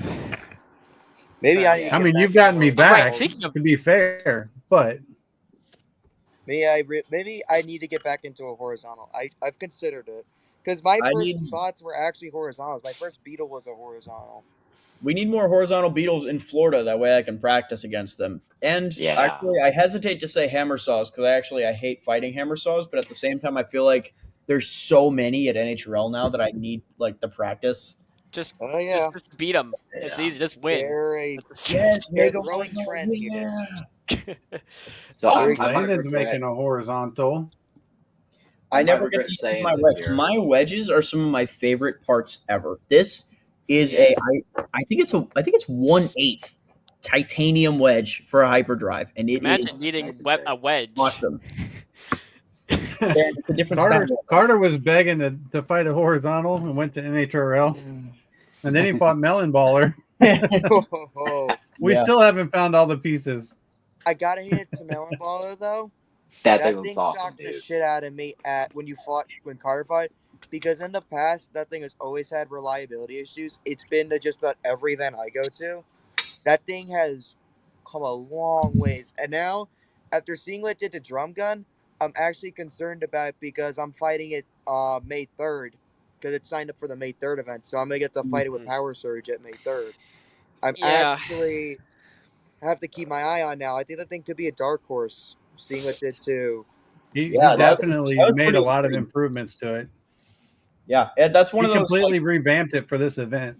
Yeah, that's one of those like Caldera-esque horizontals I was talking about that there's a lot of now that I saw were doing really, really well. I'd like to see some of those down here though. I can practice against them. But yeah, like my wedges are some of my favorite parts, and I never get to use them. Look at this Yeah. freaking wedge! Good lord, look at how shiny it is. Look at all the cool welds underneath. It's awesome. It's one of my favorite parts I've ever designed, and it is so bloody heavy. But I haven't gotten to use it yet. This will probably see some action because NHRL has a lot more horizontals than Florida. But Hyperdrive's wedge, I said this earlier, I brought it to my last NHRL event and used it, and I realized when I was there, the last time I had used this wedge was the last time I was at NHRL. Wow. I know. Was that the last time that Hyperdrive was running? Maybe. Gosh, when was the last time Hyperdrive was running? I don't I'm actually just kidding. remember. No, it actually might have been. I don't actually remember because there was some stuff I wanted to mess with. Oh no, because I fought it at St. Lucie, right? Yeah. Yeah. I mean, well, for And all Tampa. you can call that running. Oh yeah, there was that one too. That was post NHRL, wasn't it? Aaron says, "Who cares if there's more horizontals there?" Oh, I don't care. Y'all know I that just Joy want is y'all know that Joy is Camino, right? yeah, I know. Yeah, I mean, I don't really care. I'm happy to I didn't fight know that. horizontals at NHRL. I just want more practice down here. I just think it's kind of boring to fight like fast vert beater after fast vert beater after fast vert beater. You know, there's a lot of those down here. That's kind of all it is. It's true. Down Absolutely. there, it seems a lot more. I wouldn't say boring, but like not as diverse as like up here. It's not diverse at all, and that's the problem that I have with it. I know that's the thing that makes me want to be like, okay, guys, we gotta sit down and decide. All right, you're building a horizontal, you're building a horizontal, you're building a vert. We need some lifters too. I think you need some control bots. Like up here, we got your Half-Life. Yeah, exactly. Master control Well, we had bot. Peekaboo for a while. That's but true. now That's true. You have he's Peekaboo. left us. So But Bob isn't Lifter. around as Did much. somebody say lifter? Did somebody say lifter? Lamau. I'm gonna get ill. Who wants to build a lifter? Not me. That's like I never building wanted. a- I built. I That's had like a building lifter. a 4x4 with 6-inch tires. I have built. If I'm building a control bot, it's gonna be a 6-wheel drive, like a sewer snake. Go ahead, and make a Oh, lifter. Sewer Snake was awesome. I have built a lifter. It isn't fun. Actually, okay, but you know what actually was like a good lifter though was you guys remember what was John's, the TPU one, that was Gator one? I don't know. What was Gator that Trouble called? or something? It I was don't remember what no, it's it was called. a shuffling. It was a shuffling suplex. Kilobyte. Oh, yeah, that was it. Yes, Good that job, Carter. was actually good. It could fully stop a beater with the jaw clamp, and then it was all TPU. You couldn't damage it, and then he had extra weight because it was shuffling. So the outside armor was all steel, and you just couldn't damage it. It was insane. That thing It took first place in Tampa one year. I think it did. I mean, yeah. in Tallahassee. In Tallahassee, Yeah, it took that first. sounds right. Yeah, that thing was super cool. I feel like that could actually be like an effective lifter design. If you consider it a lifter, it's more of a, I don't know, what would you call it? Grappler, Like a suplexer? Grappler. Yeah, grappler's a good term for it, I think. No, I said it won Tallahassee because that was the year that he got destroyed, and so we subbed Rougarou in for John's bot. Oh gosh, and John ended up taking first. Yeah, that was. I've never won with Rougarou, and John drives it and takes first place. I'm like, okay, I suck. That's funny. Yeah, I got old man reflexes. I admit it. Yeah, Kilobyte was really good. I feel like it could still do well today, especially because it was very like anti-beater bar, and we have so many of those now. Oh, Tell great. me about it. I have one in my hand right now. That thing hits really hard. Hold on, John. I'm going to join you there. Oh wait, we're doing ant weight. Hang on a minute. Wrong robot. Oh, you got an ant weight? Oh, I'm it's falling Yeah, off. you kind of need to have like a weird grab part, or no, you got it. You're balanced. So Chris, how much does your bar weigh? Oh, that's cool. My old vert flatline. I did for 2 events and I never touched it again. Do you have a repeat hub motor on there? What is that? Yep, the classic repeat blue motor. Oh, I see. Oh, That's like the direct drive one, like this one. Yeah, that's the exact one. 1800 kV. Yeah. Nice. That was nice, hefty. This is like I think a 90 to 100 gram bar. Hits pretty hard. It's ripped off. It's ripped off. How heavy is the bar on Power Surge? 300 grams. I don't speak grams. What's that in ounces? I don't know. I don't know. A lot. I always do grams. What would that be, like 12-ish? What was the number like again? 10. 300. 300. Who weighs in ounces? Grams. Yeah, to put that in ounces. 10.58. Good job, Carter. Carter said 10. There you go. Yeah, it's closer to me. I don't. There you go. I never do ounces. Yeah, I know. I do everything in grams. But yeah, whenever I do all my catting and all my measuring, it's always in metric. But because we have to weigh in to 3 pounds, when I weigh my components, I go ounces. Yeah, that's why. That's why I asked that way. That's interesting. I don't remember how much my bar is actually. I think the last time I weighed it was I sent the weight to Aaron. I don't remember what mine was at, but it's actually, I think, relative to everybody else's beaters, I think mine's relatively light. But I think the heaviest beater that I've designed was the one for Order 66. I think it's like 397 grams or something. Damn, that's heavy. That's why it hits like crazy. Good lord, that's devastating. I hope I never have to fight my own creation. My bar here, the old bar for chlorine weighs 340 grams. Damn. Which would be awesome if it worked, but now I'm gonna have to downgrade to like just 320 or something. It sucks. It's such a shocker that burned up your hub motor. That's a nice bend in there. That's a lot of damage. The Big G bar, it weighs 362 grams. Ah, dang it, you're worse than mine. Is that the one I took a bite out of? This is you. Yeah, that was you right there. Yeah, that's a cool shot. That's a lot of damage. Again. Take your screenshot. That was whenever I was upside down and hit hyperdrive, and I think I bounced off the roof. Yeah, that hit was insane. And I know this is probably my third live stream in a row bringing it up, but yeah, the slow-mo of it is super awesome. Hold on, Aaron, is that the Joy guy? Yeah. I'll have you know that it did spin up. I have a video on my channel of it spinning up to full speed. Okay. You can only do it like 4 times though. You weren't doing like a driving and spinning up and fighting kind of deal. It was just sitting perfectly still and then spinning up. There was no loads or anything on it. It actually did spin up like at a decently like normal speed, but I'm willing to bet there was almost no power behind it. I bet like if at any point during the spin up it would have tapped something, I bet it would have just stopped. It also it spun up in like 3 seconds. Joy. Yeah, it was like a pretty like kind of what I would have expected for a bar I that. thought you were going to say 3 days. Yeah, three business. And eventually it did. No, it like when it was just static, like the whole robot was static like that, and it was just a spin up. It was actually like about what I would expect. But the problem is that like I don't know, in the context of actually trying to fight, it was just pushing everything way too hard. I mean, obviously, the theoretical tip speed was what 600. Like 600 miles an hour. It was insane. Like it was just a non-starter. I know that now. Anyway, right, that reminds me. I don't think these two at the bottom have seen this yet, but since I know Jonathan's going to want to hear this because I'm going to possibly be fighting him soon. Hold on, wait. Let me see. Hold on. All right, ready? Go. It's all you.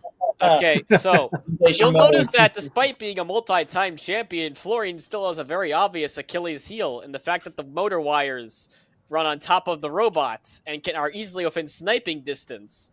This is because the hub motor has the wires coming out the top for some reason. I mean, I know why. There's really nowhere else for the wires to come out of. This is a problem. However, I have rectified this problem with an upcoming design. Here's the current frame. There's the hole where the shoulder bolt comes through. That hole next to it is where the wires come through. And here's my redesign. There's a third hole. Smart. Right? Hold on, wait. Right there. Like that. That's where I'm going to put good. the wires back down so that it goes underneath that middle spar. So now you can't snipe my weapon wires. Okay, you lost your window. I know, it's fine. Don't worry. I said my piece. I'm done. So yeah, all you had to do was put a TPU layer over the top of the wires. Why go through all that trouble? That'd be too thick. I literally told him that. Like, hang on, wait. I have this sketch. And what did you spend? $600 on those parts? This would, but these parts cost like $10 each. I think I literally told him that the other day. That's for chlorine. That's for chlorine, not fluorine. This is You fluorine. too. That's right. It'll work on chloride. Hey, I've got a response for you, Darren. Yeah.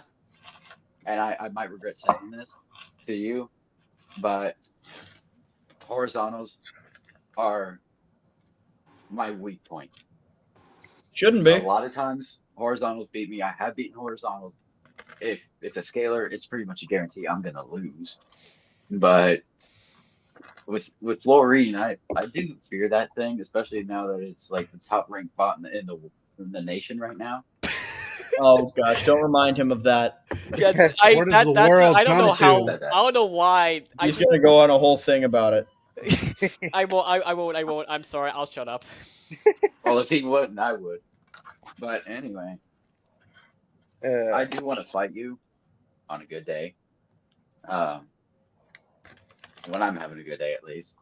And I wanted. And Jeremy in the chat made a good point too. I mean, yeah, the snipe area is smaller. I can't really make it 0 unless I like make. I'm probably gonna add a cover as well to cover that smaller area still. You know what your restriction is? What? Using off-the-shelf parts. Okay, listen. Oh, no, it's not. Jonathan, finish what you were saying. Yeah, please do. So real quick, I'm just going to show everybody what a lot of builders like to see. I speak from experience. I'm going to show you what I'm running inside. See if you can see that very well. Ooh, look at that. It looks like wires in a battery. Yeah. It's a motors. Yeah, but I make it look cool. There's some good organization in there. Looks like you're using a fat receiver there. Why not use like an FS2A? I tried out an FS2A at Maker Faire, and that thing was crap. I had the worst experiences possible with that radio setup, so I went back to stock. What problems were you having with it? I hate a lot of the stock parts with the bifurcate, so the fact that I went back to stock is nuts. The issue I had with the FS2A was, first off, failsafe doesn't work. Were you failsafe? How were you failsafing it? Just spin it in the circle, cut the transmitter off. No. How did you set up the failsafe on the receiver? That's really all I know to do with failsafe. Oh, well, that's why you didn't set up the failsafe. I looked in the transmitter settings and everything, even for it's not like, in the transmitter settings. Seriously? No, you have to Yeah, set I everything really to don't. 0 on your remote, and then you have to, while the robot's on but not moving, you Well- have to hold the button on the receiver, and it'll set the failsafe that way. Kind of like, to be honest, recently, over half the FS2As that I've been getting will not fail safe on the board, and you do have to set it up in the remote.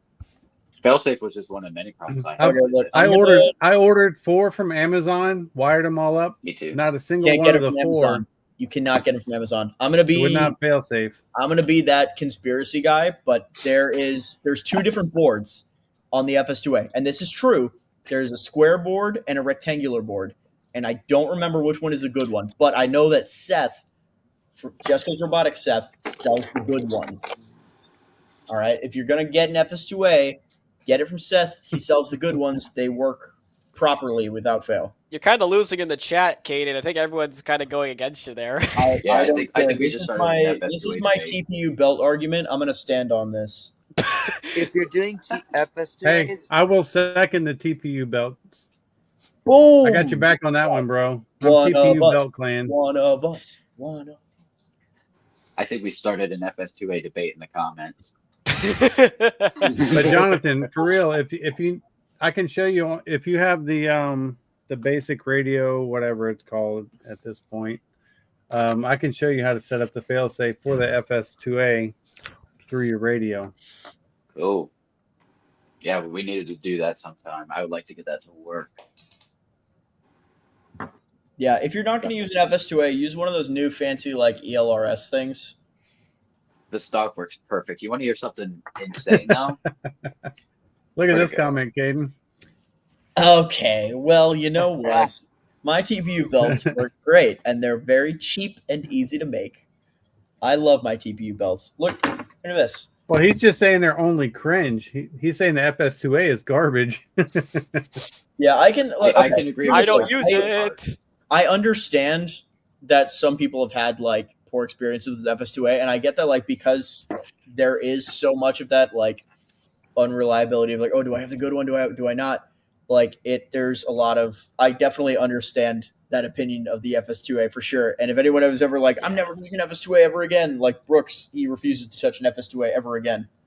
I totally understand. But right now, I have 3 good FS2As that have been perfectly fine and like functional for me, and I'm gonna keep using them until they're otherwise bad. You want to know something crazy though? With my radio setup, I'm using the stock receiver. My transmitter, the antenna fell off, and it still works perfectly fine. Yeah, well, you would only need that for like really long range stuff like airplanes. Short range, it's fine. Yeah, these things are intended for airplanes. I just remembered that. I did this at home. I tested it. Like I stood 15 feet away, and it would still do fail safe, and I could still control it. It was fine. What did I do? Like, why do you even need that stupid? What did antenna? I do? Monkey spot.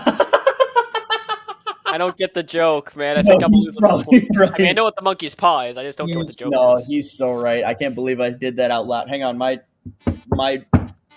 workbench here is wood. I'm knocking on wood here. He's so right. I'm also gonna knock on wood for no reason in particular.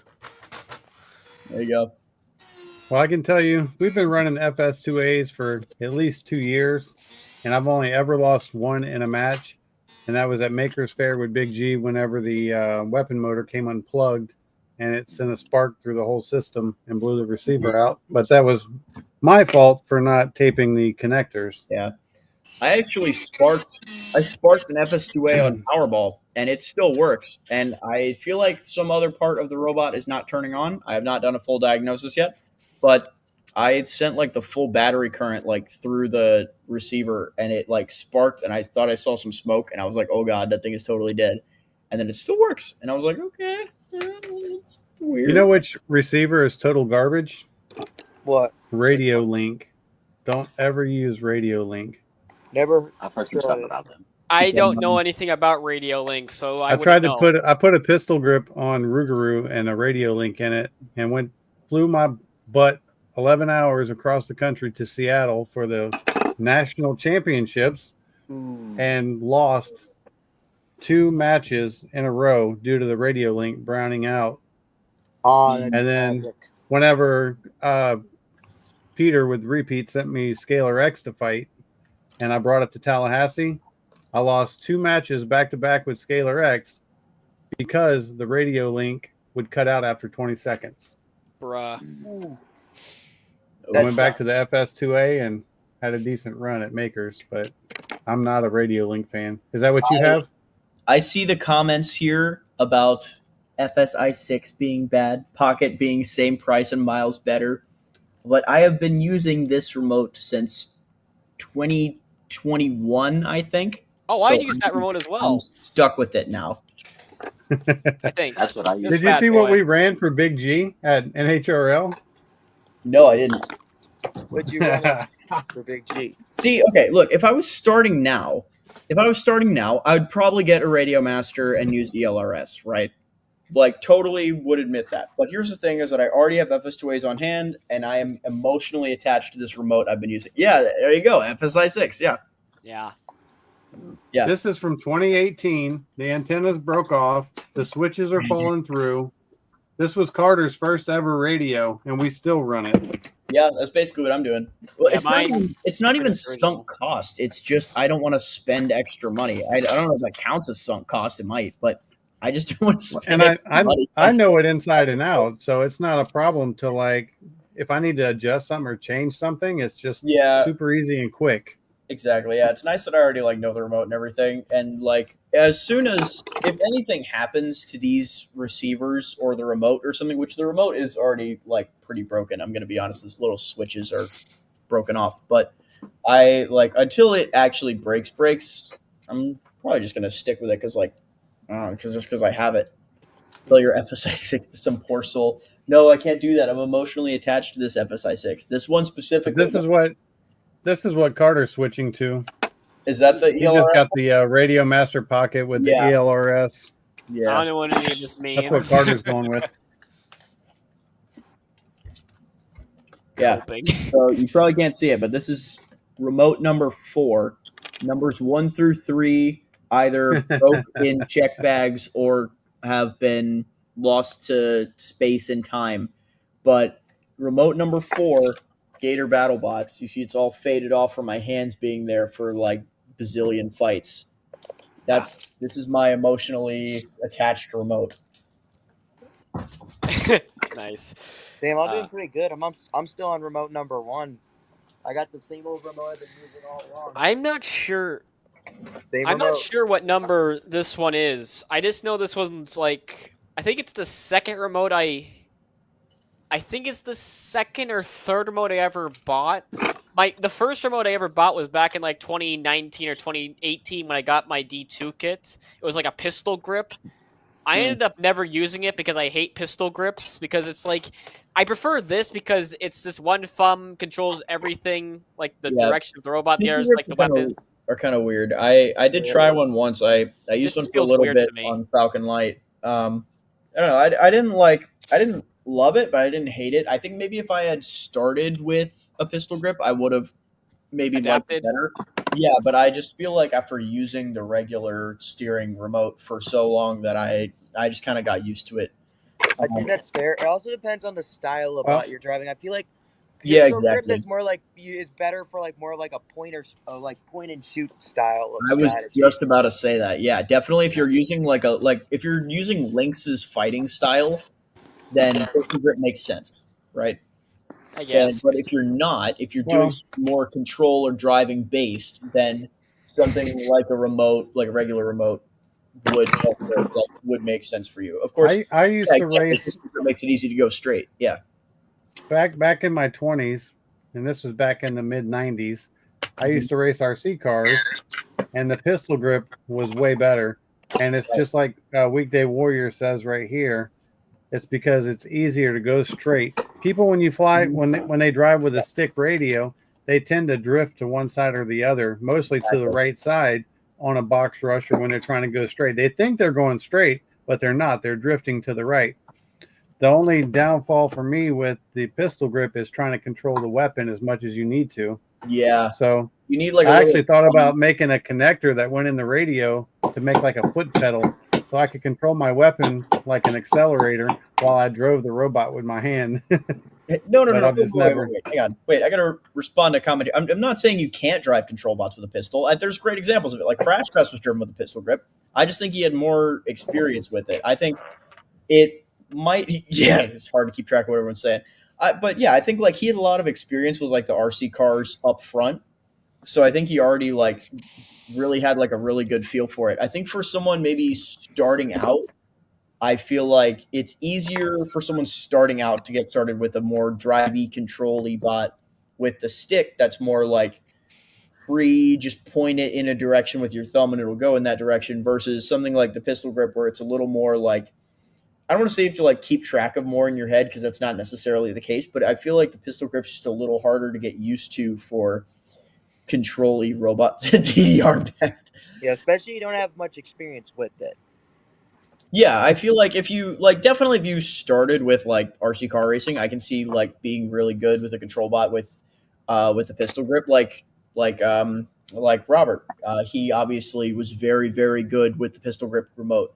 And he did like RC cars forever, if I'm not mistaken. So I feel like that makes sense. But I feel like if you're just like starting out and you just want to like do a little swervy drive around kind of deal, I feel like it's a little easier to do it with the stick that just points in the direction, you know?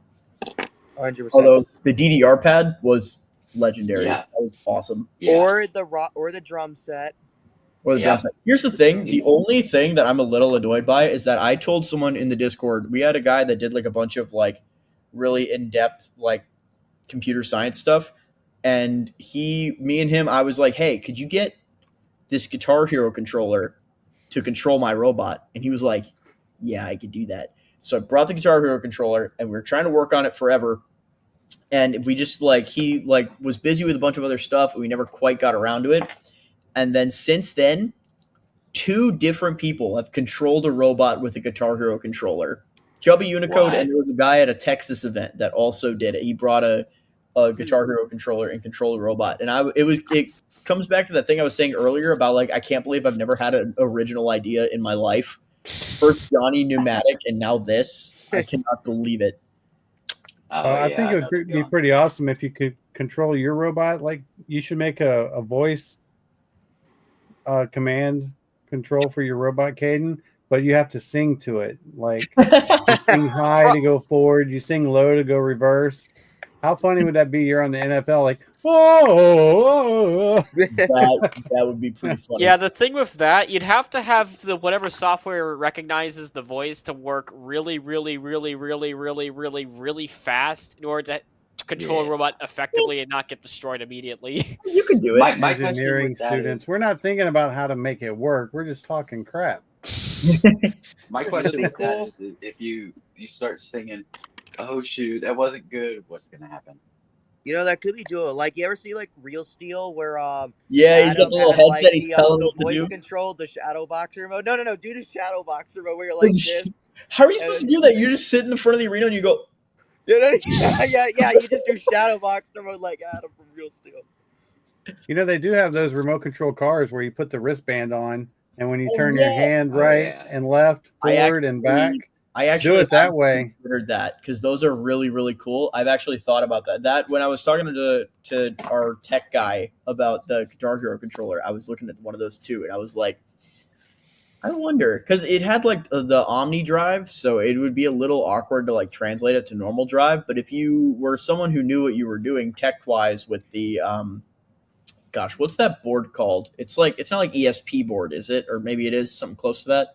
But it lets you use like a lot of different common yeah, you know what? Wait a minute. John, let's ask John here. The streamer that played Dark Souls with the EEG device do that with a BattleBot. I don't know what that means, but I think it's like a brain scan device that like measures brain activity. Yeah. You know what? You're right. Yeah, mind control BattleBot. Yeah, you're so right. But John, what's the thing that like is it an ESP board where you can use like common gaming remotes and stuff? Now, this John that's talking, he's John from Purple Fire. Is that correct? No, that's my friend John. He's Oh, that's Miami. Yes, that's quote unquote Miami John.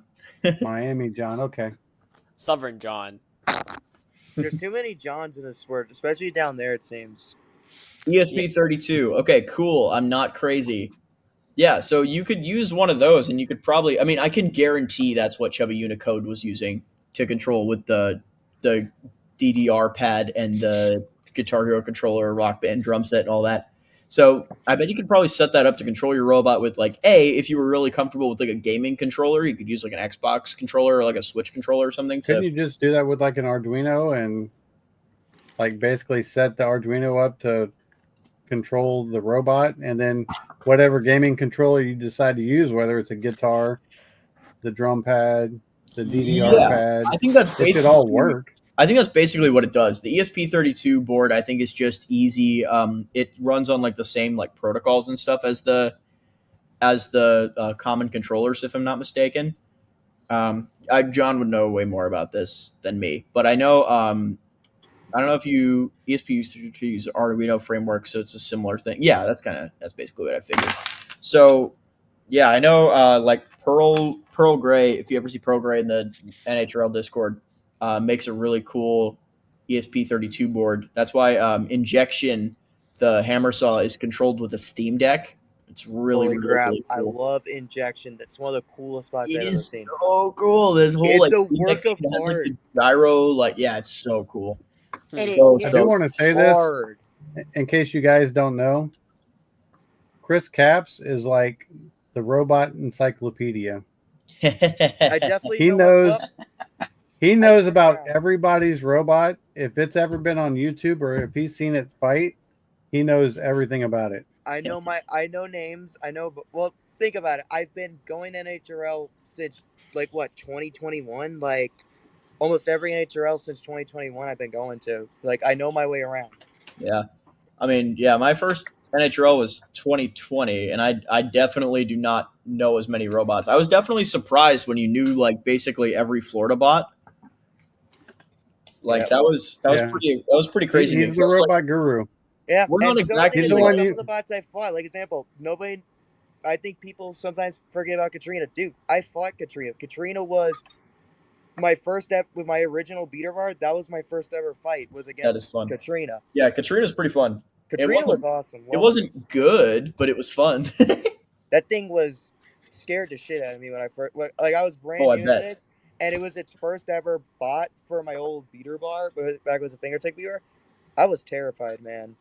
Keep in mind, none of my bots ever worked at this point. I was graduating from a Jolt kit that could barely drive in a straight line. Oh gosh, don't even get me started on the new Jolt kits. Oh yeah, I remember.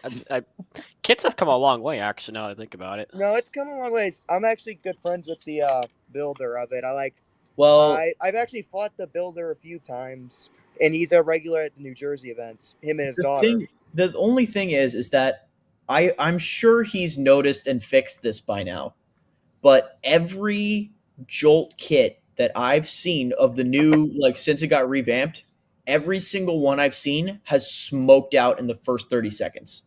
Every single one. Go back and watch some NHRLs. We had one happen here in Florida. We had a guy who smoked it out twice, and like it's been terrible, and it's hard to watch because all these people are like new builders getting into the sport, and they're buying this robot. They're excited. Yeah, weapon. Yeah, that was him in the chat. Exactly, it's the weapon ESC, but it smokes out and it kills the whole robot. I had to help one of my friends out with it. So you know the Mr. Roper team? Yeah. Yeah. So Mark and Mary, she was running a Bloody Mary, this Jolt kit, and she had ESC issues. So I've been trying to help her find better spec ESCs because for some reason Simon K. Morning, Simon K. 30 amps. So yeah, I've been trying to help Mark and Mary actually find the actual weapon ESC for Bloody Mary so it doesn't get smoked their time. Because I remember she smoked like 3 ESCs on Bloody Mary. Exactly, because the stock ESC is a 30 amp running Simon K, which is what is running. Who is Simon K? It No, I'm was. kidding. I know. I know what it is. Okay, I was gonna say. Actually, I'm surprised you don't know this, but yeah. I don't know. No, what that 30 is. amps I is do. ridiculous. Okay, yeah. That's For anybody that doesn't know, you know how we have like AM32, BL Heli 32, and whatnot. Simon K Basically, predates a firmware. Yeah. all of that. Yeah. Hmm. But it's I like ran Simon K on my original FPV drones back in the Yeah. day. it's like old school. Like what would Simon K come out in like the late 90s or something? It's old school. Yeah, but yeah, you can't 30 amps is insane. 30 And then Simon K in 2025 is also kind of insane, but I can kind of forgive that because it just kind of still works. It's just the size of the ESC is so small. Like, dude, that was what I would run for like my 30 FingerTech amps. beater bar back You can't- on like the small motor. 30 amps. That's like, not going to do it. yeah, no. Yeah, well, no So wonder they're all smoking out. But that's my problem with the Jolt kits is someone is selling kits to new people that don't know what they're doing. That's Here- gonna self destruct immediately. I hate that. Here's a fun fact. I do agree. Whenever when Rougarou was doing actually decent, I ran a 35 amp ESC and a Flash Hobby weapon motor. What size was the weapon motor? It was just like a 28, 20, or no, wait. Yeah, 28, 20 something. Not a 28, 22, but like the next size up. What It was just the orange Flash Hobby weapon motor off of Amazon. Oh, and yeah, I ran yeah. I know that one. Well, and that I one ran a probably has, like- 35 amp ESC. that one's probably got like crazy low amp draw though, right? Yeah. Yeah, that makes sense. You're I running, could run 5 minutes. I could You're run probably- 5 minutes. That's why the weapon used to take so long to spin up. I bet, yeah. I assume you're running it on like 4S? Yeah. Yeah. Of course. Yeah, that makes 4S plus. Yeah, gosh, I bet that took a minute to spin up. Yeah, Right. yeah, gosh, 30 amps on the Jolt kits, that explains it. Yeesh. Yeah, honestly, It I bothers me. recommend everyone just get a Neutron from Peter's site. Get a Neutron. Neutrons have been good, but we had some Or a problems. Lumineer. Back when Lumineers were good, Lumineer 51 amps, those were amazing. I've heard some good things about those. Yeah, Me, Voxel, people ran it on 12s for drive. It was. I feel like we had something happen. We killed a Neutron, maybe Neutrons plural last weekend, and I don't remember if it was a like our robot fault or a ESC fault. I killed 2 of them. Double check on. Oh, really? That's before NHRL.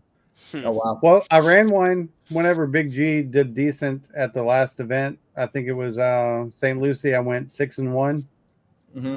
That's what I ran. It was his prototype Neutron 80 amp or the 80 amp, whatever it is now, whatever he calls it. Yeah. And then, so I bought a backup for that, and I tried to run the same 5150 kV motor on it on 5S, and it got so hot it melted the capacitor off. Oof. And then the second one was my fault because of the kV of the motor, but the second one I blew up was also my fault because somebody helped me try to solder the wires, and I think we got some contamination on the board. And so we dropped a leg somehow. I think we melted a capacitor off the board somehow, but that'll do it. I don't want to blame nobody, but it was a soldering error. I see. Yeah. Because I'm a total repeat shill. Yeah, understandable. Repeat makes really good stuff. I think basically everything in my commission bots are repeat things. They've all been very, very, very good. Same for me. I use repeat in just about everything across all weight classes. Example, Power Surge and Redline have been running the same electronics for like 2 years. Like, it's got the repeat brush, the Maxes. You got your dual ESC. You got the Neutron 70 amp. Pretty much everything in here is from repeat except the weapon motor. And then on Redline, everything is repeat stuff. Hyperdrive is oddly custom. I think the only repeat things in Hyperdrive are the actual drive motors themselves. Not even like the gearboxes are. The gearboxes are like modified rectifieds. So they're just old school compacts basically. But like everything else, like my drive ESCs, my weapon ESC, motor, weapon motor. I guess the switch is the link switch. But yeah, actually, now that I think about it, like basically the drive motors are like the only things on here that are actually repeat. That's kind of interesting. But I mean, I use it in like everything else. Like Powerball is basically powered by repeats. It's got the repeat brushed, and it uses the AM32 drive ESCs. They're like 30 amp. Have you used the There's Magnum only- gearboxes yet on the 12? The Magnum one I think is for the 30, but we did use those. We did use those on Termigator, and I am using the Recoup Ultras on Powerball 12. Actually, I was going to use these long boxes, which I thought I had in front of me, and I guess I don't. Actually, you know what? I don't need to show you the whole robot here. I forgot I have a drive right here. But yeah, I did end up switching to the Ultras because we got a little money last second. So I ended up switching to these, and this is actually, I really, really, really love this drive setup. I actually have to limit it right now because the KV on these was spec'd for the long boxes, which have a higher reduction. But look at the size difference; it's bonkers. Damn, that's great. But So it's much bigger. looking Like they're clean. giant. They're absolutely giant, and they're What's so heavy. crazy is I bought a set of the Magnums and put them in Sweet Tooth, our Hammer Saw 30 Sportsman, and then they canceled the show. They don't do 30s no more. So I got two brand new ones just sitting there. Come to Moto. They do Sportsmans. There you go. Moto. Dude, Motorama, I think he's talking about. Motorama. Everyone has to do Motorama once. Yep, It's everyone's like- got to do Motorama once. Everyone's got to do NHRL, Motorama, and Ruckus at least once. And I'm sure there's a couple others on the list as well. I think I want to do Robo Games at some point. I would like to do that. But not heavyweight. And if they're running heavyweights, then I'm going to protest it and not go. Because safety is a big issue that I don't care about the safety. I just want to see the heavies fight in person. Go to BattleBots. I'll put on my safety goggles. Go to Fall Face-Offs or whatever it's called now. Yeah. BattleBots doesn't exist anymore. That's a YouTube thing now. Yeah. Yeah. I will say though, I need to come to Ruckus. I mean, like I've done Moto, I've done NHRL. I really do have to do Ruckus at some point. I'm interested to. I want to drop it in the NHRL Discord. And I want to ask people like, what are the events that you think everybody needs to experience once? Because I'm sure there's more. I've never been to like a sword event. Sword is fun. I've never been to like a G Scroll. Anything like that. At Sword. Actually, you have to do Rumble. So how Sword goes is, there's qualifiers. All the qualifiers are Rumbles, and they score if you get a knockout, what place you got. You're assigned a certain amount of points based on how you finish. If you get a knockout, they go to the judges, and then they tally up all the points after 3 Rumbles for all the bots. The top 12 get into the bracket, and then the final matchup is a Rumble for first, second, and third. And there's pit. There is a pit where if you're in a big hole in the side of the wall, where if you're out, you're out. Right. We had a whole mini conversation about the pit last time, and Andy jumped in and was like, "I heard y'all were talking about my pit." Yeah. Does anybody know who W Flag is, like personally, other than just from being in the comments? No, I don't know offhand. Nope. I do not. I'm gonna be honest. When it comes to BattleBots, I mostly know people from the robots. I know, right? That's the easiest way. It took me so long to learn people's names. I was like, "Oh, I know. you're Hyperdrive. Oh my gosh, you're Fluorine." So bad with names. Yeah, I suck at names. I'm kind of lucky in that my name is memorable, in that no one really has the name Darren. That's right. The username was familiar to me, and I was like, I feel like I can't remember. That's right. Yeah, that's right. They were here last live. Yep, and it was the whole thing about the acronym. It was really good. I use it all the time now. Never heard of PEBCAC. Is that like not? Yeah, Darren. Darren, do you remember PEBCAC? Who's PEBCAC? You should have been competing when PEBCAC was. It was an Antweight. You remember? No. It was like it looked like a bunch of like. Wasn't it Martin County Fair? Yeah, but he was at a bunch of different events. I think. What did it look like? It was like a 2-wheel drive. It had it looked like just like some kind of metal bars that went like both ways, like a hash brown basically, and then it had like points in the front. Oh, I think I know what that robot looks like. Yeah. Yeah, I never fought him. That's the thing. I think I fought him with Falcon Light like once or twice. Flamethrower version. Yeah, I remember that. That was awesome.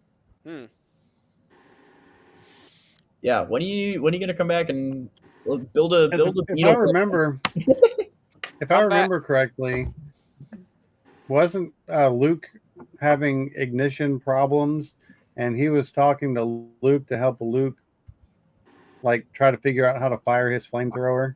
Maybe, or vice versa. Maybe it was the other way around. I think I remember the two flamethrower guys were like, "Oh, that's a really cool setup," and whatever. Yeah. I was very hectic at that event. I don't remember too much of it. I feel that's like when I got my lucky win against Dropsaw. Oh man, Dropsaw! He like cut through my chassis twice. I wish he would bring. Do you remember that, Caden? Caden? I feel like I do. He had Rougarou pinned, and he cut like right into like one of the drive motors on one side. Yeah, and then he pinned me again, and he literally put the blade in the exact same hole as the first time. And then when he released me, Rougarou did like a spin, and I cut his weapon off. Nice. And I won the fight in like the last 30 seconds, and I thought I totally lost it. I was like, "There's no way I won that fight." Even when they called it, I'm like, "No." But I'll never forget that fight. Yeah, I think I miss fighting with Jack. I think Dropsaw is retired now because he hasn't run it in a long time. But he made the Beetleweight version of Vibe Check, which is made Jump Shot. Jump Shot, yeah. Jump Shot is so cool. Yeah, it's pretty fun. Jump Shot, and he also has Hooligan still. Yeah, he's still running Hooligan. I don't know when it's gonna try to qualify this year, but he's been just basically going up whenever the Texas kind of gang goes up. So probably sometime in the fall if I know him, because like he came in the fall last year, like at the very end, went on a run with Hooligan and just absolutely died. Like him and John came in October. That was I was there with him in September. Yeah, it was me and Jack were there in September, and then I know the rest of the Gators team made it in the next month in October and went. Yeah, I remember meeting. I sat down. We chilled in September. Me and you and like Lars. Yeah, that was awesome. That was a lot of fun. Yeah, I wish you would have been Casper, dude. I would have loved to have. We were so close to a hyperdrive power surge match. Yeah. I wish you didn't lose your beater, man. That was yeah. Did you do you know what happened with that? All I remember was seeing the beater fall off, and I'm like, holy shit. Yeah, well, the weapon shaft, it was kind of like a miscommunication, kind of like I just messed up, but I put in the order sheet the like length of the shaft that I needed, and then later I was like, oh wait, no, that's not right, and I went back and I fixed it, and I typed in the order sheet like, oh, I need like this length of the shaft, but then when Brooks went to order it, I forgot to change the actual like link to the product, so it's still linked to the one that was shorter, and I guess he trusted the link, which makes sense because I should have had the correct link on there. So he ordered one that was too short. So right now I've been using, because he ordered like, at Misumi you got to order like 4 of them to get like a discount to make it even remotely worth it. So I actually did not know that, but I'll keep that in mind because I've been looking at Misumi. They have like it'll show you on the side. There's like a quantity and like a discount thing. But yeah, so I got like 4 of them, and they're just too short. So I printed out these like TPU like kind of buffer things on either side that just kind of try to extend the length a little bit, but like those failed, and sometimes it just does that where like it's just too short and it just doesn't hold on right, so it'll just fall right out of the uprights. And like I also forgot to like use isopropyl to like degrease the inside of the shaft, because when it shows up it's like greased from the machining. Yeah. And I degreased the whole outside of it and then greased it with the stuff I normally use, but I forgot to degrease the inside with the threads. So the screws backed out super, super easily.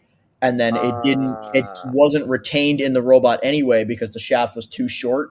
it was just a perfect storm of those things just didn't line up, which is And also, then- and that's why I lost like all of my fights. If you watch back my fights from September NHRL, every single one, my weapon falls out. And I feel like in the last one against Throngler, I was downstairs recording a hooligan fight, cage side, and I walked up, and right when I walk in, they're like, "Hyperdrive, last call." So I'm like, "What?" So I run up to the desk. I'm like, "What's going on?" They're like, "You have to be up. Like your opponent is up here. You have to be up here now."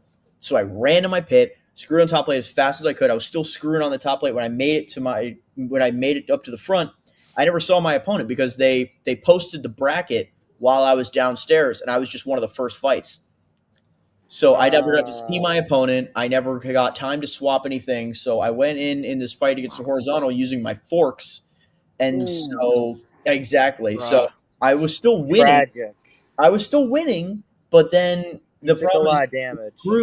the screws were just like coming out because I forgot to degrease the thing, and then just one decent hit, and I got flipped upside down, and the weapon fell out. And without the weapon, I can't self-right. So I just sat there like high centered on my own weapon, just dead. It was terrible. That sucks. I know. R.I.P. I know, but then also that's what happened in my last two weapon motors too. Is the stupid the shaft keeps coming out, and I like it's a thing because I can't tighten it too much because then the TPU compresses and it'll cramp my uprights into my weapon and make it not spin. So I can't tighten it all the way. So, but then if I can't tighten it all the way and really crank it down, then the screws back out, and then my weapon falls out, and I hit my own weapon motor, and I've destroyed 2 weapon motors that way now, and it's a whole thing. So at this point, I'm just like, screw it. I just got to get the right weapon shaft. This all sounds massively confusing. And like It infuriating. sounds like you weren't listening, Darren. It wasn't. I am listening. I'm just like, and I'm old and slow. Suffice it to say that I'm quite good at this sport on paper, but money is a problem.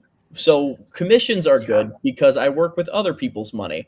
And when I work with other people's money, I make very good winning robots. But when I work with my own money, I do not have as much success. I have this because I can't buy new weapon shafts. So instead, I buy the equivalent amount of that I would have spent on weapon shafts in weapon motors. Sounds like you need to join Team Junkyard Dog. Get away from UF. Just I mean, hey, you guys have a pretty good record for Team Junkyard Dog. I mean, that is true. Absolutely. Seems like y'all know what you're doing. Y'all have a good reputation. Absolutely. You went to I Norwalk appreciate that, but we've been doing it for a long time. It feels like. Yeah. And Carter's a great driver, but the kid started when he was 8 years old. You know what I mean? And his first ever event was Maker's Fair. And of course, like I explained to my family, I'm like, this is my hobby. I'm the robot nut. If the kids choose to do it with me, great. But if they don't, I'm going to do it anyway. And so, like my oldest son, he never really took to it, but Carter just like fell in deep. Like he spent all day today designing a new Beetle, and I can't give you the details, but he's working on a new Beetle. This time? Something different. Yeah, it's different. And then it's funny because he's better on CAD, and obviously he drives better than I do, but I know how to build a tough robot. So it's like he's been struggling with drum gun, and I'm like, okay, if you're done with drum gun, no problem. Those and he's not done. This is just like kind of us going back and forth. And he was like, because I'm like, we have 2 pretty new beater bars for drum gun that are 3x3s. I was like, we're not going to let these go to waste. So if you don't want to fight drum gun, I will show you how to build drum gun, and I'll make use of it, and I'll drive him in some events. And he's like, I don't think so, Dad. Yeah. His competitive side won't let me. The way I see what drum gun is, it's still a relatively new bot. Like, it hasn't been around for long. You guys are doing great. You guys are making good progress, and it's only been around for a while. So I would say give it a bit more time because I think it will get there. I think it has the potential. I think it hits harder than Big G. That thing hits like a ton of bricks. When we fought Eviscerator and we hit Eviscerator, we split his chassis side all the way down the side, and he had to replace that entire side. But Eviscerator's nasty, man. Eviscerator is nasty. Yeah, that's a nasty robot. To I this saw day, it at, Eviscerator is the only robot to have actually broken one of my top plates. Like one of these ones, since I did like the rebuild. The old one, you could probably break those all day long, but the new one, with the very vulnerable Polymax top plate, Eviscerator somehow is the only robot to have ever broken one. Wow. Granted, granted, I didn't go into the fight very functional, but still. When Carter fought Eviscerator, he actually had him on the ropes for the first 30 seconds or so, but his motor wasn't lined up properly with the weapon pulley, and so he threw his belt. And then once he lost weapon, it's a whole different story. But Drum Gun, we're not giving up on Drum Gun. Drum Gun's going to be a very solid bot. He was made to be the successor to Big G. What keeps, if you watch Big G's fights, what makes him relevant is the fact that he's just so durable. Yeah. I mean, watch when we fought Money Shot. He had us in a corner and he hit us 4 or 5 times, flipping us in the air, and Big G just comes out of it like he's not even touched. You know what I mean? Just won by just ramming into him. Yeah. How do you win weapon on weapon when your bar don't spin? Literally, our bar was dead, and because when our weapon went down, he cut the nut off the bolt. He cut all the way through the weapon bar bolt, and so the weapon, it just dropped like this. And if you listen to the video, you can hear Carter, I'm about to lose the bar. And then that's when he just rears back and just punches him. He just said, screw it. And that's when he went flying back. Right. I'm like, hey, until it falls off. But I will say this about Money Shot. He's got the absolute best coin when you beat him. It's that solid brass coin that's laser engraved with the black inlay. That is sweet. Craig is pretty awesome. Craig is an awesome guy. And if you look at the detail on his robot, even on his wheels where his tread goes on, it's money symbols. He put the money, theming through the entire robot, every inch of it. That's right. Having a theme wastes no details. Yeah, having themes is good, like a consistent theme. That's good. I try to have. What's your theme, Darren? Chemistry. The halogen group of elements on the periodic table. Oh, I thought it was Rainbow Bright. I mean, it's also just be as colorful as possible to really just pop in the arena, so you know it's me who's fighting. Because in a sea of grays and fairly blacks, kind of dull colors, I'm one of the few that stand out with just sheer random brightness, and I'm proud of that. I also try to stick with the element of the. Also, I see you're doing Caden. That's cute. I try to stick with the element I'm using, like fluorine, for example. I try to put the element fluorine in terms of like on the side of the wheels, there's the valence electrons for fluorine. On the top, there's the diamond for it. There's the name, obviously. There's another symbol, like the Bohr model. Same with chlorine, actually. It's good to have a nice, consistent theme, and I try to stick to that. I just do fancy over-the-top angles. Yeah, I'm not. That requires good CAD skills. At Jedi Jill's, I show up with a plastic ant base that I downloaded from Caden's original design. He's like, "Oh, that's my design." I'm like, "Dude, I've known you for a year or so, and I had no idea that was your robot." But that says something about your designs, because I would comb through I don't know how many what can I make a good plastic ant out of? I'm like, this thing just looks awesome, and you know what I mean. Yeah, that had to be a flatter to you for me to show up with this. I just picked this one. This was the best looking one. Excited. You have no idea. I was so there was 5 of my robot there at that event. I was losing my mind. I was like, this is the coolest thing ever. It was super, super awesome. But it was definitely Agent and I made $0. Yeah, right. That was actually that's my first and only event win ever. Do you know that? Really? I've never won any other event ever. Like I said, I'm very, very good at this sport on paper. That shocks me. In practice, I'm not very good here because I am always running out of money. I have very ambitious designs and then I run out of money. But if I make robots for other people, like I made Order 66 and its first event, it gets You second. made Order 66? Yeah. Really? It was a commission. Okay. Yeah, and well, hopefully it comes back soon. I know he's dealing with a lot of like personal stuff right now, but I'm expecting it to come back soon at some point this year, I would assume. But yeah, like when I make like Order 66, places really really well. Like this thing, I expect to do very well, and like Grimace won first place undefeated at Maker Faire. Like my robots are good. I'm just broke. That kind of surprises me to hear you've only won a single event in all your years of robot fighting. Literally just the one with Agent Orange, and that's it. Hey, he's better than me. I think part of the Caden curse too is it always seems like you're thrashing at the last minute to try to get it together. You know what I mean? Like sometimes, yeah. Not so much with like hyperdrive recently. I mean, you're a student and you do all the stuff you do, so I know time is short. I'm not trying to make that as like it's a fault, but it just seems like if you had a little more time to prep for events instead of trying to get it, I think that hinders you some too. Yeah, it's definitely like 100% honestly, it's definitely a money issue. Like the hub motor thing, like for Powerball 12, I would order the hub motor today, but kind of like Keziah was saying, you got to throw a stack of cash at me first. Right. So I'm waiting on like commission payments first, and then I'm going to be able to order hub motor. So then, as time ticks closer, there's only so much I can do, and then eventually things have to get ordered last minute because that's when I get the money, and then it's a whole thing. So it's unfortunate. That's why the plastic has done pretty well, though. But guess what? You're getting ready to graduate. You're going to find you a nice 6-figure job. That's true.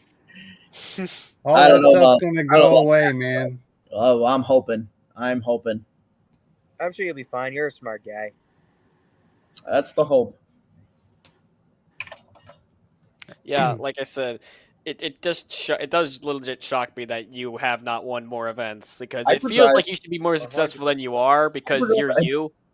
You would think, but Drive has never won an event. Plenty of second and third places, don't get me wrong, but never won an event. And then Powerball's never won an event. Got very close, never won.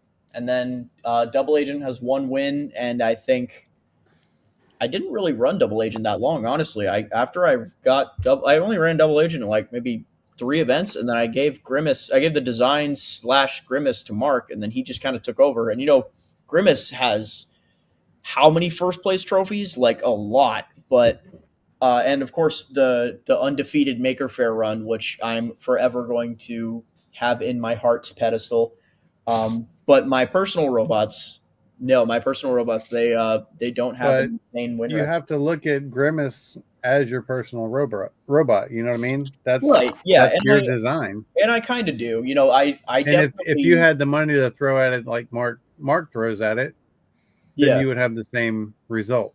Yes, I take pride in my work for sure. And I definitely like in my heart have those as I consider those wins under my name. But as far as trophies on my shelf, I've got the one. And even then kind of because Andy didn't actually have trophies for that Jedi Jill event. So I have like a broken gold hockey stick because no one did like bot hockey. So he repurposed the trophies. Why did Jonathan get muted? Jonathan, did you kill your mic? I think he muted it himself. I muted it because there's a train going by my house. Who cares? Understand. I used to sleep to trains when I was growing up. See, I never had to deal with trains. I never lived near any trains.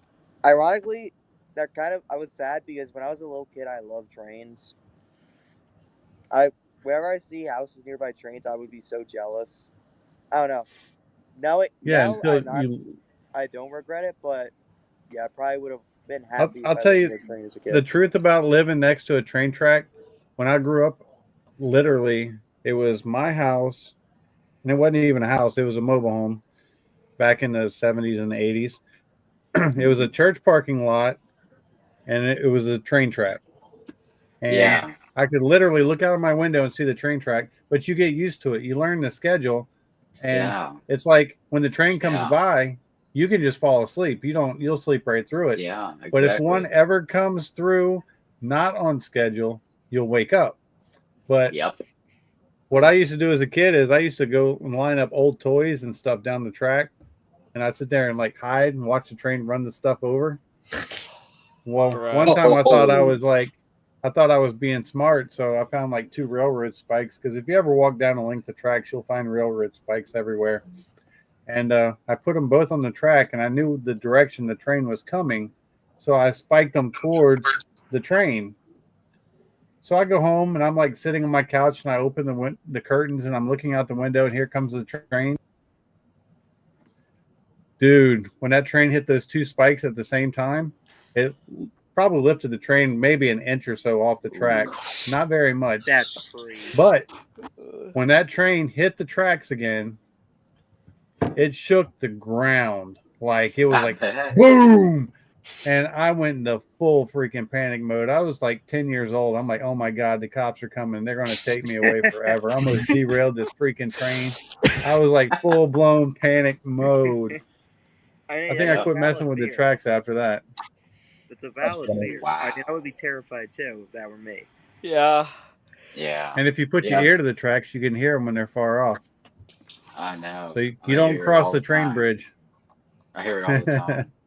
Like my situation is, I'm in a mobile home.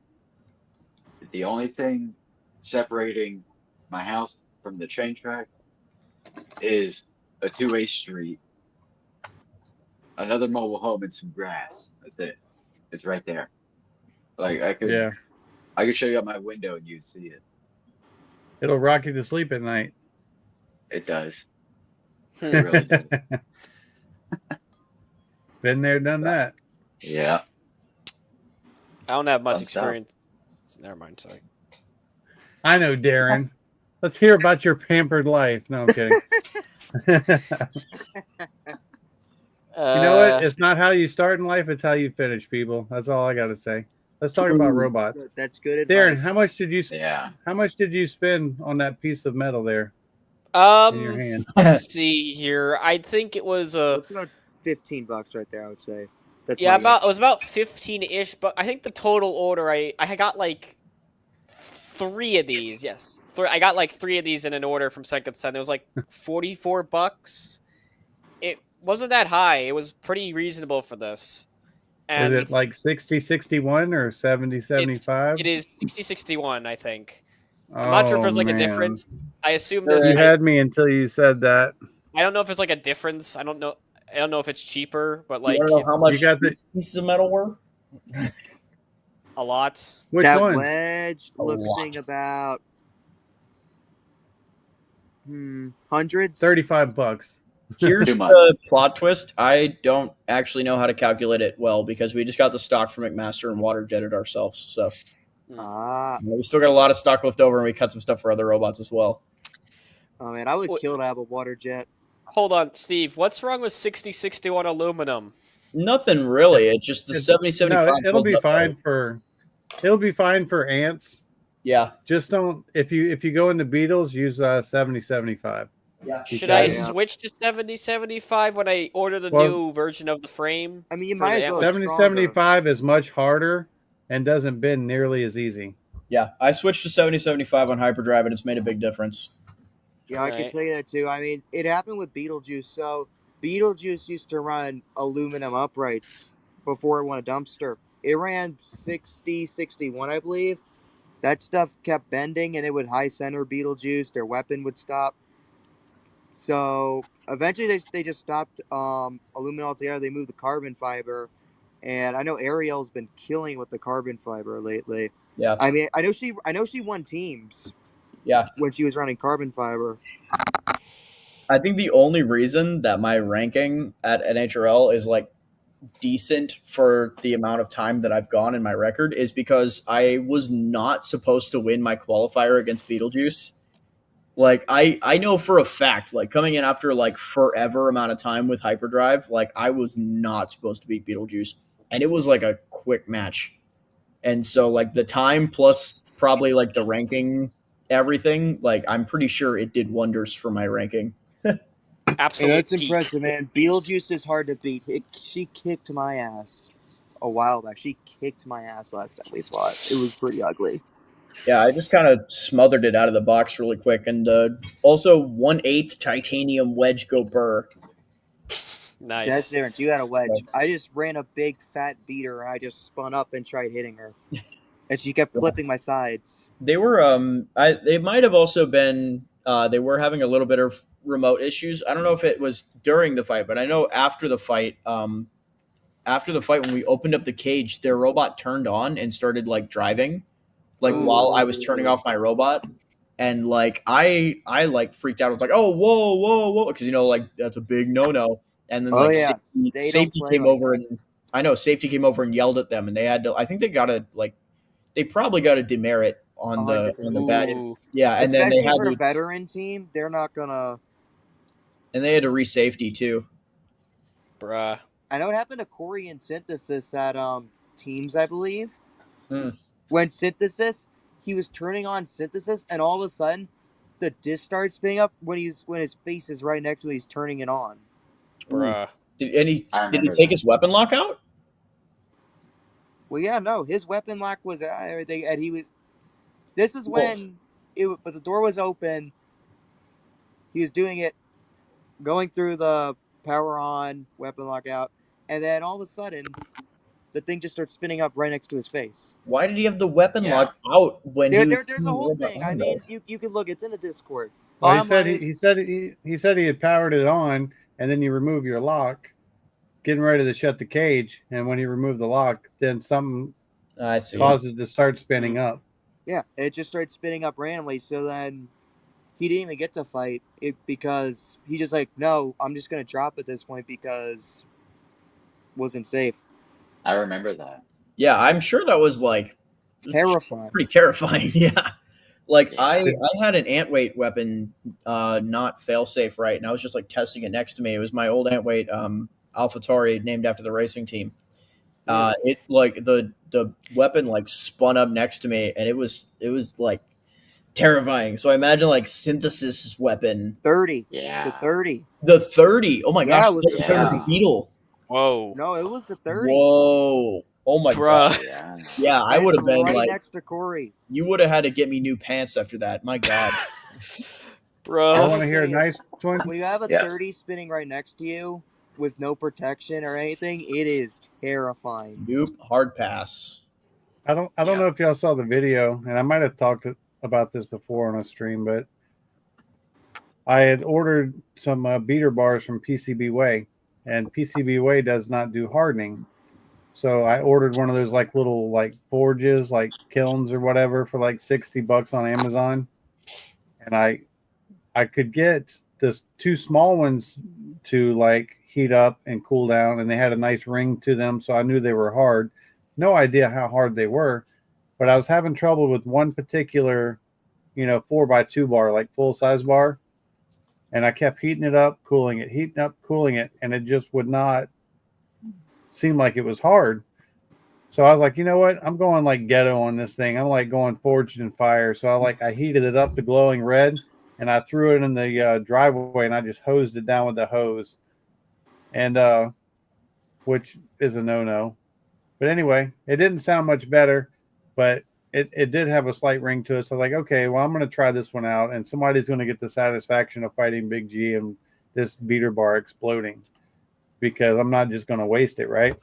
So I build the robot, and I'm holding the robot in my hand like this, and I'm just doing like a little spin-up test, which you should never do that with a beetle. But I knew better than to hold it like this. You know what I mean? So I kind of held it this way, and I started to spin it up. And when I spun it up, the bar exploded. Oh my god! And half of the bar just went flying like out of the garage and all the way to the street. Jesus. And it was like this close from my head. I'm like, if I had held this like this, I'd be missing like my eyes or my teeth or something. And that's whenever I've never had that happen. I decided to take my safety to a whole nother level. Like, okay, yeah, let's not do this anymore. Yeah, I don't know about that one. Yeah, I've never tried any of that sort of stuff with my robots at all. Spinner wise, I didn't really have a spinner until I used the FingerTech one, like for the diaper kit. And even then, when I never even test the spinner until I went to an event, which was fun. But when I eventually built like the fluorine, like this kind of version of fluorine, I finally built a test box eventually out of some like spare materials from my high school, and that's a test box I'm still using. I keep meaning to make an actual version 2 of the test box, but like what I have works, so it's fine. But yeah, I've never had like a safety issue or safety incident like this, where the robot this I'll kind of. make sure you don't. I'll Hey, try. just don't do anything Carter. crazy, too crazy, especially at the event, because you don't want it to be like this one guy who got kicked out of NHRL. He spun up his 30-pound at his pit table. I was Wow. standing right next to it. Me and Lars were standing right next to it. What was the rope? It was Falcon Zen. It was this team from Bangladesh. Oh. Oh. That makes sense. Yeah, no. Yeah, like they're safety. Those guys can take like a tree robots root and make an engine block out of a tree root. Have you seen like some of the BattleBots videos In that area? in that I have. area? I have Yeah. seen videos from that area. They're like they don't even have like arenas sometimes. They have like fences. One thing, there were some people like, just rip standing off around like a tombstone. fighting It's circle. ridiculous. Yeah, what's that GIF that we post all the time of like the tombstone robot getting hit and then just like driving off into the crowd? That's the one I'm thinking about, and it's just a crowd of people. It's just a cardboard. Literally box just a on the crowd of floor. people, and it just drives in there and just says goodbye to your shins. Oh Did god. y'all see that video from the early day? I wanted to bring this up when y'all were talking about arenas, but I was trying to like divert things back towards Keziah, because she was kind enough to come in. But there's an old combat robot video, and this cage had walls but had no roof. Oh. And people are like standing around it, and it's not even like that high. And like 2 robots hit, and I don't know if it's like a weapon bar or something flies off and just smokes a dude right in the head. Ooh. And you see him like go down. Oh, I think I know what you mean. No Is that idea. the India place? Because there was this one cop in India where a bot ripped off a giant chunk of steel, and next thing you know, the guy falls like a sack of potatoes and he just hits the floor. Right. And it was like this like ridiculously like small arena around these big robots. And that, kids, is why I refuse to fight beetles at the Amrock Arena. Yeah. You know what's interesting? Seeing so down in Mexico they use chicken coops for beetle fights. They use like a chicken coop, like chicken wiring fencing or whatever. Oh God. Yeah, no, so I'm seeing like a FingerTech beater bar versus a Peter bar kit, and the whole roof and wall is nothing but chicken wire. Yeah. No way, Jose. Hard pass. All right, I got to ask you this, Chris. This is something that we talked about on the last stream. How often do you watch like Team Panic on YouTube? Oh, I love Ben from Team Panic. And His you wonder, videos, like, one of the things that got me into bot building. I know, but do you ever watch his videos and you're like, dude, what are you doing? You're way smarter than this. And whenever he does like beetle fight coverage, how bad do you want to go to Australia and fight their beetles? Dude, I want to go to everywhere and fight everyone's beetle. Right? I want to go to Australia and fight the beetles. I want to fight the UK beetles. The UK so much. beetles. I want to fight them so bad. I want to fight Icebreaker so freaking bad.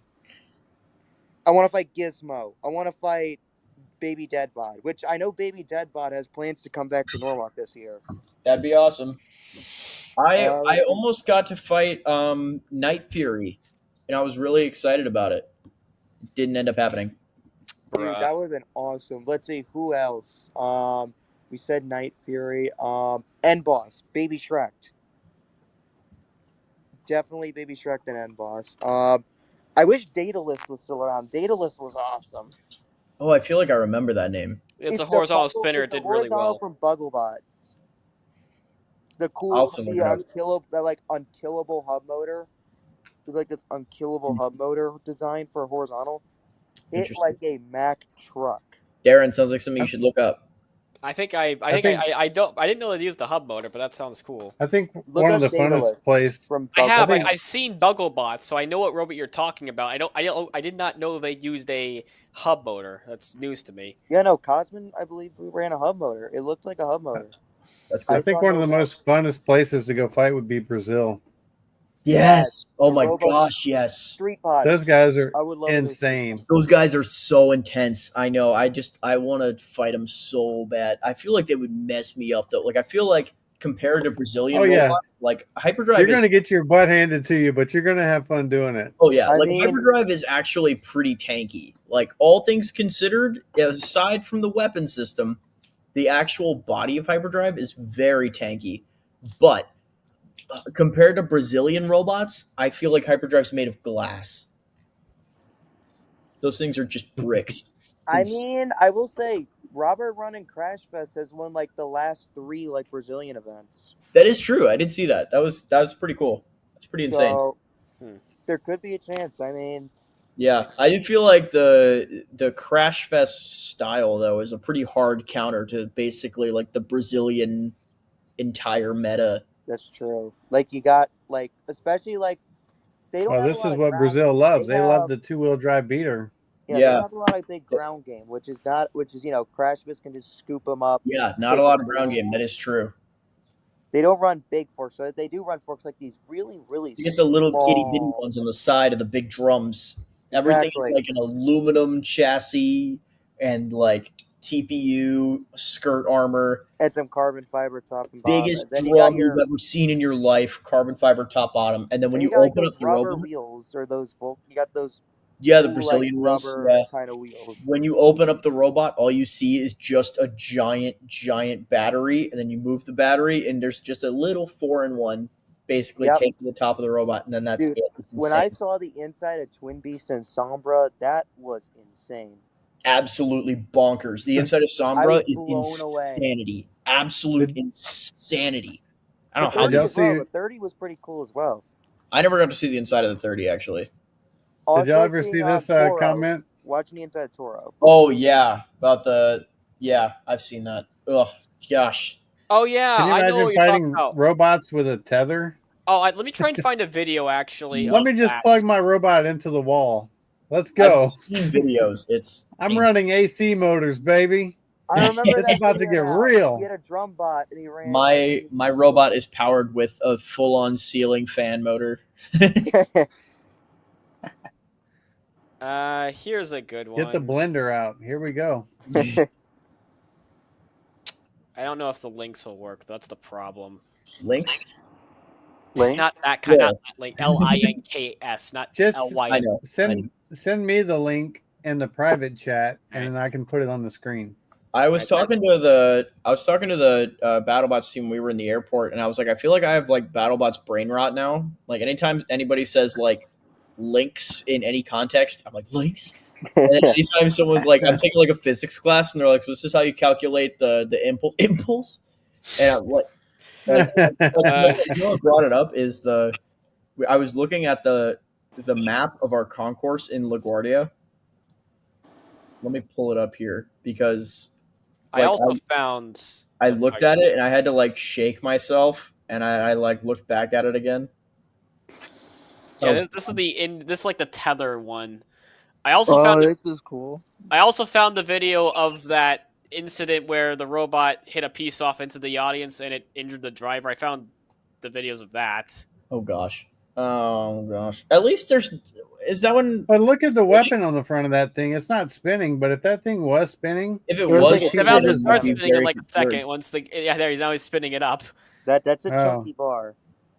Oh, the wheel fell off already. Look at the damage. Oh, but it's spinning at like 2 RPM. This is sad. If those robots could spin, they'd be very upset right now. I mean, it's They'd still kill half the bending the crowd. plow. It's still Yeah, but what is that plow made out of? Like 1 mil It mild looks like- steel? Like it looks like it's paper. It looks like just random like sheet metal he found around. I mean, look, as far as like tethered, It was probably from his grandmother's car. as far as like tethered tank BattleBots go, they're holding up. But like, what is this competition in general? Oh goodness. Yeah. It reminds me But of like, those old okay, BattleBot this was toys. the map of our concourse in LaGuardia, and as soon as I saw it, my only thoughts were like the body of like a hammer saw or like Supreme Ruler cam lifter. And I like as soon as I saw that, I knew I was like, I'm spending too much time around robots. For me, it reminds me of a Autobots ramp brain not buddy. It looked like a spider with only half its legs. kind of. Yeah, I'm looking at the concourse like this. Honestly, same though. Even like in chemistry, I know like we had like the whole thing about like syntheses or whatever. Dude, I cannot stop thinking about synthesis Oh my gosh. in chemistry. I mean, hey, it helped me remember that shit, and I ended up learning that pretty fast. So I mean, There you go. that's a good thing, right? It's all worth it in the end, baby. Yeah. Yeah. If you want, I can share the video of the other fight. Send it over. All right, hold on. I think that'll work. Let me just check. That's the right. Yeah, it's a short. It's for some reason. Actually, wait. Hold on. Let me quickly make this in actual watchable formats. I am looking at the time though, and I am gonna head out for the night. I don't blame you. It's 2:30 over here. Yeah, it is here too. So, Yeah. Good night to everybody. Let me know if anybody wants or knows anybody that wants commissions. Got a self plug. Send it Of to my. course, got a plug. Bam stuff. Come Yes. on, this guy designs good stuff. He Yes, does he make And you know what's funny? cool Facts. bots. It's Caden spots 2:30 stuff in the out. morning, and there's still 9 people watching. And I 5 mean, people I chatting. don't have work tomorrow, which is nice for once. 'Cause I usually work morning shifts. I'm just glad I'm off tomorrow, or else I would be hating myself right now. Real. Yeah. All right. Well, good night, gang. Have Good fun night, kid. watching See ya, Aiden. videos that might get your channel demonetized. True. Well, it's not monetized yet, so. Oh, there you don't have to There you worry. go. You don't even have to worry about it yet. You ain't got nothing to worry about. All right. Good night, gang. Yeah, See good ya. night. That was kind of the point of some of these lives. It's like I get anywhere from 40 to 80 hours of watch time. I need more watch time. Absolute. Well, I don't know. this is your best way. Just inflate those numbers by doing this. Just having people on, just shooting this shit, talking bots, talking gas stations or whatever. There you go. Right. Yeah, it's been fun. It's been absolutely There's a fun. lot I've of my got some RC friends that they have they do lives almost every night. Each person like host it, and everybody joins in. I think it would get boring if we did it that much, but I was thinking like every couple weeks, if whoever wants to join, come in, let's talk robots. You know what I mean? Yeah, Hey man, I'm down, especially now because like I have all my stuff coming on Monday, so I'm gonna be working my butt off getting Power Surge ready. So I'm always down. I love talking to people. I'll be on a Discord call. I'll just be working on my bot all night. Yep. Yeah. It's a good time. It's a good pastime. That it is. Yep. Like it says, like me, Corey, a bunch of the other guys, we'd be getting ready for Norwalk. We'd be on call like every night, just working on our bots in the last week, just talking about it, fights, getting ready, showing each other what we're working on. It's a good time. Yep. And like we'll do another one too. I mean, our next event is going to be Tampa. Woo! And that's what, May 31st? Yeah. I'm not going to Miami. Miami's just I don't feel like I don't want to spend the money right now. Understand. To drive 6 hours and have to get a hotel in Miami. Yeah, I'd have to drive 6 hours as well. That's what's crazy about how big Florida is. I live in Orlando and it's like 6 hours to get to Miami. That's odd. I live, I think, north of that, like at least an hour and a half north, and yet my Google Maps says it's also 6 hours to get to Miami, which doesn't make sense. Okay, so it might be less than that for me. Don't call me out, Darren. Gosh darn it. I guess I'm due that. I've been busting your chops all night.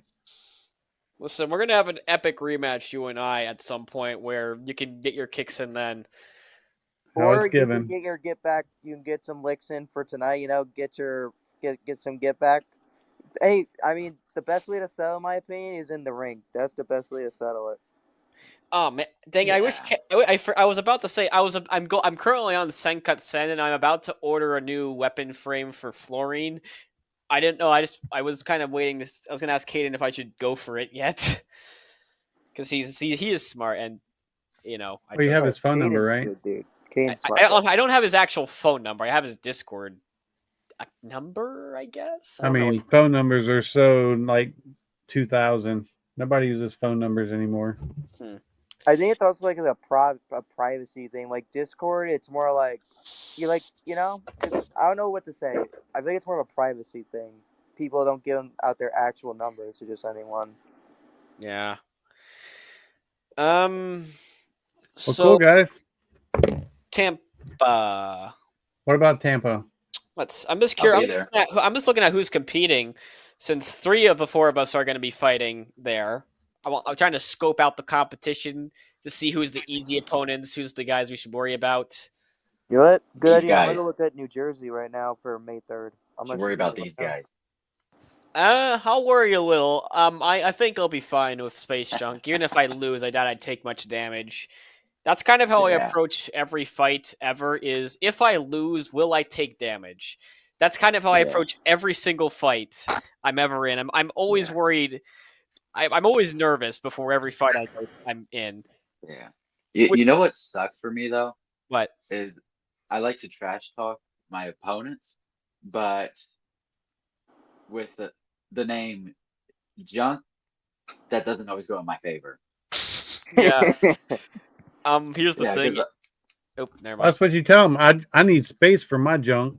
I literally one time I was at Amrock one time for volunteer training back in September, and Madman joined us, and we started trash talking each other, and I said something. I don't even remember what I said. It wasn't that funny, I guess.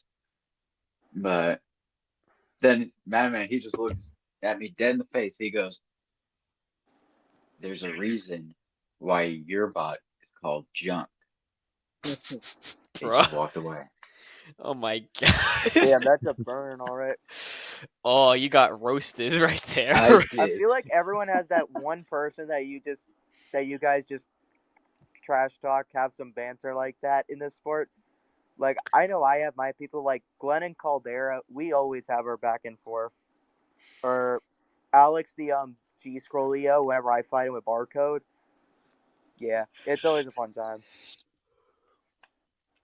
I feel like everyone has like that one person that's like your rival that you have that back and forth with. You know what's funny? Is Madman and I, we've got a close friendship. We've been to he's attended most of the events that I've attended, and even fought at some. We've come so close to fighting each other before. We never fought each other. Space Junk alone, Space Junk has 25 fights. Not one of them is against Madman, and we are mad about that. And grudge. Yeah, grudge. I wanted to grudge him. I've been wanting to grudge him for a long time. He's not much of a challenge anyway. You got that. I mean, I don't think I've ever lost to Madman. At least Darren's beat me a time or two. I probably could have said that about the old Azrael. Like probably wouldn't be the easiest thing in the world, but I could probably take him. Now that he's upgraded Azrael, I want to fight him because I want to fight him, but he'd probably beat me. Just for Pete, gosh darn it, I forgot to say this as well when Caden was still here. I was about to say, I was gonna say, like, in the Terminator fight, I was gonna say, like, y'all would have won if you just driven like I do, which is cautiously, never be aggressive, just kind of awkwardly like just slowly edge the robot towards the opponent, keep the front pointed, easy does it. I think they wanted to test and see what that robot could take. You know what I mean? Because it makes no sense for that many weapons against an opponent that's nearly immobile. So I think they wanted to see for future what that weapon bar could handle as far as from a horizontal. That's also the only thing that makes sense. All that way. I mean, you might as well see what it can do, so you know for next time. So you know, get a sense of what it can handle, what it can't. Yeah, I guess it makes sense. Yeah. Also, you said Space Junk has had 25 fights? Yep. I actually 25. decided to a long time ago. I started like a document to like document the changes I make to this robot over the events I go to, and also keep track of the fights I've been in. And to my count, I've been in 96 fights. Total or just for one bot? Total. With Fluorine, collectively, I have had 96 fights among all the versions, like the wedge, the lifter, the spinner thingy that was angled that I only used once. I don't really speak of, and this thing. A total of 96. I So got I'm a total of 27. Nice. Yeah, I'm at like I think 65 fights with Power Search, so that's pretty good. Nice. So I am 4 fights away from my 100th fight ever with Fluorine. And it's probably going to happen at this next event, because 3 fights I get with the bracket. Even if I lose all 3, I can probably get a grudge match in. So yeah, I'm looking forward to that. I'm going to try and keep track of that, so when my 100th fight comes, I can tell the announcer or whoever I'm fighting, and it can be kind of special or something. I could only imagine how many fights Big G has been in since 2022. A lot. As many events as we go to. I mean, well, I started in 2022. I'm in the 60s, so I assume for you go to a bit more events, so probably like 80s, 90s. I would assume. Well, just Makers Fair a couple of years ago when we took second, that was 9 fights in 2 days. Yeah, I've never done. You've got like double the fights than I do usually per event. So, actually, hold on. I don't keep track of it. I would love to be your 100th fight, honestly. Yeah, that'd be fun. I really want to get a chance to face you, because I've never actually fought you before, ever. I know.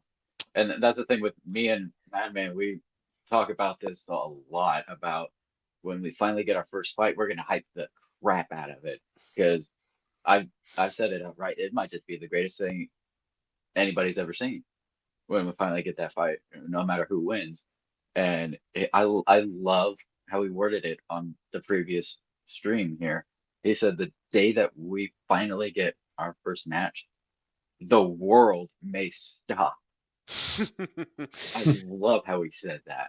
Yeah. So he was on point with that, and it is going to be awesome. A lot of hype music, a lot of trash talking, and an epic battle. Well, it sounds to me like you need to brush up on the trash talk part. Yeah. Well, start with a name change. I'm not sure what like a good alteration of Space Junk would be. Maybe like Space Rock Asteroid. I don't know. I'm going to use the name Space Champ later on. What about Space Chip or something? Like Space Ship, but with Chip instead. Because something, I don't know. Anyway, trash talk wise, I suck at trash talking. Normally, most of my, either during the fight, I'm usually either dead silent or occasionally muttering either, "Come on, Darren, what is wrong with you?" or "Oh no," or some various alteration of that. Or occasionally my opponent will actually say something that I can respond to, and I'll say like, I was facing like a lifter once at my last event, and the kid was like, "You fixed my wedge, thank you." And so I eventually responded, "You're welcome." That was kind of fun. Well, here's one that you can throw at Madman. His robot's called Azrael, right? I want to hear it. Well, Azrael, he touts it as the angel of death. But if you think about it, that was the name of Gargamel's cat on the Smurfs. So you could be like, dude, you named your robot after Gargamel's cat? A very fat cat, mind you. Yeah, you're just a fat cat. Yo. Dude, you're just a chubby I remember. Actually, it was you, Steven. You were trash talking the Madman. You were going back and forth with him. I think it was MakerCon last year, and Madman, he's like, "There's a reason why it's called the Angel of Death," and you said, "Yeah, because it's always dying." Yeah. You don't want to trash talk with me. I spent 15 years in the oil field. I've heard a lot of stuff. I can hold my own in trash talking. I promise you. Oh yeah, I bet you. I got don't some doubt pretty it. Good burns. Hit I me bet with you your got best some shot. good Well, the stream is about. Well, look, somebody said you should name your robot Space Debris. Yeah. That's actually not bad. W flag. I did not realize That might have been a name I thought of before. there is in fact a ferryweight league at the Tampa event. I did not realize that. I thought this was just like a plastic anyway for some reason. I did not. All right, guys. I'm gonna If see you who have signed up any for final thoughts, let's get them in because I'm about to shut it down. It's bedtime for old guys. Bedtime for me, dude. Yeah. These streams I go got on somewhere way to be too in the long. morning. Well, Yeah, I don't. they're fun. That's what's Time flies when you're having fun. yeah, like he said, like That's good right. old Chris here said. I just woke up. Well, we've been doing this. We've been doing this since 8 p.m. So 6 hours, 43 minutes, and 28 seconds. Well, at least you're getting Glorious. that watch time up. Yeah, That's you got right. that watch time. You monkeys pawed it. If I can get this channel monetized, they can start making money for the robots. Woot woot. There you go. Hey, real quick, from the comments, I just noticed someone commented, "Junk talk." Right. Is that what trash talking me is considered now? Is going to be junk talk from now on? Is that trash talk? Junk Maybe talk. so. Yeah. All right, guys. Well, I want to thank you for joining me. We're this going to was do fun. more live streams. Like I said, it's fun just to Awesome. hang out and BS and share war stories and all that good stuff. Thanks for having me. I think every week is too often, but I think like every other week or, before, after events is a roundabout good time. Yeah, that I'm works. just afraid if I tried to do it like every Friday night, Yeah, you it'll start become out too with, repetitive. yeah, you have 5-6 people wanting to be on the stream and you end up with you and one other person like 3 weeks later and you've run out of crap to talk about. So, yeah. Ah, I get it, man. So, but we'll definitely do it again. And like, I was trying to be more selective for this one at first because it was about the Florida takeover and our experience at NHRL. But then you got then, Kazaya, which is cool opportunity. And then when Kazai decided to join, I'm like, okay, well, I don't want to have so many in that she can never get a word in because she was having a hard time getting words in anyway because she's just more soft spoken and more reserved. And that's why I was like breaking the conversation to try to like, okay, and pull info out of her. But I think eventually they're just going to be like, okay, we have 6 spots that I can have. First 6 people who want to join, let's come in and we'll do this. You know what I mean? And if somebody drops out, then we'll bring somebody else in, irregardless of where they're fighting or where they're from or whatever. So. And I'll fix my camera. I'll put a camera over here so when I'm looking at you guys, you're not staring at the side of my head the whole time. So, but we'll make it a more official thing. So, anyway, Chris, nice to finally talk to you, kind of face to face. We got to have that big G power surge match. That's right. One of these days it'll happen. You think you want that? I don't know if you do. Hey, all I'm saying is I'm touching a lot harder nowadays than I used to. If you watch the Lily fight, I'm finally hitting a lot of roof shots again. Yeah. I mean, anything could happen. It's like this. You could have the best bot in the world, and then you come across that one opponent that just does the right thing against you, and you have no power against that other bot. Oh, yeah. You never know until you hit the sticks and go for it. You know what I mean? So, but one day we'll have that match. I think it'll be a fun one regardless, and it'll be a slugfest. Absolutely, for sure. Yeah. And as aggressively as you drive, you might win that one. You'll definitely win it if I'm driving. Listen, Big G will stand a chance if Carter's driving. I do not back down. Even if my weapon's down, I will still ram it at you. I have balls of steel when I drive. Well, you saw that with Carter and Money Shot. Oh yeah. So I couldn't believe we won weapon on weapon. I could not believe we won weapon on weapon without a spinning weapon. It was very impressive. I gotta hand it to you. I just think we had so much momentum that when he hit us, his bot's so front heavy that he propelled himself backwards. You know what I mean? That is Yeah, true. that can happen. But anyway, thank you guys. We'll do it again. Everybody who watched, thank you so much for joining us. If you stuck Y'all have a out this good whole night. time, you're incredible. But we'll see you guys all next time. We'll do it again. Till See next ya. time. Peace out. Thank you guys. Thanks, Jonathan. Thanks, Darren. Thanks, Chris. Bye. Anytime.